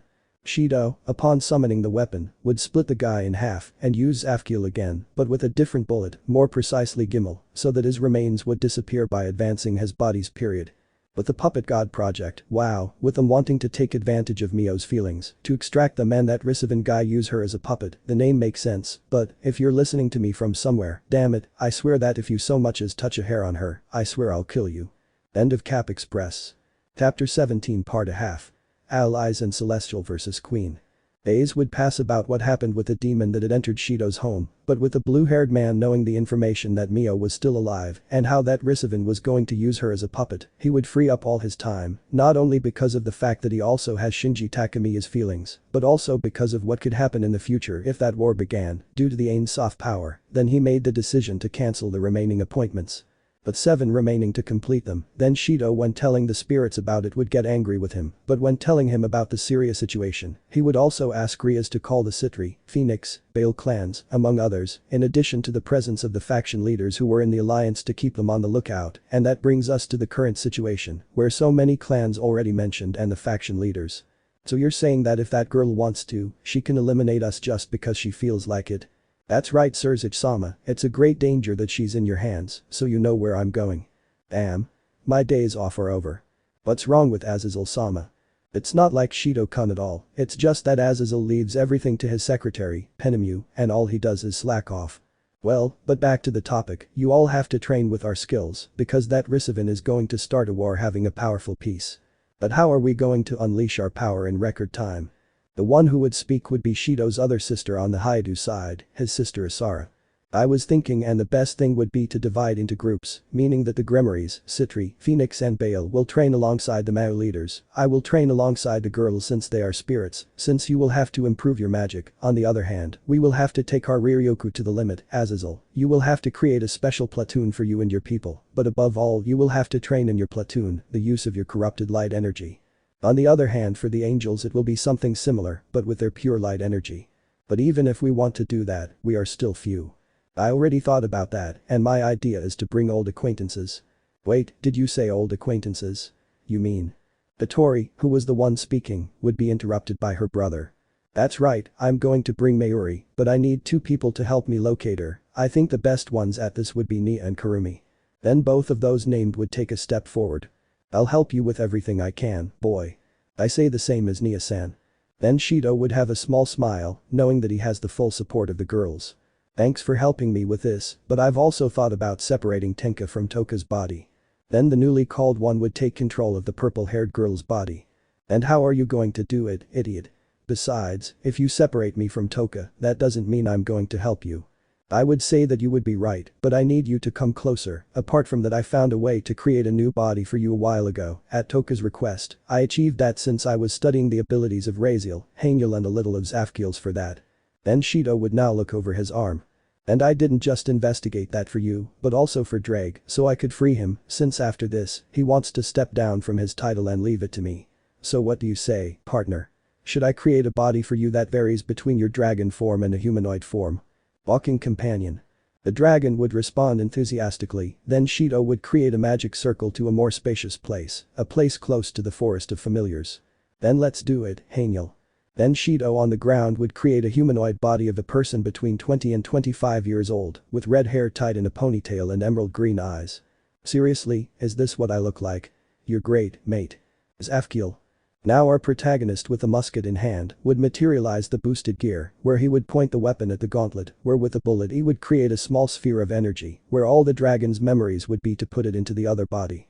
Now, Drake, first of all, forgive me if it hurts you too much. Wait for. Here we go. Raziel.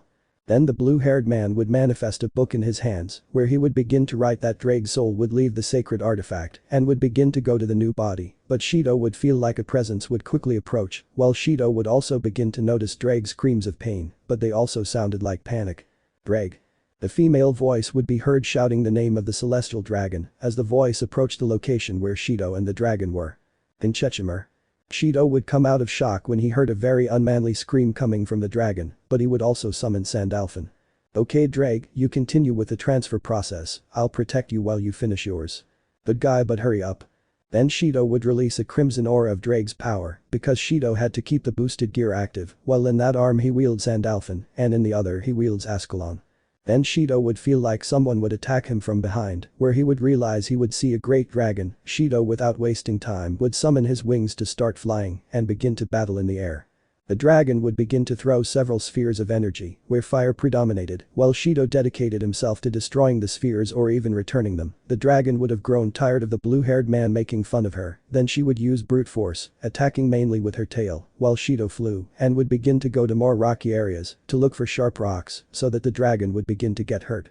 But the dragon in a fit of rage will attack, connecting a blow to Shido, who would be sent flying by the blow, flying to some nearby mountains, where the dragon would quickly go there to attack the blue-haired man again, where he would dodge the dragon's finish to put a hook in his nose, which left the dragon stunned, and Shido would take his tail to send him flying to other mountains in the opposite direction that the dragon had sent him.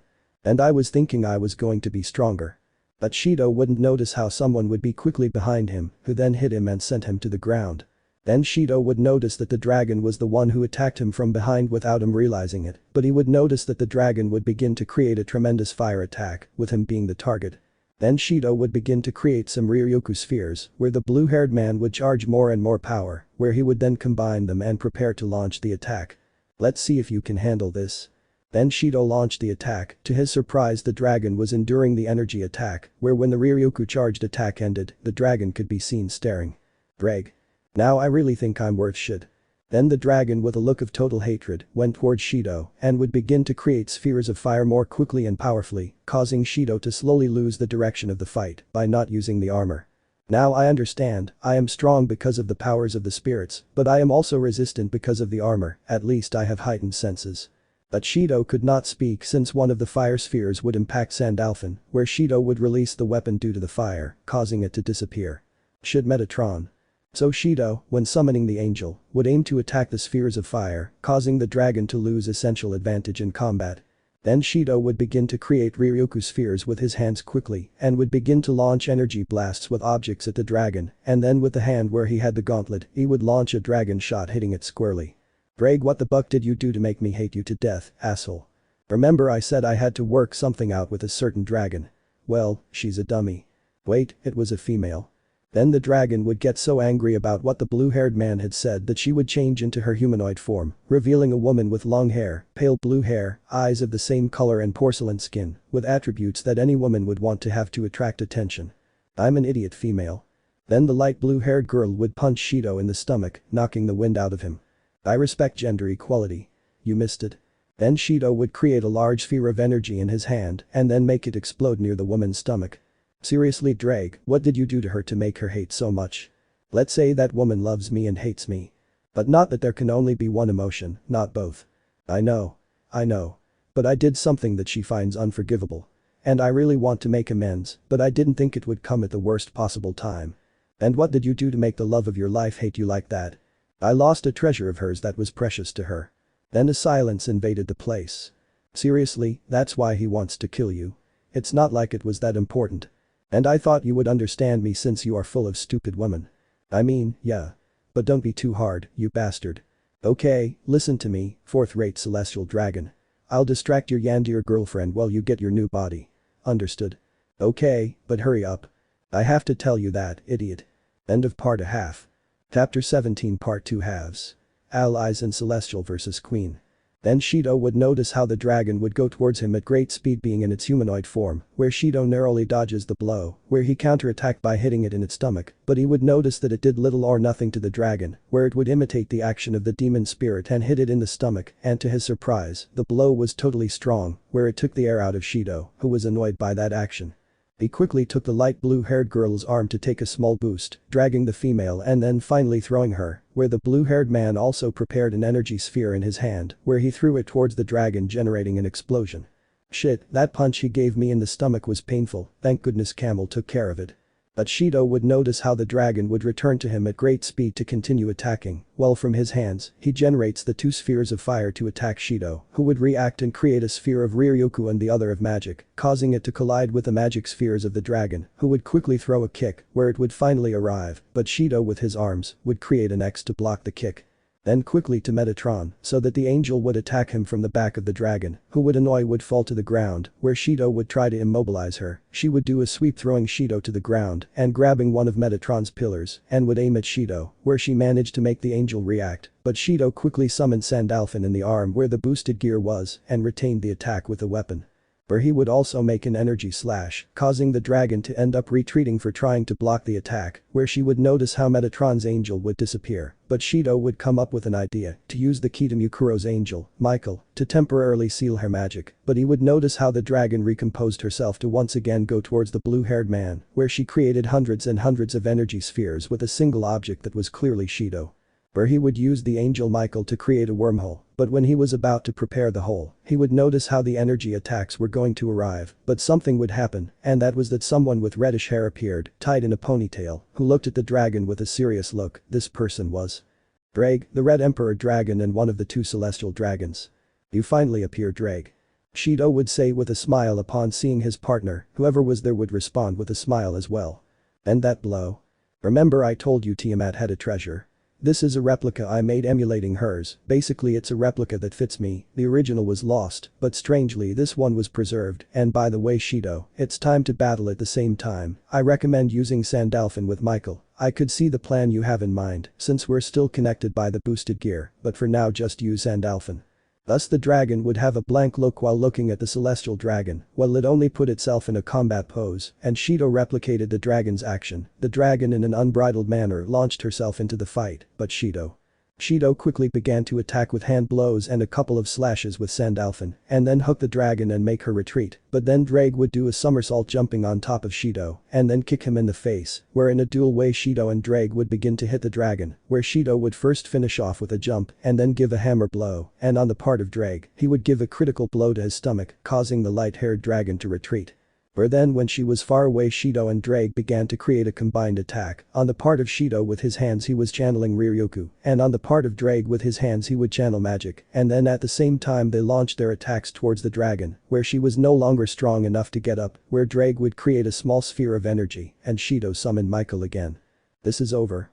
Shido would quickly use Michael on the back of the dragon, who was face down on the ground where Shido would block her magical reserves, where Drake would take advantage and finish her off with an energy sphere. Was that last bit necessary? Yeah. Drake would finally answer Shido's question with a chibi face. End of chapter. Chapter 18. Imbecile, very short XD. Any reason to finish it off, Drake? Shido would ask with a drop of sweat on his neck, seeing how the humanoid dragon had reacted after Shido sealed the dragon's magic. It's just to make sure another one doesn't join your harem. That. Just like that, you see, when we dragons defeat a Dragoness, she officially becomes your mate. Whether you like it or not. Understand? Well, what does it matter, I'll do my thing now and you do yours. I suppose you'll make her recover her memories now that she's a pseudo-spirit and doesn't depend on the spiritual energy of others to exist. Yes, I know, but the truth is I don't know where she could be. It would be best to ask Nia for help looking for them. Finally the mangaka is going to do something in this story. I thought she was just going to be lazy until the epilogue. But Shido would quickly give Drake a slap on the head for some reason. Remember that we are forbidden to break the fourth wall, idiot. Yeah, I get it, no, don't go too far. I know, but with every passing moment you become more out of context, a little more, and you could easily be Deadpool, but a dragon. Shido would close his eyes while saying this, but then he noticed Drake as he had a notebook and a pencil while writing in it. That sounds good. How about Dragonpool or Welshdragonpool? Where did you get that from? No idea, I guess it was the author's idea just to fill in a bit before getting to the good stuff. Apparently, talking to Nia from time to time affected you a lot, but what does it matter if you can't be stupid? And I'm not the only one. And that's because or what? Look at your hand. Then the blue-haired man would look at his hand, well he saw that in it there would be a magic circle where on the other side he noticed how Rias and Katori were fighting, well fake exaggerated cries could be heard from Nia and consolations from Miku. Now the real cage. And too much? Well, I'll have to sleep with Azazel today, I guess he'll be in a good mood today. Then Shido would make a magic circle taking him away from the place leaving Drake and Tiamat alone. I promise not to leave you alone again, thank you for teaching me those words Shido to dedicate to her. Now Shido could be seen wearing different clothes, a dark sweatshirt and black sweatpants, while next to him, he could see someone waiting for him. What a mess you got yourself into, boy. The man was a raven-haired man with a brown lock of hair, while one of his hands held a glass of wine. I know Azazel, I didn't even realize when they were calling me through the magic circle, but since it doesn't matter, I need your help with the same old thing. Okay, so today it's going to be Smash or Dragon Ball FighterZ. For today's Smash, I haven't played it for about 2 weeks now, and I need to clear my mind a bit about the fact that a war is coming. Yes, I know, I'm in the same boat. Penemu would kill me if she knew I wouldn't be at the office tomorrow with the paperwork in order to help you first thing tomorrow morning, and I must remind you that we'd have to get up early to help you locate her next to that spirit. Okay, then let's go now. Although yes, if you went a little too far with her. Believe me, even though I love her and everything, at least someone had to tell her. What can be done to you? It's obvious that Drake's neurons are doing you harm. Hey. Now Drake would speak through a small gem on Shido's arm. But you know I'm right. But you're right. End of chapter 18. Chapter 19 part a half. The Guardian Angel. You could see how Shido walked through a city, more specifically he would have returned to Tengu for something specific, and that was, that someone special, born from the feelings of the other spirits, would finally join the team. Without a doubt, returning to Tengu makes me nostalgic. It's been 6 months since I left, but well, it's time to get going. Isn't that right, Nia? Then Shido would look to the side where Nia would be perched, having Raziel as normal as possible, even though the rest of the public would be on the street doing their daily lives. That's right, but we'd have to hurry. I know that, although it might take us a while to look for her, since we don't know where she might be, so it seems like a no-brainer for now. Shido would say to stretch his arm to the aforementioned. Without further ado, Nia would gladly take the opportunity to start exploring the city, where the pair began to explore places that were memorable to them, but as they walked past, they would come to a particular intersection, although very different from the original location. Shido recognized it very well. That place was where he met Toka, where she had her little confrontation with Origami, and where a shockwave knocked Shido unconscious. Shido would stop walking for a moment because when he was at that intersection, he noticed a particular hair, a blonde color very close to gold, but he also managed to see the girl's pupil, a very striking violet color. She was wearing the Raisin Academy uniform, but Shido didn't have time to act or anything, since Nia, a little annoyed, pulled Shido by her arm to continue walking, but in his mind, he began to talk to his partner, since somehow, although Drake was not in the boosted gear, the bond they shared because of the sacred artifact still existed. Drake. Do you think it's really her? There's a good chance it's her, but you shouldn't be too confident as you might mistake her for someone else and get into trouble. I think the same, although I just have to wait and continue with the plan. It may sound selfish, but we need Mayuri in the group at all costs. It's understandable, in the end it's not like we're almost in a war because of Lucifer, who looks like an old lesbian who wants to control your Yandir with extreme traumas and almost some weird fetish. You have a point anyway, I'd better keep doing what I do and you do yours. Shido would cut his Drake conversion to focus on Nia, who would be pouting a little. You finally reacted, boy. Honestly, you were already making me worry too much. Calm down, sorry I couldn't hear you, but Drake was talking to me. I understand, but I still don't understand how they're still communicating if you released him from the boosted gear. I don't understand it either, but I think it's more because of the link between him and me through the sacred gear. I'm not entirely convinced, but I'll believe you, but also. Notice how you pay a lot of attention to a boy, perhaps you already want to add another poor girl to your beloved harem of almost 20 women. Wait. What do you mean, almost 20? Oh, I think I said too much, but it turns out that some girls were talking to us to get closer to you, but whatever, changing the subject, I noticed that there is a food store near here, if you don't mind we could go there. But not that the Friki Center was nearby. Oh no, I see what you're getting at. Relax, I'm just joking. I can't force you to go if you don't want to, but I'm going to keep the desire. I guess it will be for another time since we don't have to stray from the main topic. I guess you're right, the problem is how we're going to get her memories back, a few memories, and partly feelings without it, looking like we're trying to abuse her, or like it's an act of kidnapping. You haven't tried to activate his angel like you've done with all of them. I haven't tried it, since back then I don't think I sealed Kerubiel, but rather what I sealed was Mayuri herself, but I think the possibility exists, but unlike your angels, I can't use Kerubiel in a public place, since its appearance is bucking gigantic, apart from the fact that if it gets out of control, the damage it can cause is massive on a catastrophe scale. The best thing would be in a battle or in some pocket dimension.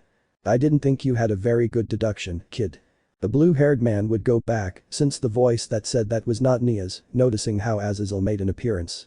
Then there is the famous Tengu city that you mentioned. I won't deny it, it has much more advanced technology than some regions of China or Singapore, but it's not the best of the best, even if it's at a high level. Master Azazel, I thought you would be busy with the remaining paperwork in your office. I know that, but I managed to talk, if you can call it that, to Penemu, so I could help them put an end to this. I understand, but I still have a bit of uncertainty about how we are going to do it for them.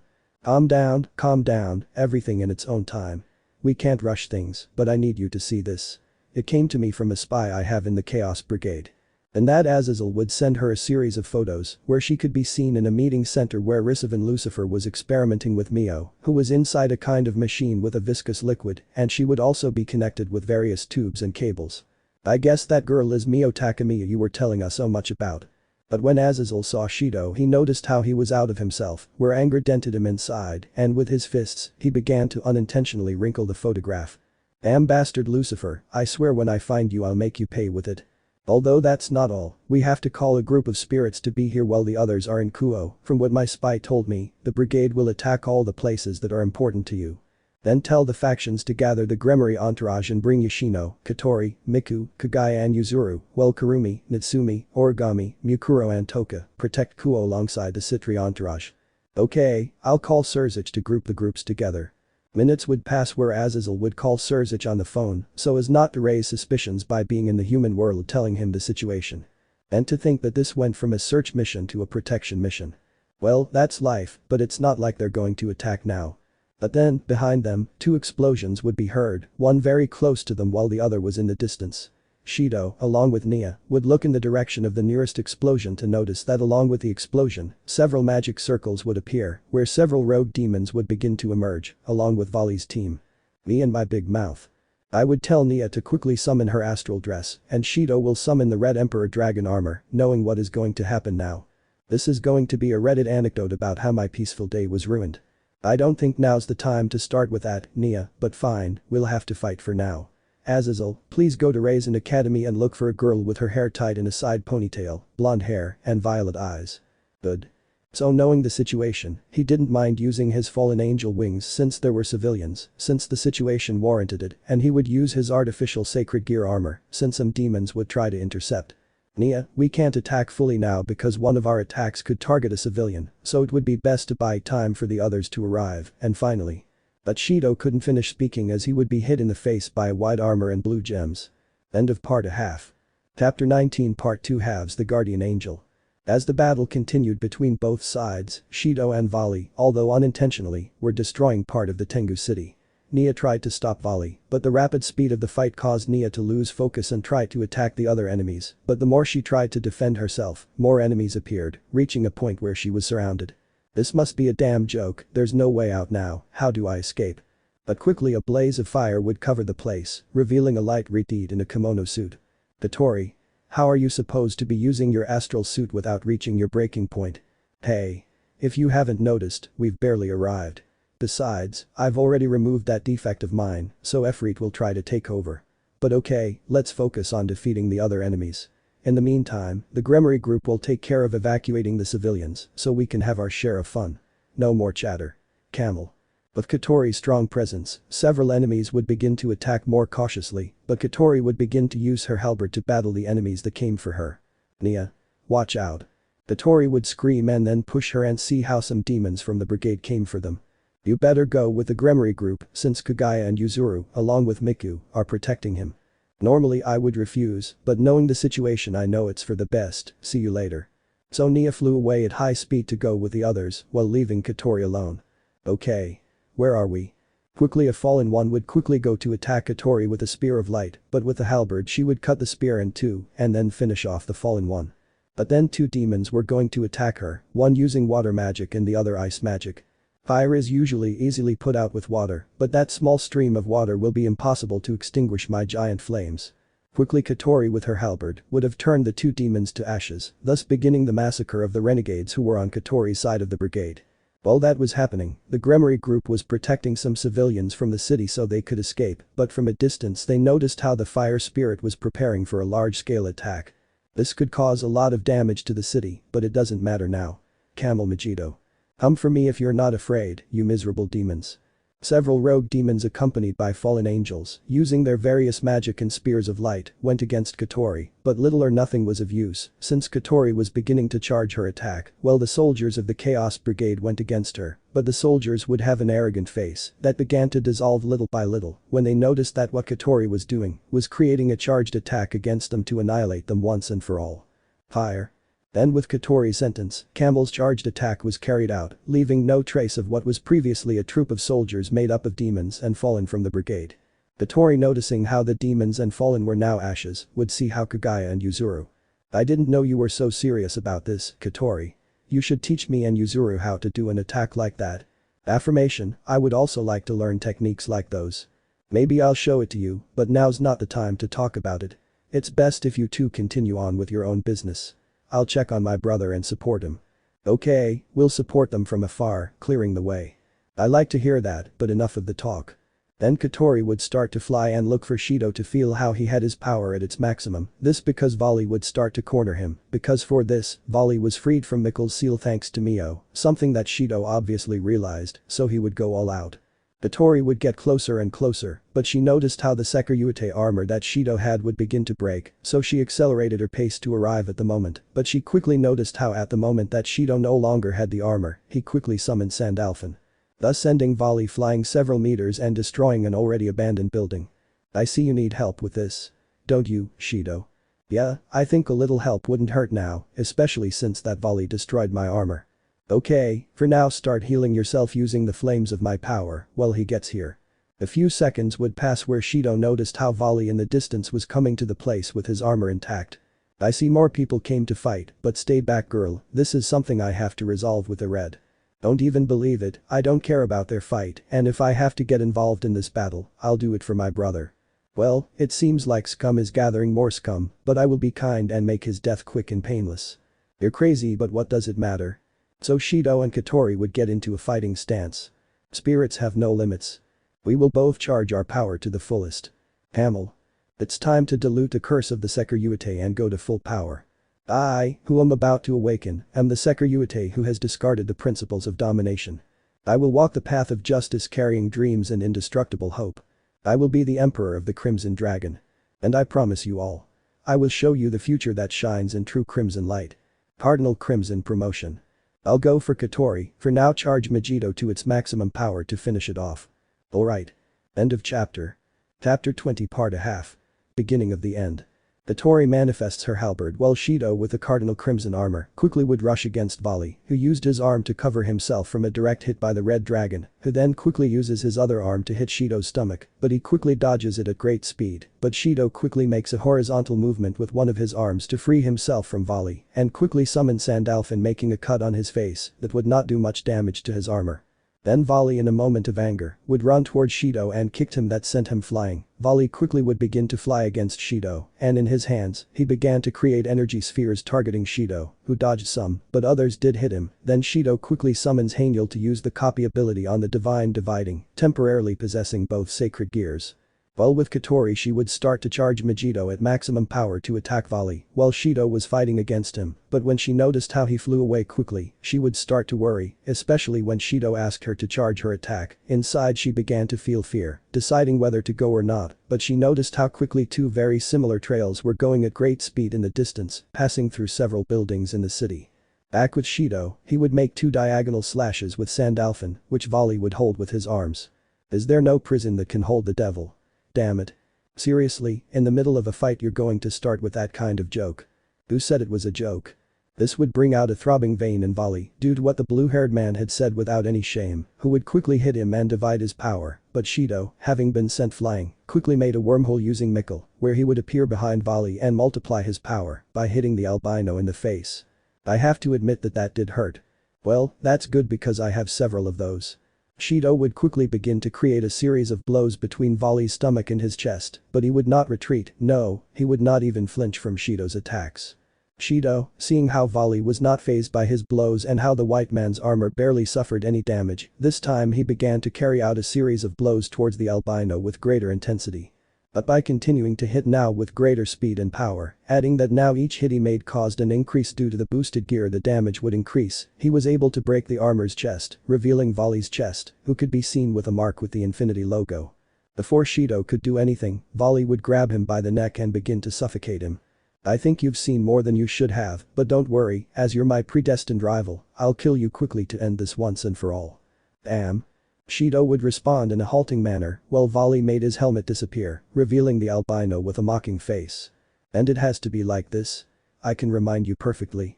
I'm the descendant of Lucifer, you idiot. Shido tried every time to get out of Volley's grip, but he couldn't find a way until he was able to move his body better and was able to kick him in the face and thus get out of the grip once and for all. So you're going to play dirty? Well, I can do it too. It'll be the first time I use this angel, but I don't care. Okay. Ain Safor. Them. Shido quickly summoned the light particles from Ain Safor against Volley to defeat him once and for all. He didn't like the idea of killing him since he wasn't that kind of person, obviously having exceptions, but this time he had to do it no matter what. Kagaya. Yuzuru. Katori. Vengan Rapido. So quickly in the sky you could see how 3 trails of lights appeared in the sky, 2 orange and 1 reddish. You want to know what it's like to play dirty, Volley, so let's make this even harder for you. Ain Saf. Question. Are those the particles Mio used that time? That's right, but don't worry, I was able to modify the particles a bit. As long as they detect spiritual energy coming from you, nothing will happen to you. But back to the topic. Now you're really going to lose Volley. I don't care what you use or what you do, I'm not going to back down or give up. Volley and Shido quickly hit each other, Volley with extreme caution due to the particles released by Ain Safor, but Shido attacks him with another blow to the face that hit him in the face, where he would be sent back a few centimeters, but a particle of light would reach him and break a part of the armor, but he did not notice how Katori began to charge energy in herself to perform an expulsion of energy, combined with her halberd imbued in flames. Where then Kaguya and Yuzuru will fuse their angels in an arc where from a distance they would attack Volley and break the back part of the armor, but Shido would summon Mikkel to use his Retebu state to block his power of infinity, but it would not reach to block the powers of the white dragon, then Volley would kick towards Shido's leg, then he would fall to the ground, but Volley would try to hit him again, but Katori would hit him in the face, causing the albino to move away. If you all want to die, fine. I'll grant your wish. We will not allow it. Katori and Shido would shout and begin to emanate an aura of fire, while Katori made her halberd disappear to fight hand to hand. Thus would begin the final battle between the red dragon and the white dragon to decide who would live and who would die. In the past Shido would not have cared about this fight, but it was something that fate tied him to fulfill, and this moment was proof of it. Then he along with his sister Katori launched themselves against the white dragon Volley Lucifer, who would not stand idly by and would copy the action where the three collided and created a collision on the spot, which would quickly cause the three to be sent flying a few centimeters back due to the blow, but none of them stood idly by and quickly went to attack. Once again Volley, Shido and Katori launched themselves into combat without caring about anything, while Kaguya and Yuzuru would once again mix their angels to create a ranged attack. For every blow that resonated between Volley and Shido, a surge and a split would start to sound due to their sacred gears, but they were more surges than splits due to Katori also contributing to Shido, making every blow on Volley slower due to her hitting him with flames engulfed in her fists that held Volley back for milliseconds that were effective in the long run, but in close combat, Volley would start to regain the advantage, making Shido and Katori lose their composure. At that Shido would receive a full blow to his stomach, but he would not care at all and grabs him by the arm, while Katori would jump and hit him in the face, causing Volley to retreat, but Volley quickly returns to the fight, creating a blow that would matter to both Shido and Katori, but they would step aside showing Kaguya and Yuzuru who had prepared their attack. The Yamai twins' attack would be perfect, leaving the path clear, while they carried out more equal attacks, but with greater power, that is, gaining time to distract Volley, while Shido and Katori went at great speed before the aforementioned, who was sent flying towards the tree that represented the tree of life in the neighboring world, but it would not affect the place too much, only causing some small cracks. Upon impact with the tree, Volley noticed how Shido and Katori would begin to jump through the branches of the tree at high speed, while simultaneously trying to hit. It won't work for you. Have to mention. Shido and Katori would quickly receive some blows at high speed, where they would be sent flying towards other branches of the tree, while Volley jumped from it to go against the Yamai twins. We have to move Yuzuru. They are very slow. Volley quickly took one of the Yamai twins with each arm and began to strangle them, while with Shido and Katori, they would begin to slide down the trunk of the giant tree. Brother. Send me there right now. Huh? I understand. Shido would quickly arrange his arms so that Katori would jump on top of his arms, then Shido with a movement would make Katori shoot towards Volley. What the hell? Pregate kamikaze style. Then Katori upon impact caused an explosion in the place, causing Kaguya and Yuzuru to be sent flying a few centimeters but being released from the grip. While with Katori and Volley, the Redeed was sending the albino to the limits of the neighboring world to cause injuries to the white dragon due to the instability between the limit of both worlds, which Volley quickly noticed what the Efreet spirit would do would take control of the fight, and Katori was released taking control of the combat, taking the hair and whipping the Redeed against the ground, but did not notice how furious Shido came against him at great speed. Let go of my sister, damn you.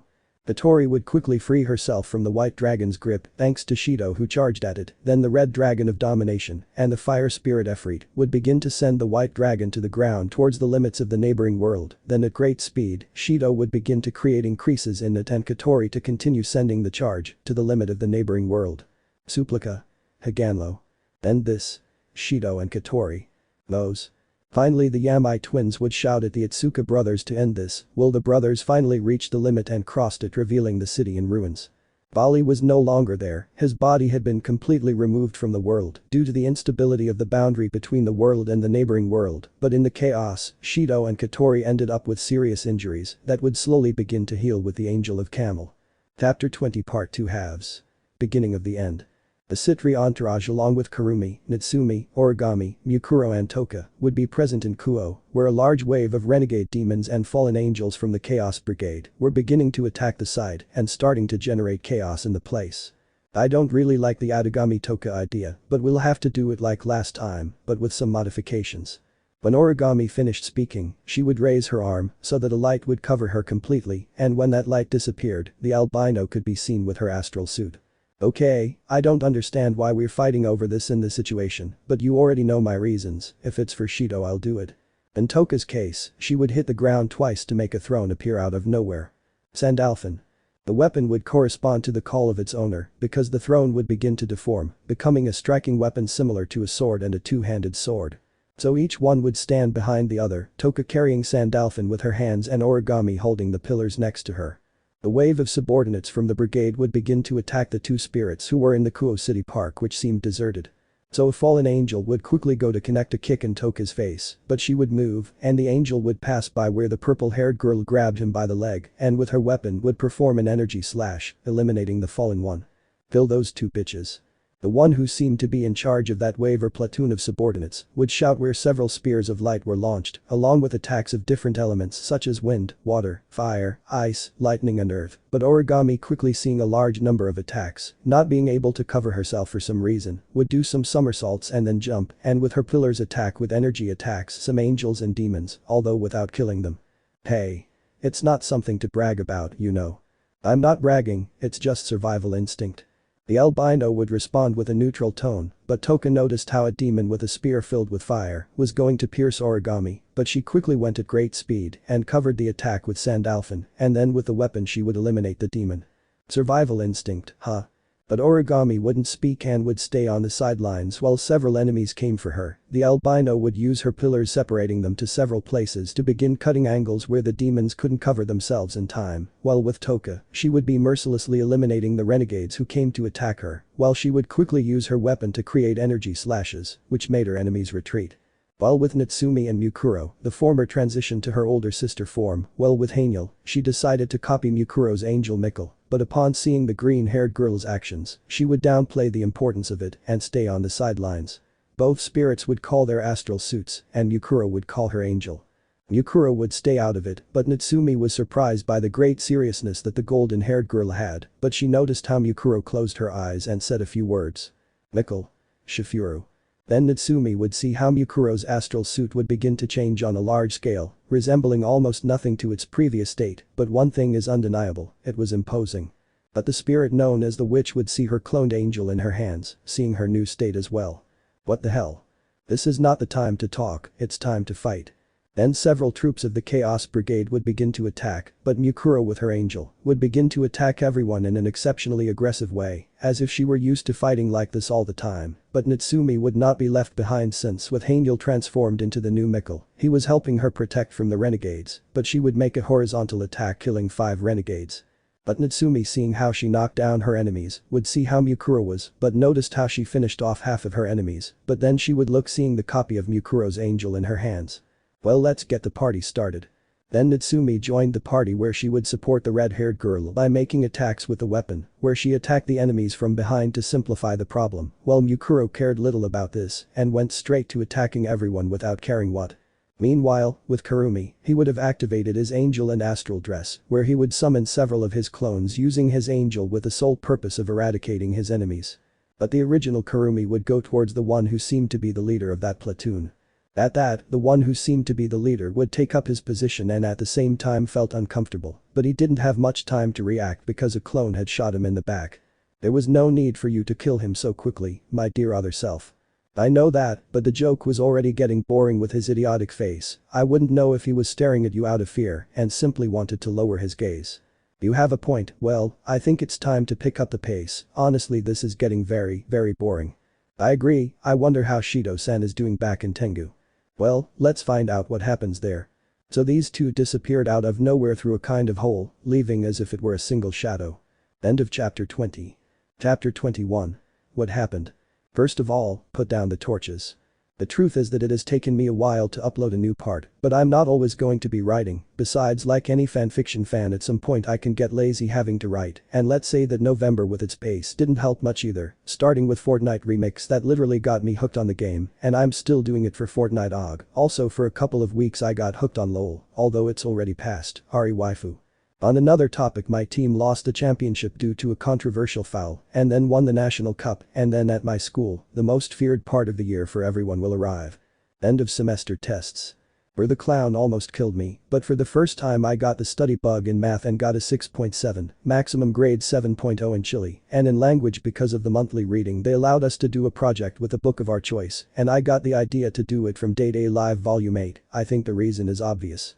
But back to the main point, November has been a busy month for me, adding to that the fact that I want to work now on vacation to buy something that could benefit the IT channel in part. But it was also because I was lazy that I didn't upload the chapter, and for some reason Wattpad is very unstable when I write XD.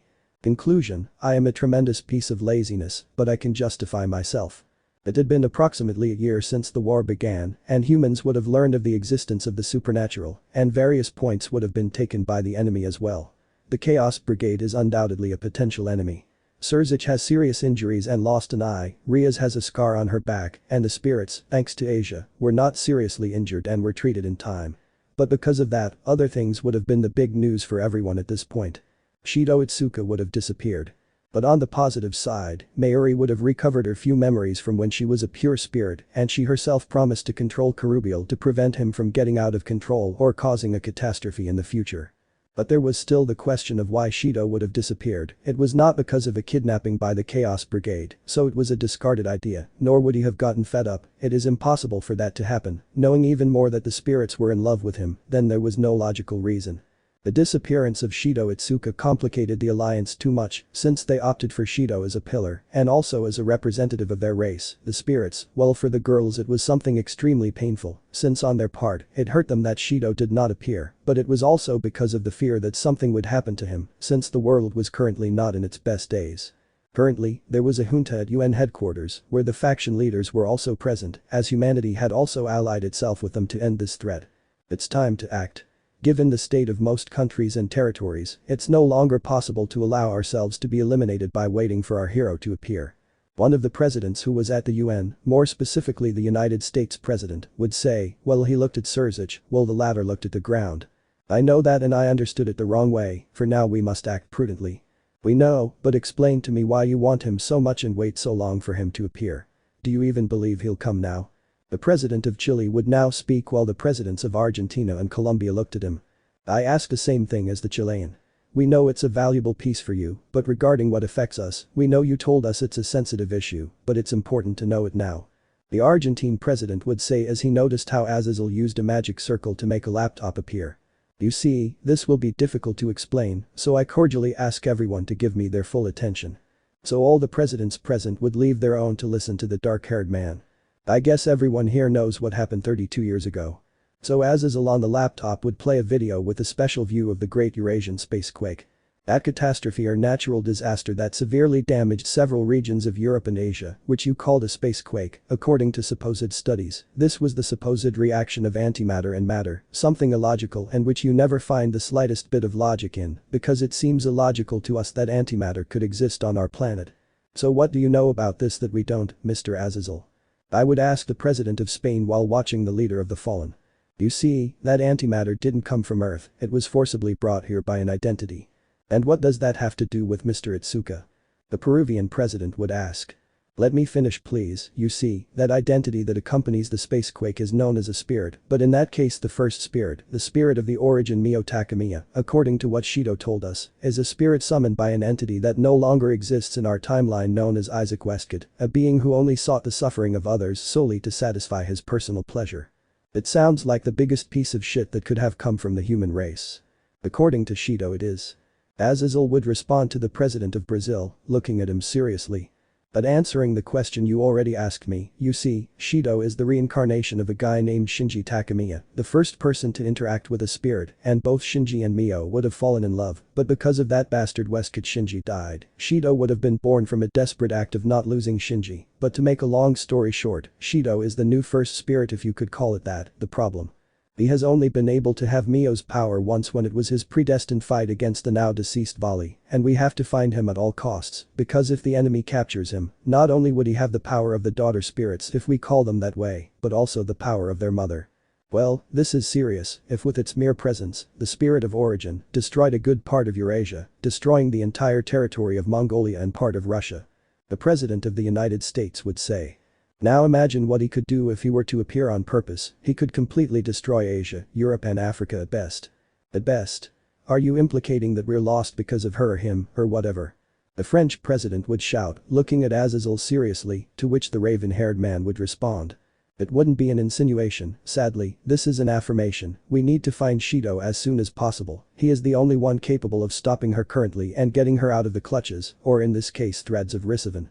Thanks for the information Azazel, as you may know, both the Radadiskr and DXD group troops have found traces of residual spiritual energy, according to information from Radadiskr. But what good will residual energy do us, if that energy isn't fixed anyway, it's just waste. Perhaps you can't see it, President Putin, if it is residual it is quite the opposite, they are clues to track Shido, since this energy had his form and even fainter traces of his energy, that's why, Azazel the computer. Here you go, my friend. Then Azazel would put something very different on the screen.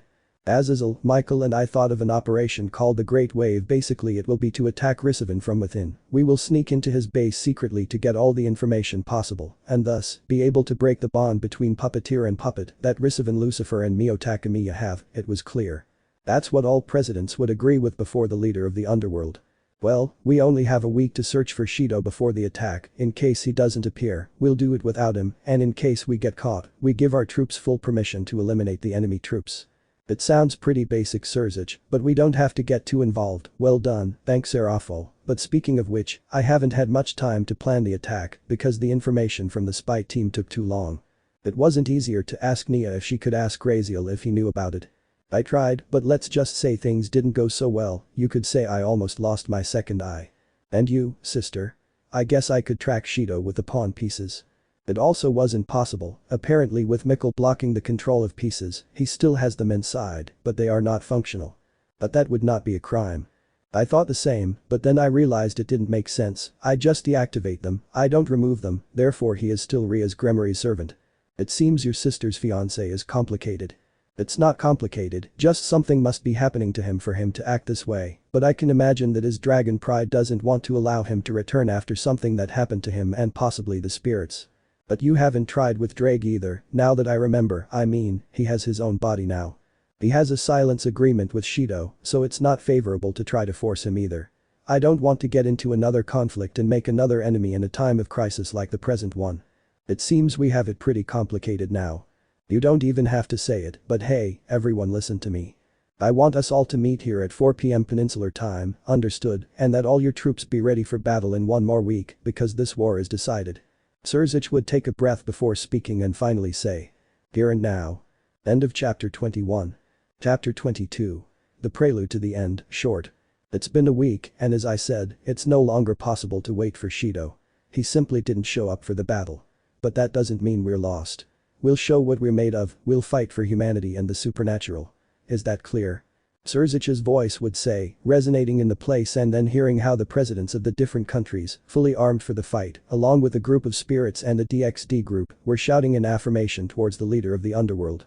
We'll prove that this place belongs to the Chaos Brigade, then let the game begin.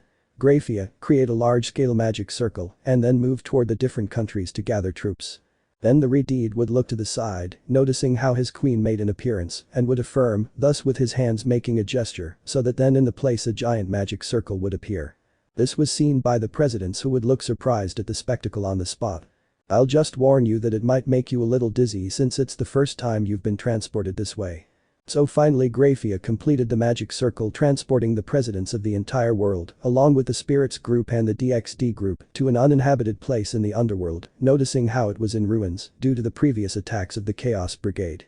Sirzechs sighed heavily in place as several memories flooded his head of the times he visited these places in the city of Lilith, with small moments where it could be said that in the past everything was a little happier, something that no longer exists due to the current war, but the Redeed would return to Earth, noticing how next to him another magic circle appeared where several troops from the armies of the American continent would come out, highlighting the American, Mexican and Chilean platoons for their advanced war technology in the earthly battle.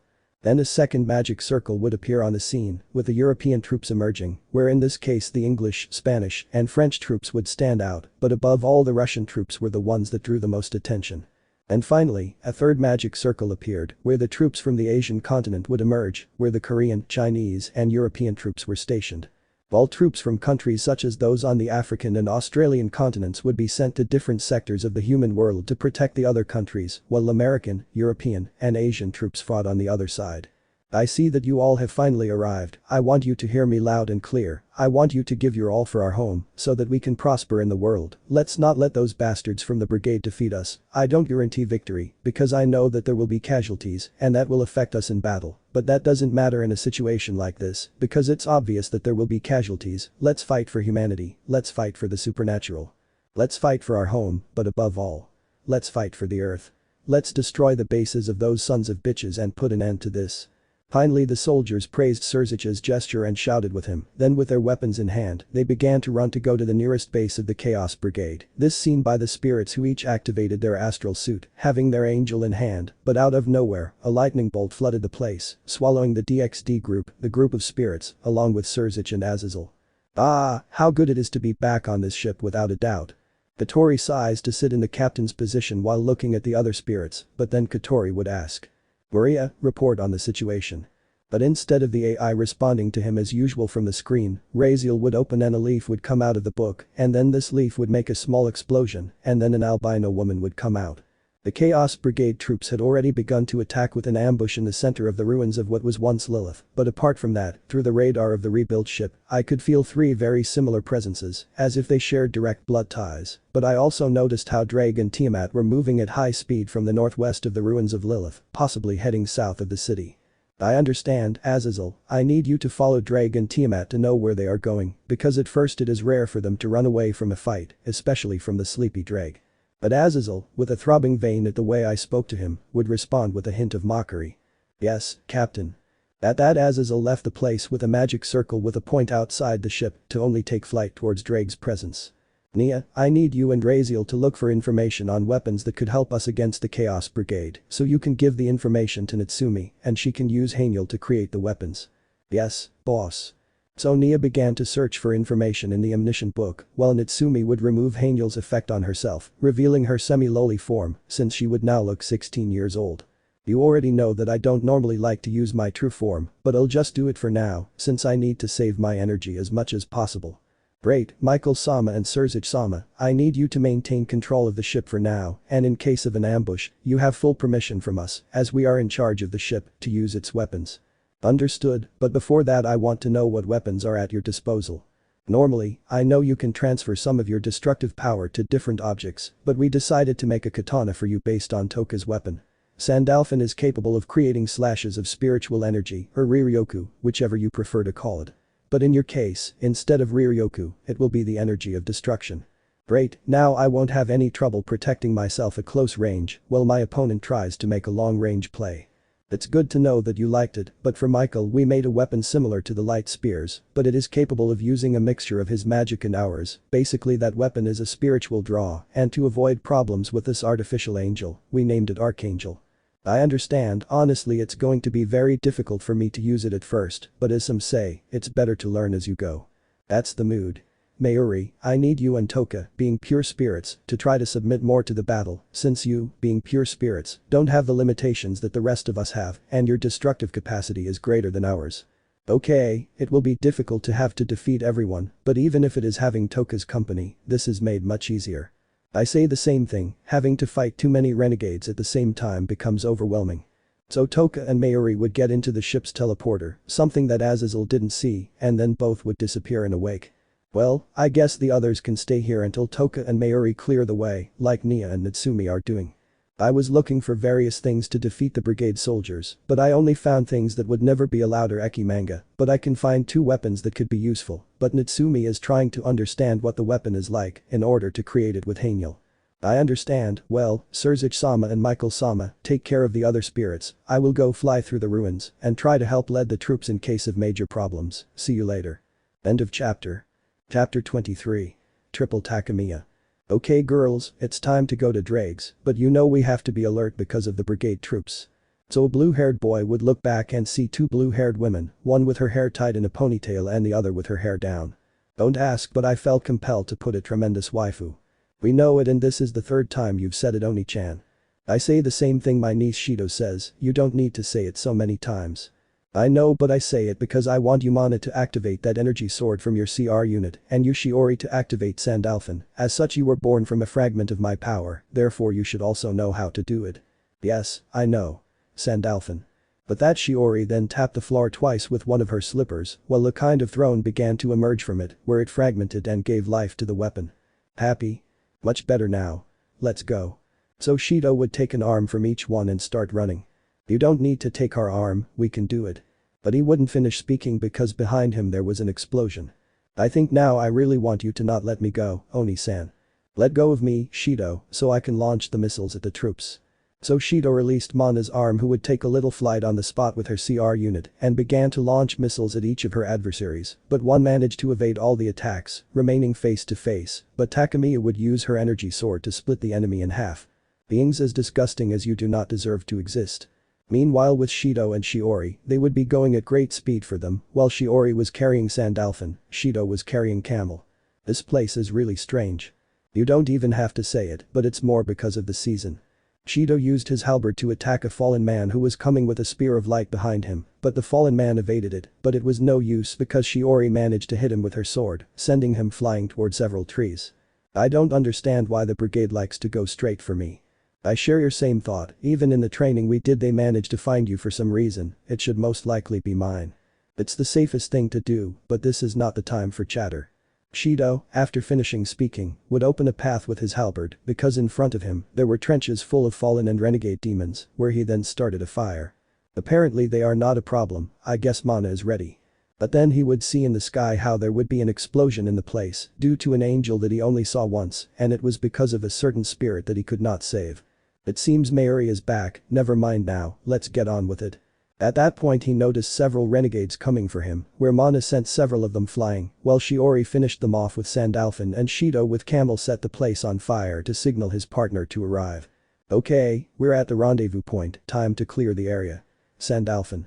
Shido would change his angel to start fighting with Toka's angel, while more waves of enemies came towards them, but it was of little use because Shido was attacking non-stop, but Shiori changed her angel of Gabriel to start giving improvements to Shido and Mana, while the adult was receiving the improvement she was also fighting with several enemies, but out of nowhere, a sword hits her and leaves a wound on her back.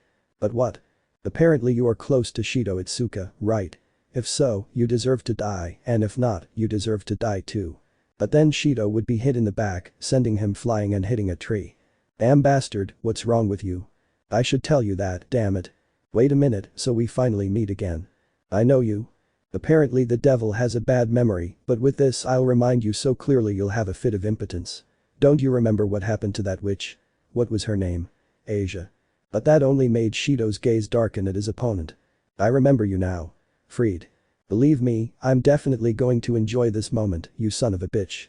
But before the madman could continue speaking, Shido, with Sandalphon in hand, would begin to create energy slashes, while his opponent would begin to move around the stage of the fight to dodge, but Shido would not stay with his arms crossed, because he would create a slash of energy with enough charge towards a direction where Freed would intend to go, where he with his sword would try to stab Shido, but he would take the edge of the sword with the gauntlet, which he had quickly summoned. What were you trying to do, you filthy vermin? Shido would say with a great tone of repudiation towards his adversary and then kick him in the stomach, causing the albino to hit a tree. Shido seeing how the albino received a second blow, he quickly summoned Ascalon to go against his enemy, having both Sandalphon and Ascalon in each hand, where the blue-haired man made his first move, where with Ascalon, he would create a normal slash that was answered by Freed, but he could not do more, because Shido with Sandalphon quickly attacked him with the brute force that the weapon reflected, thus causing the madman to retreat a few meters. It seems you are not the useless person you were when we last faced each other. The reason is obvious. Well, you believed yourself to be the absolute law, searching for people who supposedly ruined their faith. I set out to train to protect my people who have complete faith in me. Well, what an irony, because the faction's plan was triggered because you never showed up and they couldn't just stand idly by. But a setback like that doesn't mean they've completely lost their faith, just a little, while other people have it intact. So Shido would throw himself into combat again, but now every thrust he made with his sword was answered perfectly by the albino. I must admit that you are still the same useless person, since you are still not giving me any major worries in this fight, and the worst part is that I am a human. And who said I was having a hard time defeating you? I'm just keeping things a little more fun while my aunt gets back on her feet. Yeah. Then why doesn't that bitch come up to me and shut me up? But he couldn't quite finish his sentence because a slash from an energy weapon would have completely pierced his heart. Once and for all. Freed would say, sentencing his sentence in a soft and weak way, this because the albino was so focused on Shido. Maybe the expense got to your tongue. The voice would say that it was not Shido's, but Mana's, who would be the one responsible for Freed's death. Have you finished with all of them? That's right. But why did you play along so much? Oni-san asked me the same thing. I just wanted to see if that shameless man's outburst of anger would spill some key information, but apparently nothing. This fight was just a waste of time. Well, it's time to move on. Alright. It would be the response of the other two blue-haired women who followed Shido, who had already begun to mobilize. End of chapter. What has happened? This part will be more of a summary, since I really want to skip this and get to the long-awaited final battle of this fic to finish it once and for all. At the time that Shido, accompanied by Shiori and Mana, the dragon with Tiamat, would tell him all the information that the leaders of each faction would have provided him, where the main combat that was taking place for a change was in the Gremory territories, this due to the great important status of this clan. This was how the five headed there, where they eliminated each of the soldiers they found along the way, until finally being able to visualize the Gremory mansion. Where he also noticed in the flight that Radidiskra was in operation again, something that for him was nostalgic, but he could not get carried away by the moment. Upon arriving at the place, he noticed how two people were fighting barehanded. These were none other than the Lucifuge brothers, Euclid Lucifuge and Grayfia Lucifuge, but Shido will intervene, eliminating once and for all the person who so frightened the Lucifer leader couple. This provided him with information on how each attack the factions were making against the brigade was organized, but in more detail, unlike Drake. Quickly Shido, along with the other five because Grayfia joined them, would mobilize towards the capital of the underworld named Lilith, where he noticed how Mayuri and Toka were joining forces to create large-scale attacks, while the other spirits were fighting with some smaller platoons of the brigade. He would separate from the group to go directly to where Toka and Mayuri were, but he noticed how something appeared out of nowhere and absorbed Toka and Mayuri, but he would quickly get into whatever had absorbed the two pure spirits, but when he noticed what the place was like that absorbed them, something became clear, and that was not good. A large withered tree was what denoted the place, a clean grey color, but Shido, seeing how Toka and Mayuri stood up to fight, he was not going to be left behind and would go to them, to the surprise of both, and would get into a combat position, but there he noticed two people a few steps away from them. These people were Risiv and Lucifer. Why? Mio Takamiya. Chapter 25. Being two again. The atmosphere in the small world that had formed was tense. On the part of the spirits present, they would be surprised to see the blue-haired man, while on the part of the representatives of the Chaos Brigade, Mio would be with a neutral look and empty eyes, while Risivan, finally making his first face-to-face appearance, would be with a smile that gave a very bad feeling. I thought Itsuka Shido wasn't coming, but it seems I was wrong. Risivan was the one who would start trying to start a conversation, but Shido would not respond. Instead, he would summon the boosted gear and Sandalphon, while his previously brown eyes now had a shiny touch with a color close to vanilla. The day you die, dirty demon. Shido would quickly go at maximum speed with a weapon in hand, heading towards Risivan, who would not take Shido's action into account, something that was excellent for him, since Mio, even with that lost and neutral look, intervened in his attack, where he almost hit the albino. Shido, seeing how Mio acted like that, quickly jumped back, getting close to the spirits. This is certainly very bad. You don't even need to say it, we would need Kagaya and Yuzuru to appear here to do that and help us. I know, but we can't get out of here. You can do it, Mayuri. Shido would say to intervene in the conversation between Mayuri and Toka, who would see the hybrid. With the destructive ability that Karubiel possesses, you can create fissures in the neighboring world that allow you to escape to the real world. It will be complicated, but you can. If so, Mayuri, do it, Shido, and I will give you time to do it. Okay, I'll try not to take too long. Wow, what a touching family conversation. It's a shame we won't be able to complete his plan. List Toka. Do. So let's show that spirits have no limits. Charge your power to the limit. So Shido, still with the boosted gear and Sandalphon in possession, along with Toka who would summon Sandalphon, got into a combat position, while Mayuri turned her back on them, showing her majestic wings similar to those of an angel. By the way, Toka 10. So Shido from the boosted gear would take out a kind of Saphira crystal that automatically entered Toka through her chest. She is surprised to see her armor, and Sandalphon began to change, having a new appearance. This is it. That's right, it's like a kind of Saphira crystal based on Ain Soph. It seems you didn't waste all that time when you left. It's time to start this over and get our mother back. And we will do it, Toka, I assure you. Then come to me and let's begin to battle. Spirits. Risavan would shout, then Shido and Toka would take flight, both carrying their weapons, to attack Risavan and try to neutralize Mio to avoid crossfire. While Mayuri would summon Gabriel to begin creating the cracks in the neighboring world to escape towards reality. Shido would go at full speed, but Mio got in the way, but Toka would quickly take her and deflect her, so Shido would take advantage to go quickly and create an energy slash that Risavan would repel with his arm. "You're very slow." Risavan quickly made his hands light up with a kind of flames where he quickly went to attack Shido, so the blue-haired man began to dodge the Lucifer's blows, which he could barely dodge. Shido quickly managed to make his way to land a direct blow to the face, but when he hit him, he didn't notice something deforming, thus causing the blow that was supposed to go to Risavan, never to arrive. "What?" Shido said with pain, because although for him, the blow was to Risavan in the face, Shido was the one who felt it on his face, more specifically in the eye, although luckily it was only the blow and not a major wound.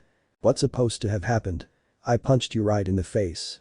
You don't understand, you're in my domain, here I can use everything to my advantage, or well, everywhere I can use everything to my advantage." "What are you talking about?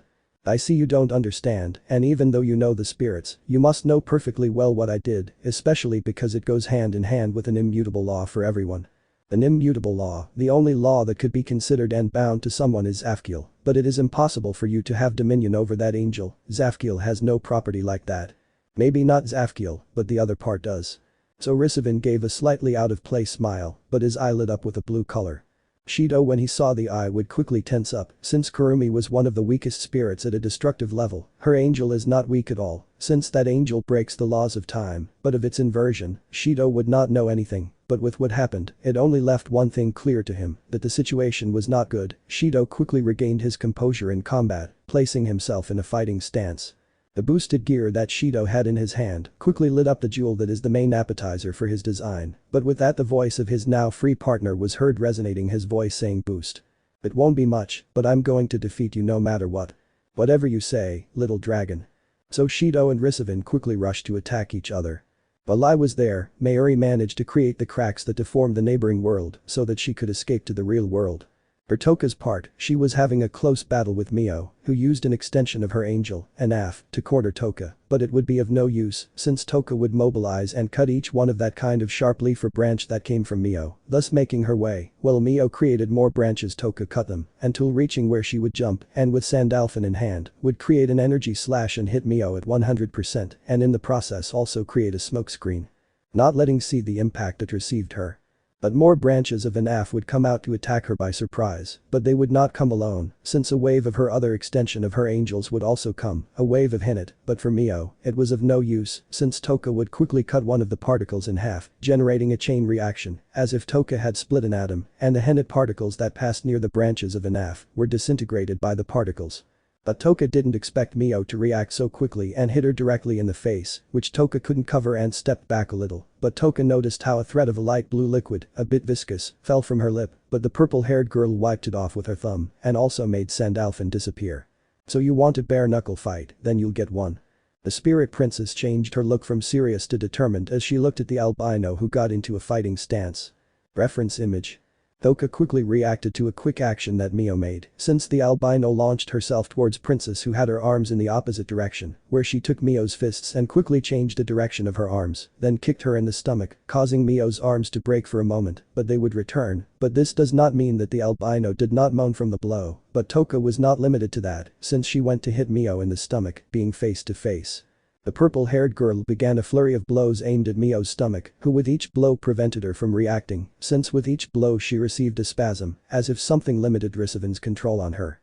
Toka, after doing that flurry of blows to her stomach, would quickly land a stronger blow to her stomach, but this was with the intention of sending her flying, since after that the spirit princess did a hammer blow to send her back to the ground, causing a crater in the ground. Mio reacted and grabbed her face, then with both hands, she grabbed her entire head as she began to whisper, but Toka noticed how she also shed tears, but from a moment she began to feel a great aura of energy coming from Mio. "Shut up. I didn't want this. I never wanted this. I just wanted to get back with him." Toka had to stop Mio in one way or another, because the energy she gave off was erratic and could have consequences, both for her, Shido or even the real world. So Toka would quickly summon her angel, but also her armor with its new appearance would take on a golden color, and Sandalphon would not be left behind either, since he would also take on that golden color. Reference image. Toka would quickly create a slash of energy directed at Mio, which would be a cyan color, but this one would be different since it would be very bright, and when it came into contact with Mio, she would quickly be turning into energy, but it would not fade away, but it only been divided into two masses of Ryoku in its purest state. Where am I? An albino would ask, looking at a completely dark place, completely puzzled, but she barely heard footsteps since it sounded as if the person's feet were bare. The real question is, why are we here? The albino quickly turned around to look at the owner, or rather the owner of that voice, being completely surprised to see who it belonged to. Impossible, you must no longer exist, there must no longer be a trace of you when we are complete. I think you're misunderstanding things. We're both one and the same, so it doesn't matter if I get back together with you or separate from you, I'll still exist. Better stop all your blathering and get to the point. Rein. The point I'm getting at is that we need to separate. Mio wouldn't know what to say if another me, so to speak, would be asking her to separate again, something she no longer wanted, since for Mio, there were no more reasons to do so, but for Rein, she saw something that she didn't. I see you still don't understand. Rein would say, with her usual neutral tone, looking at her other self. Just answer me something, do you want it with a no? Mio would ask, looking at Rein. I'd be lying if I said no, but that's not the reason I'm here. Mio would remain silent waiting for Rein to speak. The reason I'm here is to free us from him, we've been prisoners of that demon for 2 months, and now is our chance thanks to Toka. We have made serious mistakes in our lives, and we are both capable of fixing them. It is time for us to be the mothers the spirits needed, and we were not there 100%. It is time to be able to help the person we love with all our being to save this world. But above all, it is time to learn from what we have experienced, and the only way to live and learn is to be apart in order to undo the control. But what good will it do if that bastard used control magic in our Ryoku, now it would be like controlling 2 and not 1. You're wrong about that. He's the only one in control of that merged body, and it's time to ruin his plans. Mio would only put on a slight smile, noticing how Rein would shake her hand, and Mio would take it. Ain't off. The space that seemed to be a great dark abyss would begin to take on color and life, but there would also be a tree in the background that would begin to take on a shiny white color. It's time to redeem myself from all the mistakes I've made, it's time for me to stop using my power to bring about destruction I don't want, it's time to use this power to bring about the peace I've always longed for. Mio would say, looking at Rein for a moment, then shifting her gaze to the giant white tree that had regained color and life. Mio and Rein would raise their hands as they watched the sky of that replica of the neighboring world begin to crack, while they both said at the same time. It's time to live and learn. End of chapter 25. Chapter 26. Return to the origin. In the environment of the neighboring world, Toka would look at the massive energy that had been divided and would begin to gather in a single point. Toka already knew what it meant, then she took flight going towards Shido, who was still fighting with Risavin hand to hand, but Risavin had the advantage, but noticed how his reverse spirit powers were beginning to diminish. Toka would quickly take Shido at maximum speed and with Sandalphon with his golden appearance, would try to create a crack in the place, but it was impossible. Let me take care of it, Toka. Shido would point his hand forward, where he would call the angel Kerubiel, where something giant would begin to form in the place, which then hit the floor and would create a large crack in the site. Spirit and Spirit Dragon would quickly come out through the crack which closed quickly after Shido and Toka left, but both did not stop and continued on their course, where they then noticed how several Alliance soldiers and also Drake, Tiamat, Mana, Shiori and Mayuri were escaping from the place, so that later a loud bang was heard coming from them, but that caused everyone to increase the pace. What the hell happened, Shido? Mana would quickly ask, having managed to get close enough to try to start a conversation. That was a space quake, but it's weird, they shouldn't see new spirits anymore. That wasn't a new Shido spirit. Toka would say to gain the attention of Shido and Mana, but also Shiori, Mayuri, Drake and Tiamat who also approached. Isn't it a new one? Did someone get involved? Don't say nonsense, Shido, there was only you and me in the neighboring world, there was only one spirit apart from us. So you say that Mio caused that? Most likely, for now, we have to regroup with the others. So let's walk. Mayuri would say, who with her majestic wings, would take a great boost of speed, while Shido, Toka, Drake, Tiamat and Mana only saw that she was heading to a ship, Radadiskr. Knave de Radadiskr. Quickly several people would arrive at the place, most of them being spirits, but the faction leaders also arrived at the place. Azazel, where the epicenter was. Azazel would sit in one of the different seats on the ship to view the information on the computer in front of him. Apparently he was almost reaching Lilith from the west, around the territory of the dragons. Shit, looks like we'll have to deal with Tannin too. But that's not the important thing, it's strange that there's a spacequake now, and even more so here. We know the Katori, but I think there can only be one option for it. I know, but if that's the case, things are going to get pretty ugly. By the way, Nia, there's a camera on the ship pointing towards where the epicenter was. Nia would link her computer with the ship's main screen, where she saw how suddenly Shido and Toka came out of nowhere through a crack, and then an explosion would occur. Shido, it seems you're back. The Tori would say in a low voice, showing a small smile. It seems things are going in our favor, Miguel. You managed to locate the sacred gear of Albion before it finds a new host. It was complicated, but I managed it, and by the way, I found her all badly hurt. He said and then walked towards a stretcher that was in the middle of the ship's corridor, but then the Gremory and Sitri entourage would arrive at the place. Brother, what happened? We saw a huge explosion coming towards us, and I decided to locate you so I could go to you. According to what Katori said, it was what they call a space quake. I see, the situation is quite bad. But then the new people present turned around to see the person lying on the stretcher, what an albino would call her. Wani-san. But the girl wouldn't answer. Apparently she had a fight that left her in a coma. At first, I thought about leaving her there, but obviously I couldn't do that, being the Archangel Michael, and also because I'm an angel. It's my idea, but you wanted to be egotistical. See it as you will, but the point is that I brought her. By the way, Itsuka Katori, according to what they told us about her angels, Camel had healing abilities, right? That's right, but Camel can't wake someone up from a coma. The only thing he could do is heal physical wounds. I think Miku would be more appropriate for that. If I remember correctly, her angel is able to relieve pain with her singing. You're not wrong about that, Katori-chan, but what about Kurumi's Afkiel? She can rewind her body, right? Or she could also speed it up. Afkiel has the capabilities to do so, but rewinding his body could lead to something bad, although I'm curious to try it. But would I need someone's permission? That's not right, Kaneko-san. Kurumi would ask while looking at the albino loli. Please try, maybe I don't have the best relationship with her, but I don't want to see her die or see her in this state, even more so knowing that she's my only family. You are a very good person, Kaneko-san. Yoshinin would say what Yoshino would nod to what the puppet said. By the way, I think we're straying from what's important in the serious area. Itsumi would say while looking at the ship's screen.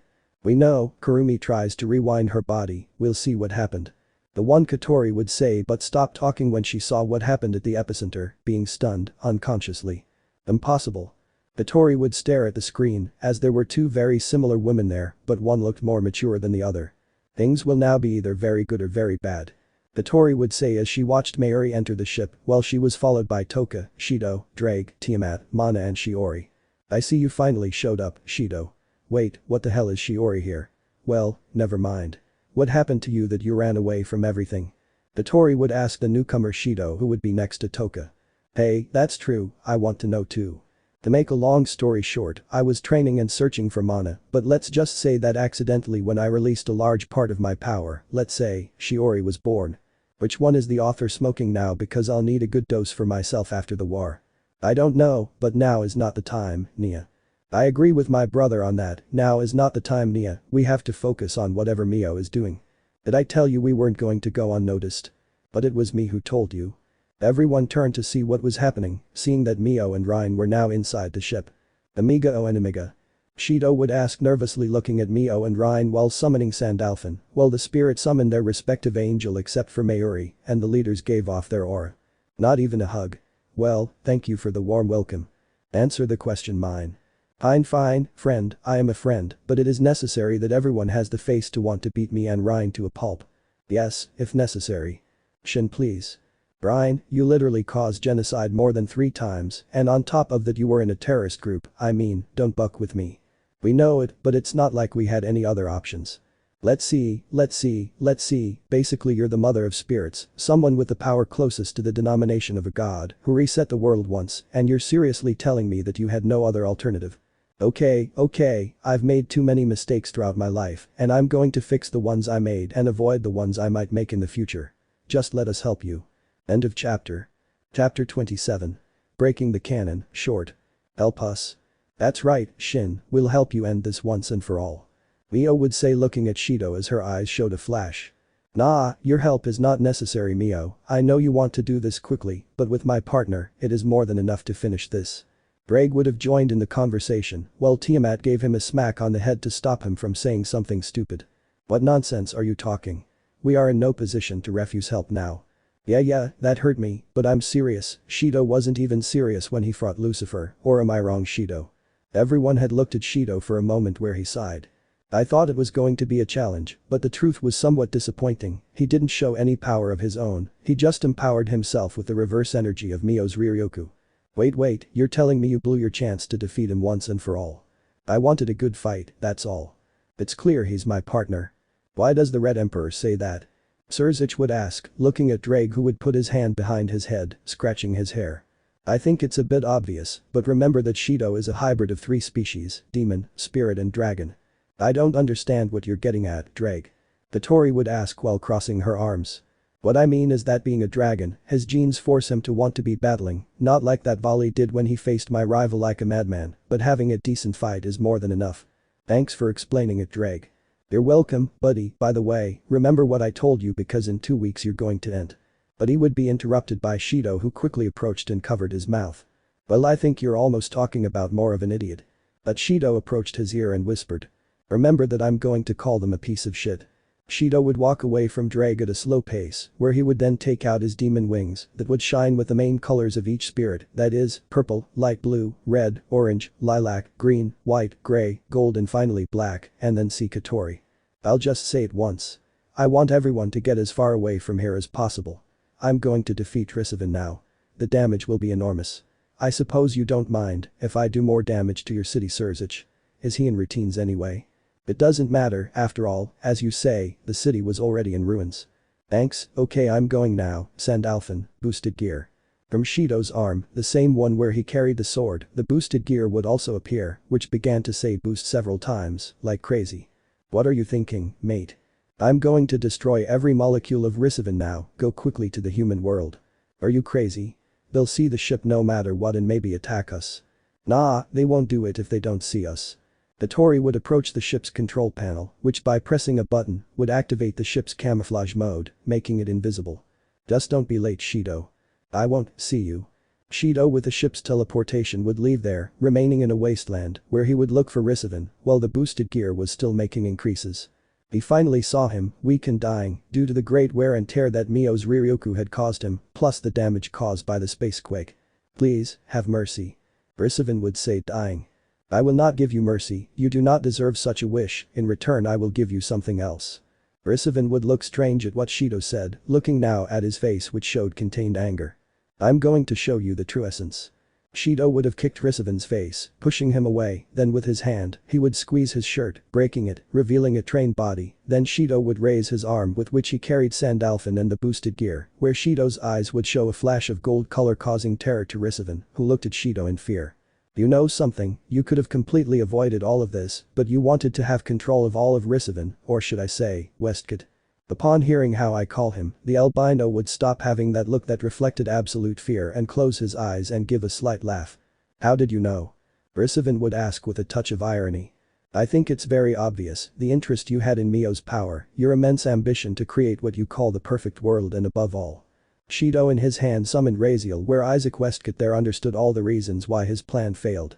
Raziel allowed me to see what you did to avoid your destruction in the last line, the one you yourself killed, by wanting to create your perfect world with a spiritual formula, and with mine, by having her as an enemy of both your side and mine. Wow, I'm definitely having a hard time admitting it, but I think I totally underestimated you, Itsuka. Shido would not respond, and with the boosted gear thanks to the increases he would use his ability transfer to pass all those increases to Sandalphon, and with his wings he would take flight. Shido being at a considerable height and with some distance, would take Sandalphon with both hands, where now Shido would do the following. Halvanhalev. Sandalphon's appearance would begin to change completely, and Isaac Westcott would be terrified by the great power that Shido was releasing, both from his supernatural side and his spiritual side. Shido with Sandalphon transformed into Halvanhalev would raise the weapon to the sky, giving an image of absolute power to his enemy. Shido would stop raising the weapon to create a gigantic energy slash where Isaac Westcott was, causing a gigantic explosion in the place, where the entire underworld would be destroyed, thanks to Shido with his attack. End of the penultimate chapter. Chapter 28. A Different Route, Epilogue. 1 year later. It had been a long time since Shido had defeated and eliminated Risivan Lucifer, or his true identity, Isaac Westcott, where Shido, thanks to the power of Toki Atagami and his faithful friend and companion Drake. But obviously with the passage of time several things had happened, one of them being that Shido also decided to spend time with the women of the occult club, which he had unintentionally avoided in the past, this because he had gone to train, which had blossomed in them, the same feeling that the spirits had for Shido. Also Shido for his performance had ascended to demon of a new category even higher than the supreme class, but lower than the Mau class, where Shido created his group with pieces different from the evil pieces, since these were blessed with the name of spirits guardian or guardian spirits, where Shido had reincarnated Toka as his queen piece, Mukuro and Katori as his knights, Kurumi and Origami as his bishops, and Yoshino, Kagaya, Yuzuru, Miku, Natsumi, Nia, Mayuri and last, but not least Mio. She has the most bucking broken entourage. Kaneko also learned the truth of her sister's actions and decided to forgive her. Shido would also be the king of the raiding game for obvious reasons, but he also met the rest of the factions, which would be the Asgardian faction, Yakai, along with another immense list of other factions of different religions and beliefs. But not everything was happiness, since with the passage of time Shido fulfilled the purpose of why he returned to Kuoh, and that was to face his past from when he was still called Issei Hyoudou, that past that tormented him so much. At the request of his sister on behalf of the Hyoudou, he asked him to do it, and Shido had no choice but to do it. At first the surprise was immense to see their son whom they had not seen for more than a decade, where they quickly hugged him and began to apologize for all the evil they caused to him, where Shido, thanks to his maturity that he had already achieved, decided to forgive his old parents, since although he no longer considers them his parents, it did not mean that he held a grudge against them. Shido also began to meet with Mio to understand the reason for his actions, and the main one was that Shido could fulfill the promise that Shinji Takamiya made, which was to show him the world, where Shido would accept. Ryan began to try to be closer to Shido, to try to fulfill the mother role that she never had with him, and with the passage of time she had already achieved it. Another thing he did was recover time with his sister Asara, where over time they both managed to revive that sibling bond. But the most important thing is that Shido, apart from entering university at the age of 19, also married spirits and also women from the occult club. Having a number of 17 wives, where the wedding was held in the underworld, but it does not mean that the rest of the factions were not invited, since the faction of the fallen angels, heaven, Asgardian, etc., were witnessing the wedding, where the father would be the Archangel Michael, where Lords Hyoudou and Itsuka would also be, where his children revealed the truth to him, and where Katori also told him about the previous timeline that was destroyed and why they could not remember Shido. But let's get back to the present because today is a special day. June 3, 2025. Today was the birthday of someone important, the birthday of the Spirit Sealer, the old pawn of the Gremory house, the savior of the biblical factions, but more importantly and as it should be, the birthday of Shido Itsuka, formerly Issei Hyoudou. Toka, I'm telling you, you don't need to cover my eyes, I'm already 20 years old. Don't say stupid things, Shido, no matter how old you are, it's a tradition for everyone. I know, but I could hit myself with something. Calm down, trust me. Toka would be covering Shido's eyes with a blindfold while they were in the blue-haired boy's room in the house near the coast. I'll do it right. That's how I like it and that's it, I've already put the bandage on, now let's go. Toka would take his hand to begin guiding him, where she lowered Shido to the first floor with too much care, where for a change, Shido almost stepped wrong, if it weren't for the fact that Toka just managed to grab him. But finally, when we went down to the first floor, the lights would be off, but we could see small fragments of a birthday decoration, thanks to the little light reflection there was in the place. Toka would finally take the blindfold off Shido, but she would tell him. Don't open your eyes yet. Toka went to where there was a switch that when pressed turned on the light in the place. Happy birthday. Several people shouted, among them all, there were the spirits, those of the Gremory entourage, the three leaders of the biblical factions, Kuroka who accompanied her sister, Drake was also there with Tiamat, his sister Asara, but there was also Tenka. Oh guys, you shouldn't have. What nonsense you're talking, Shido, you're one of the most important people for those here, and the most important for us. I would say Natsumi who was in her real form, but had already grown quite a bit. I say the same to Shido-san, it's his birthday and we couldn't miss it. Ishino would now respond, who no longer held Yoshinin in one of his hands. Yeah, it's not that big a deal, but thanks anyway. Toka would now hug Shido from behind, while Shido let himself be hugged. We couldn't not celebrate your birthday, we owe you so much, Shido, especially me. You don't owe me anything, Toka. I finally kept the promise I made you that day. Remember? Of course, apart from leaving me with that beautiful moment between the two of us, I also remember how Origami shot you. Toka would say with her arms crossed. I heard that. Origami would enter the conversation with a little anger, but then put on her neutral face to see what Toka would do. The bullet, perhaps you wanted to ensure his death. Did you feel anger? Or hatred? He was bleeding, begging for mercy, and you shot him. Neither of them would say anything until. DFFF, ha ha ha ha ha. This definitely brings back memories.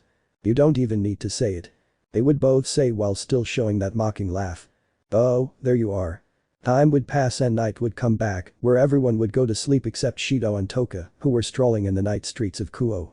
And tell me, are you happy with how things have gone since, the old timeline was destroyed? Toka would ask, looking curiously at Shido waiting for his answer. Clearly, this has certainly been a big change in our different ways, just as if it had been a different route.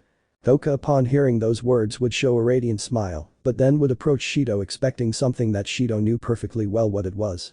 Shido had joined his lips with Toka showing an unbreakable pure love. That kiss had lasted minutes, where Shido and Toka showed nothing else, only an infinite love for the one who would accompany him for life.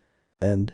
Let me know in the comments below if you guys want the next part. Also check out my other video that has been shown and left. Thank you for watching. If you enjoyed this video please like and share this video. And have a fantastic day. Bye.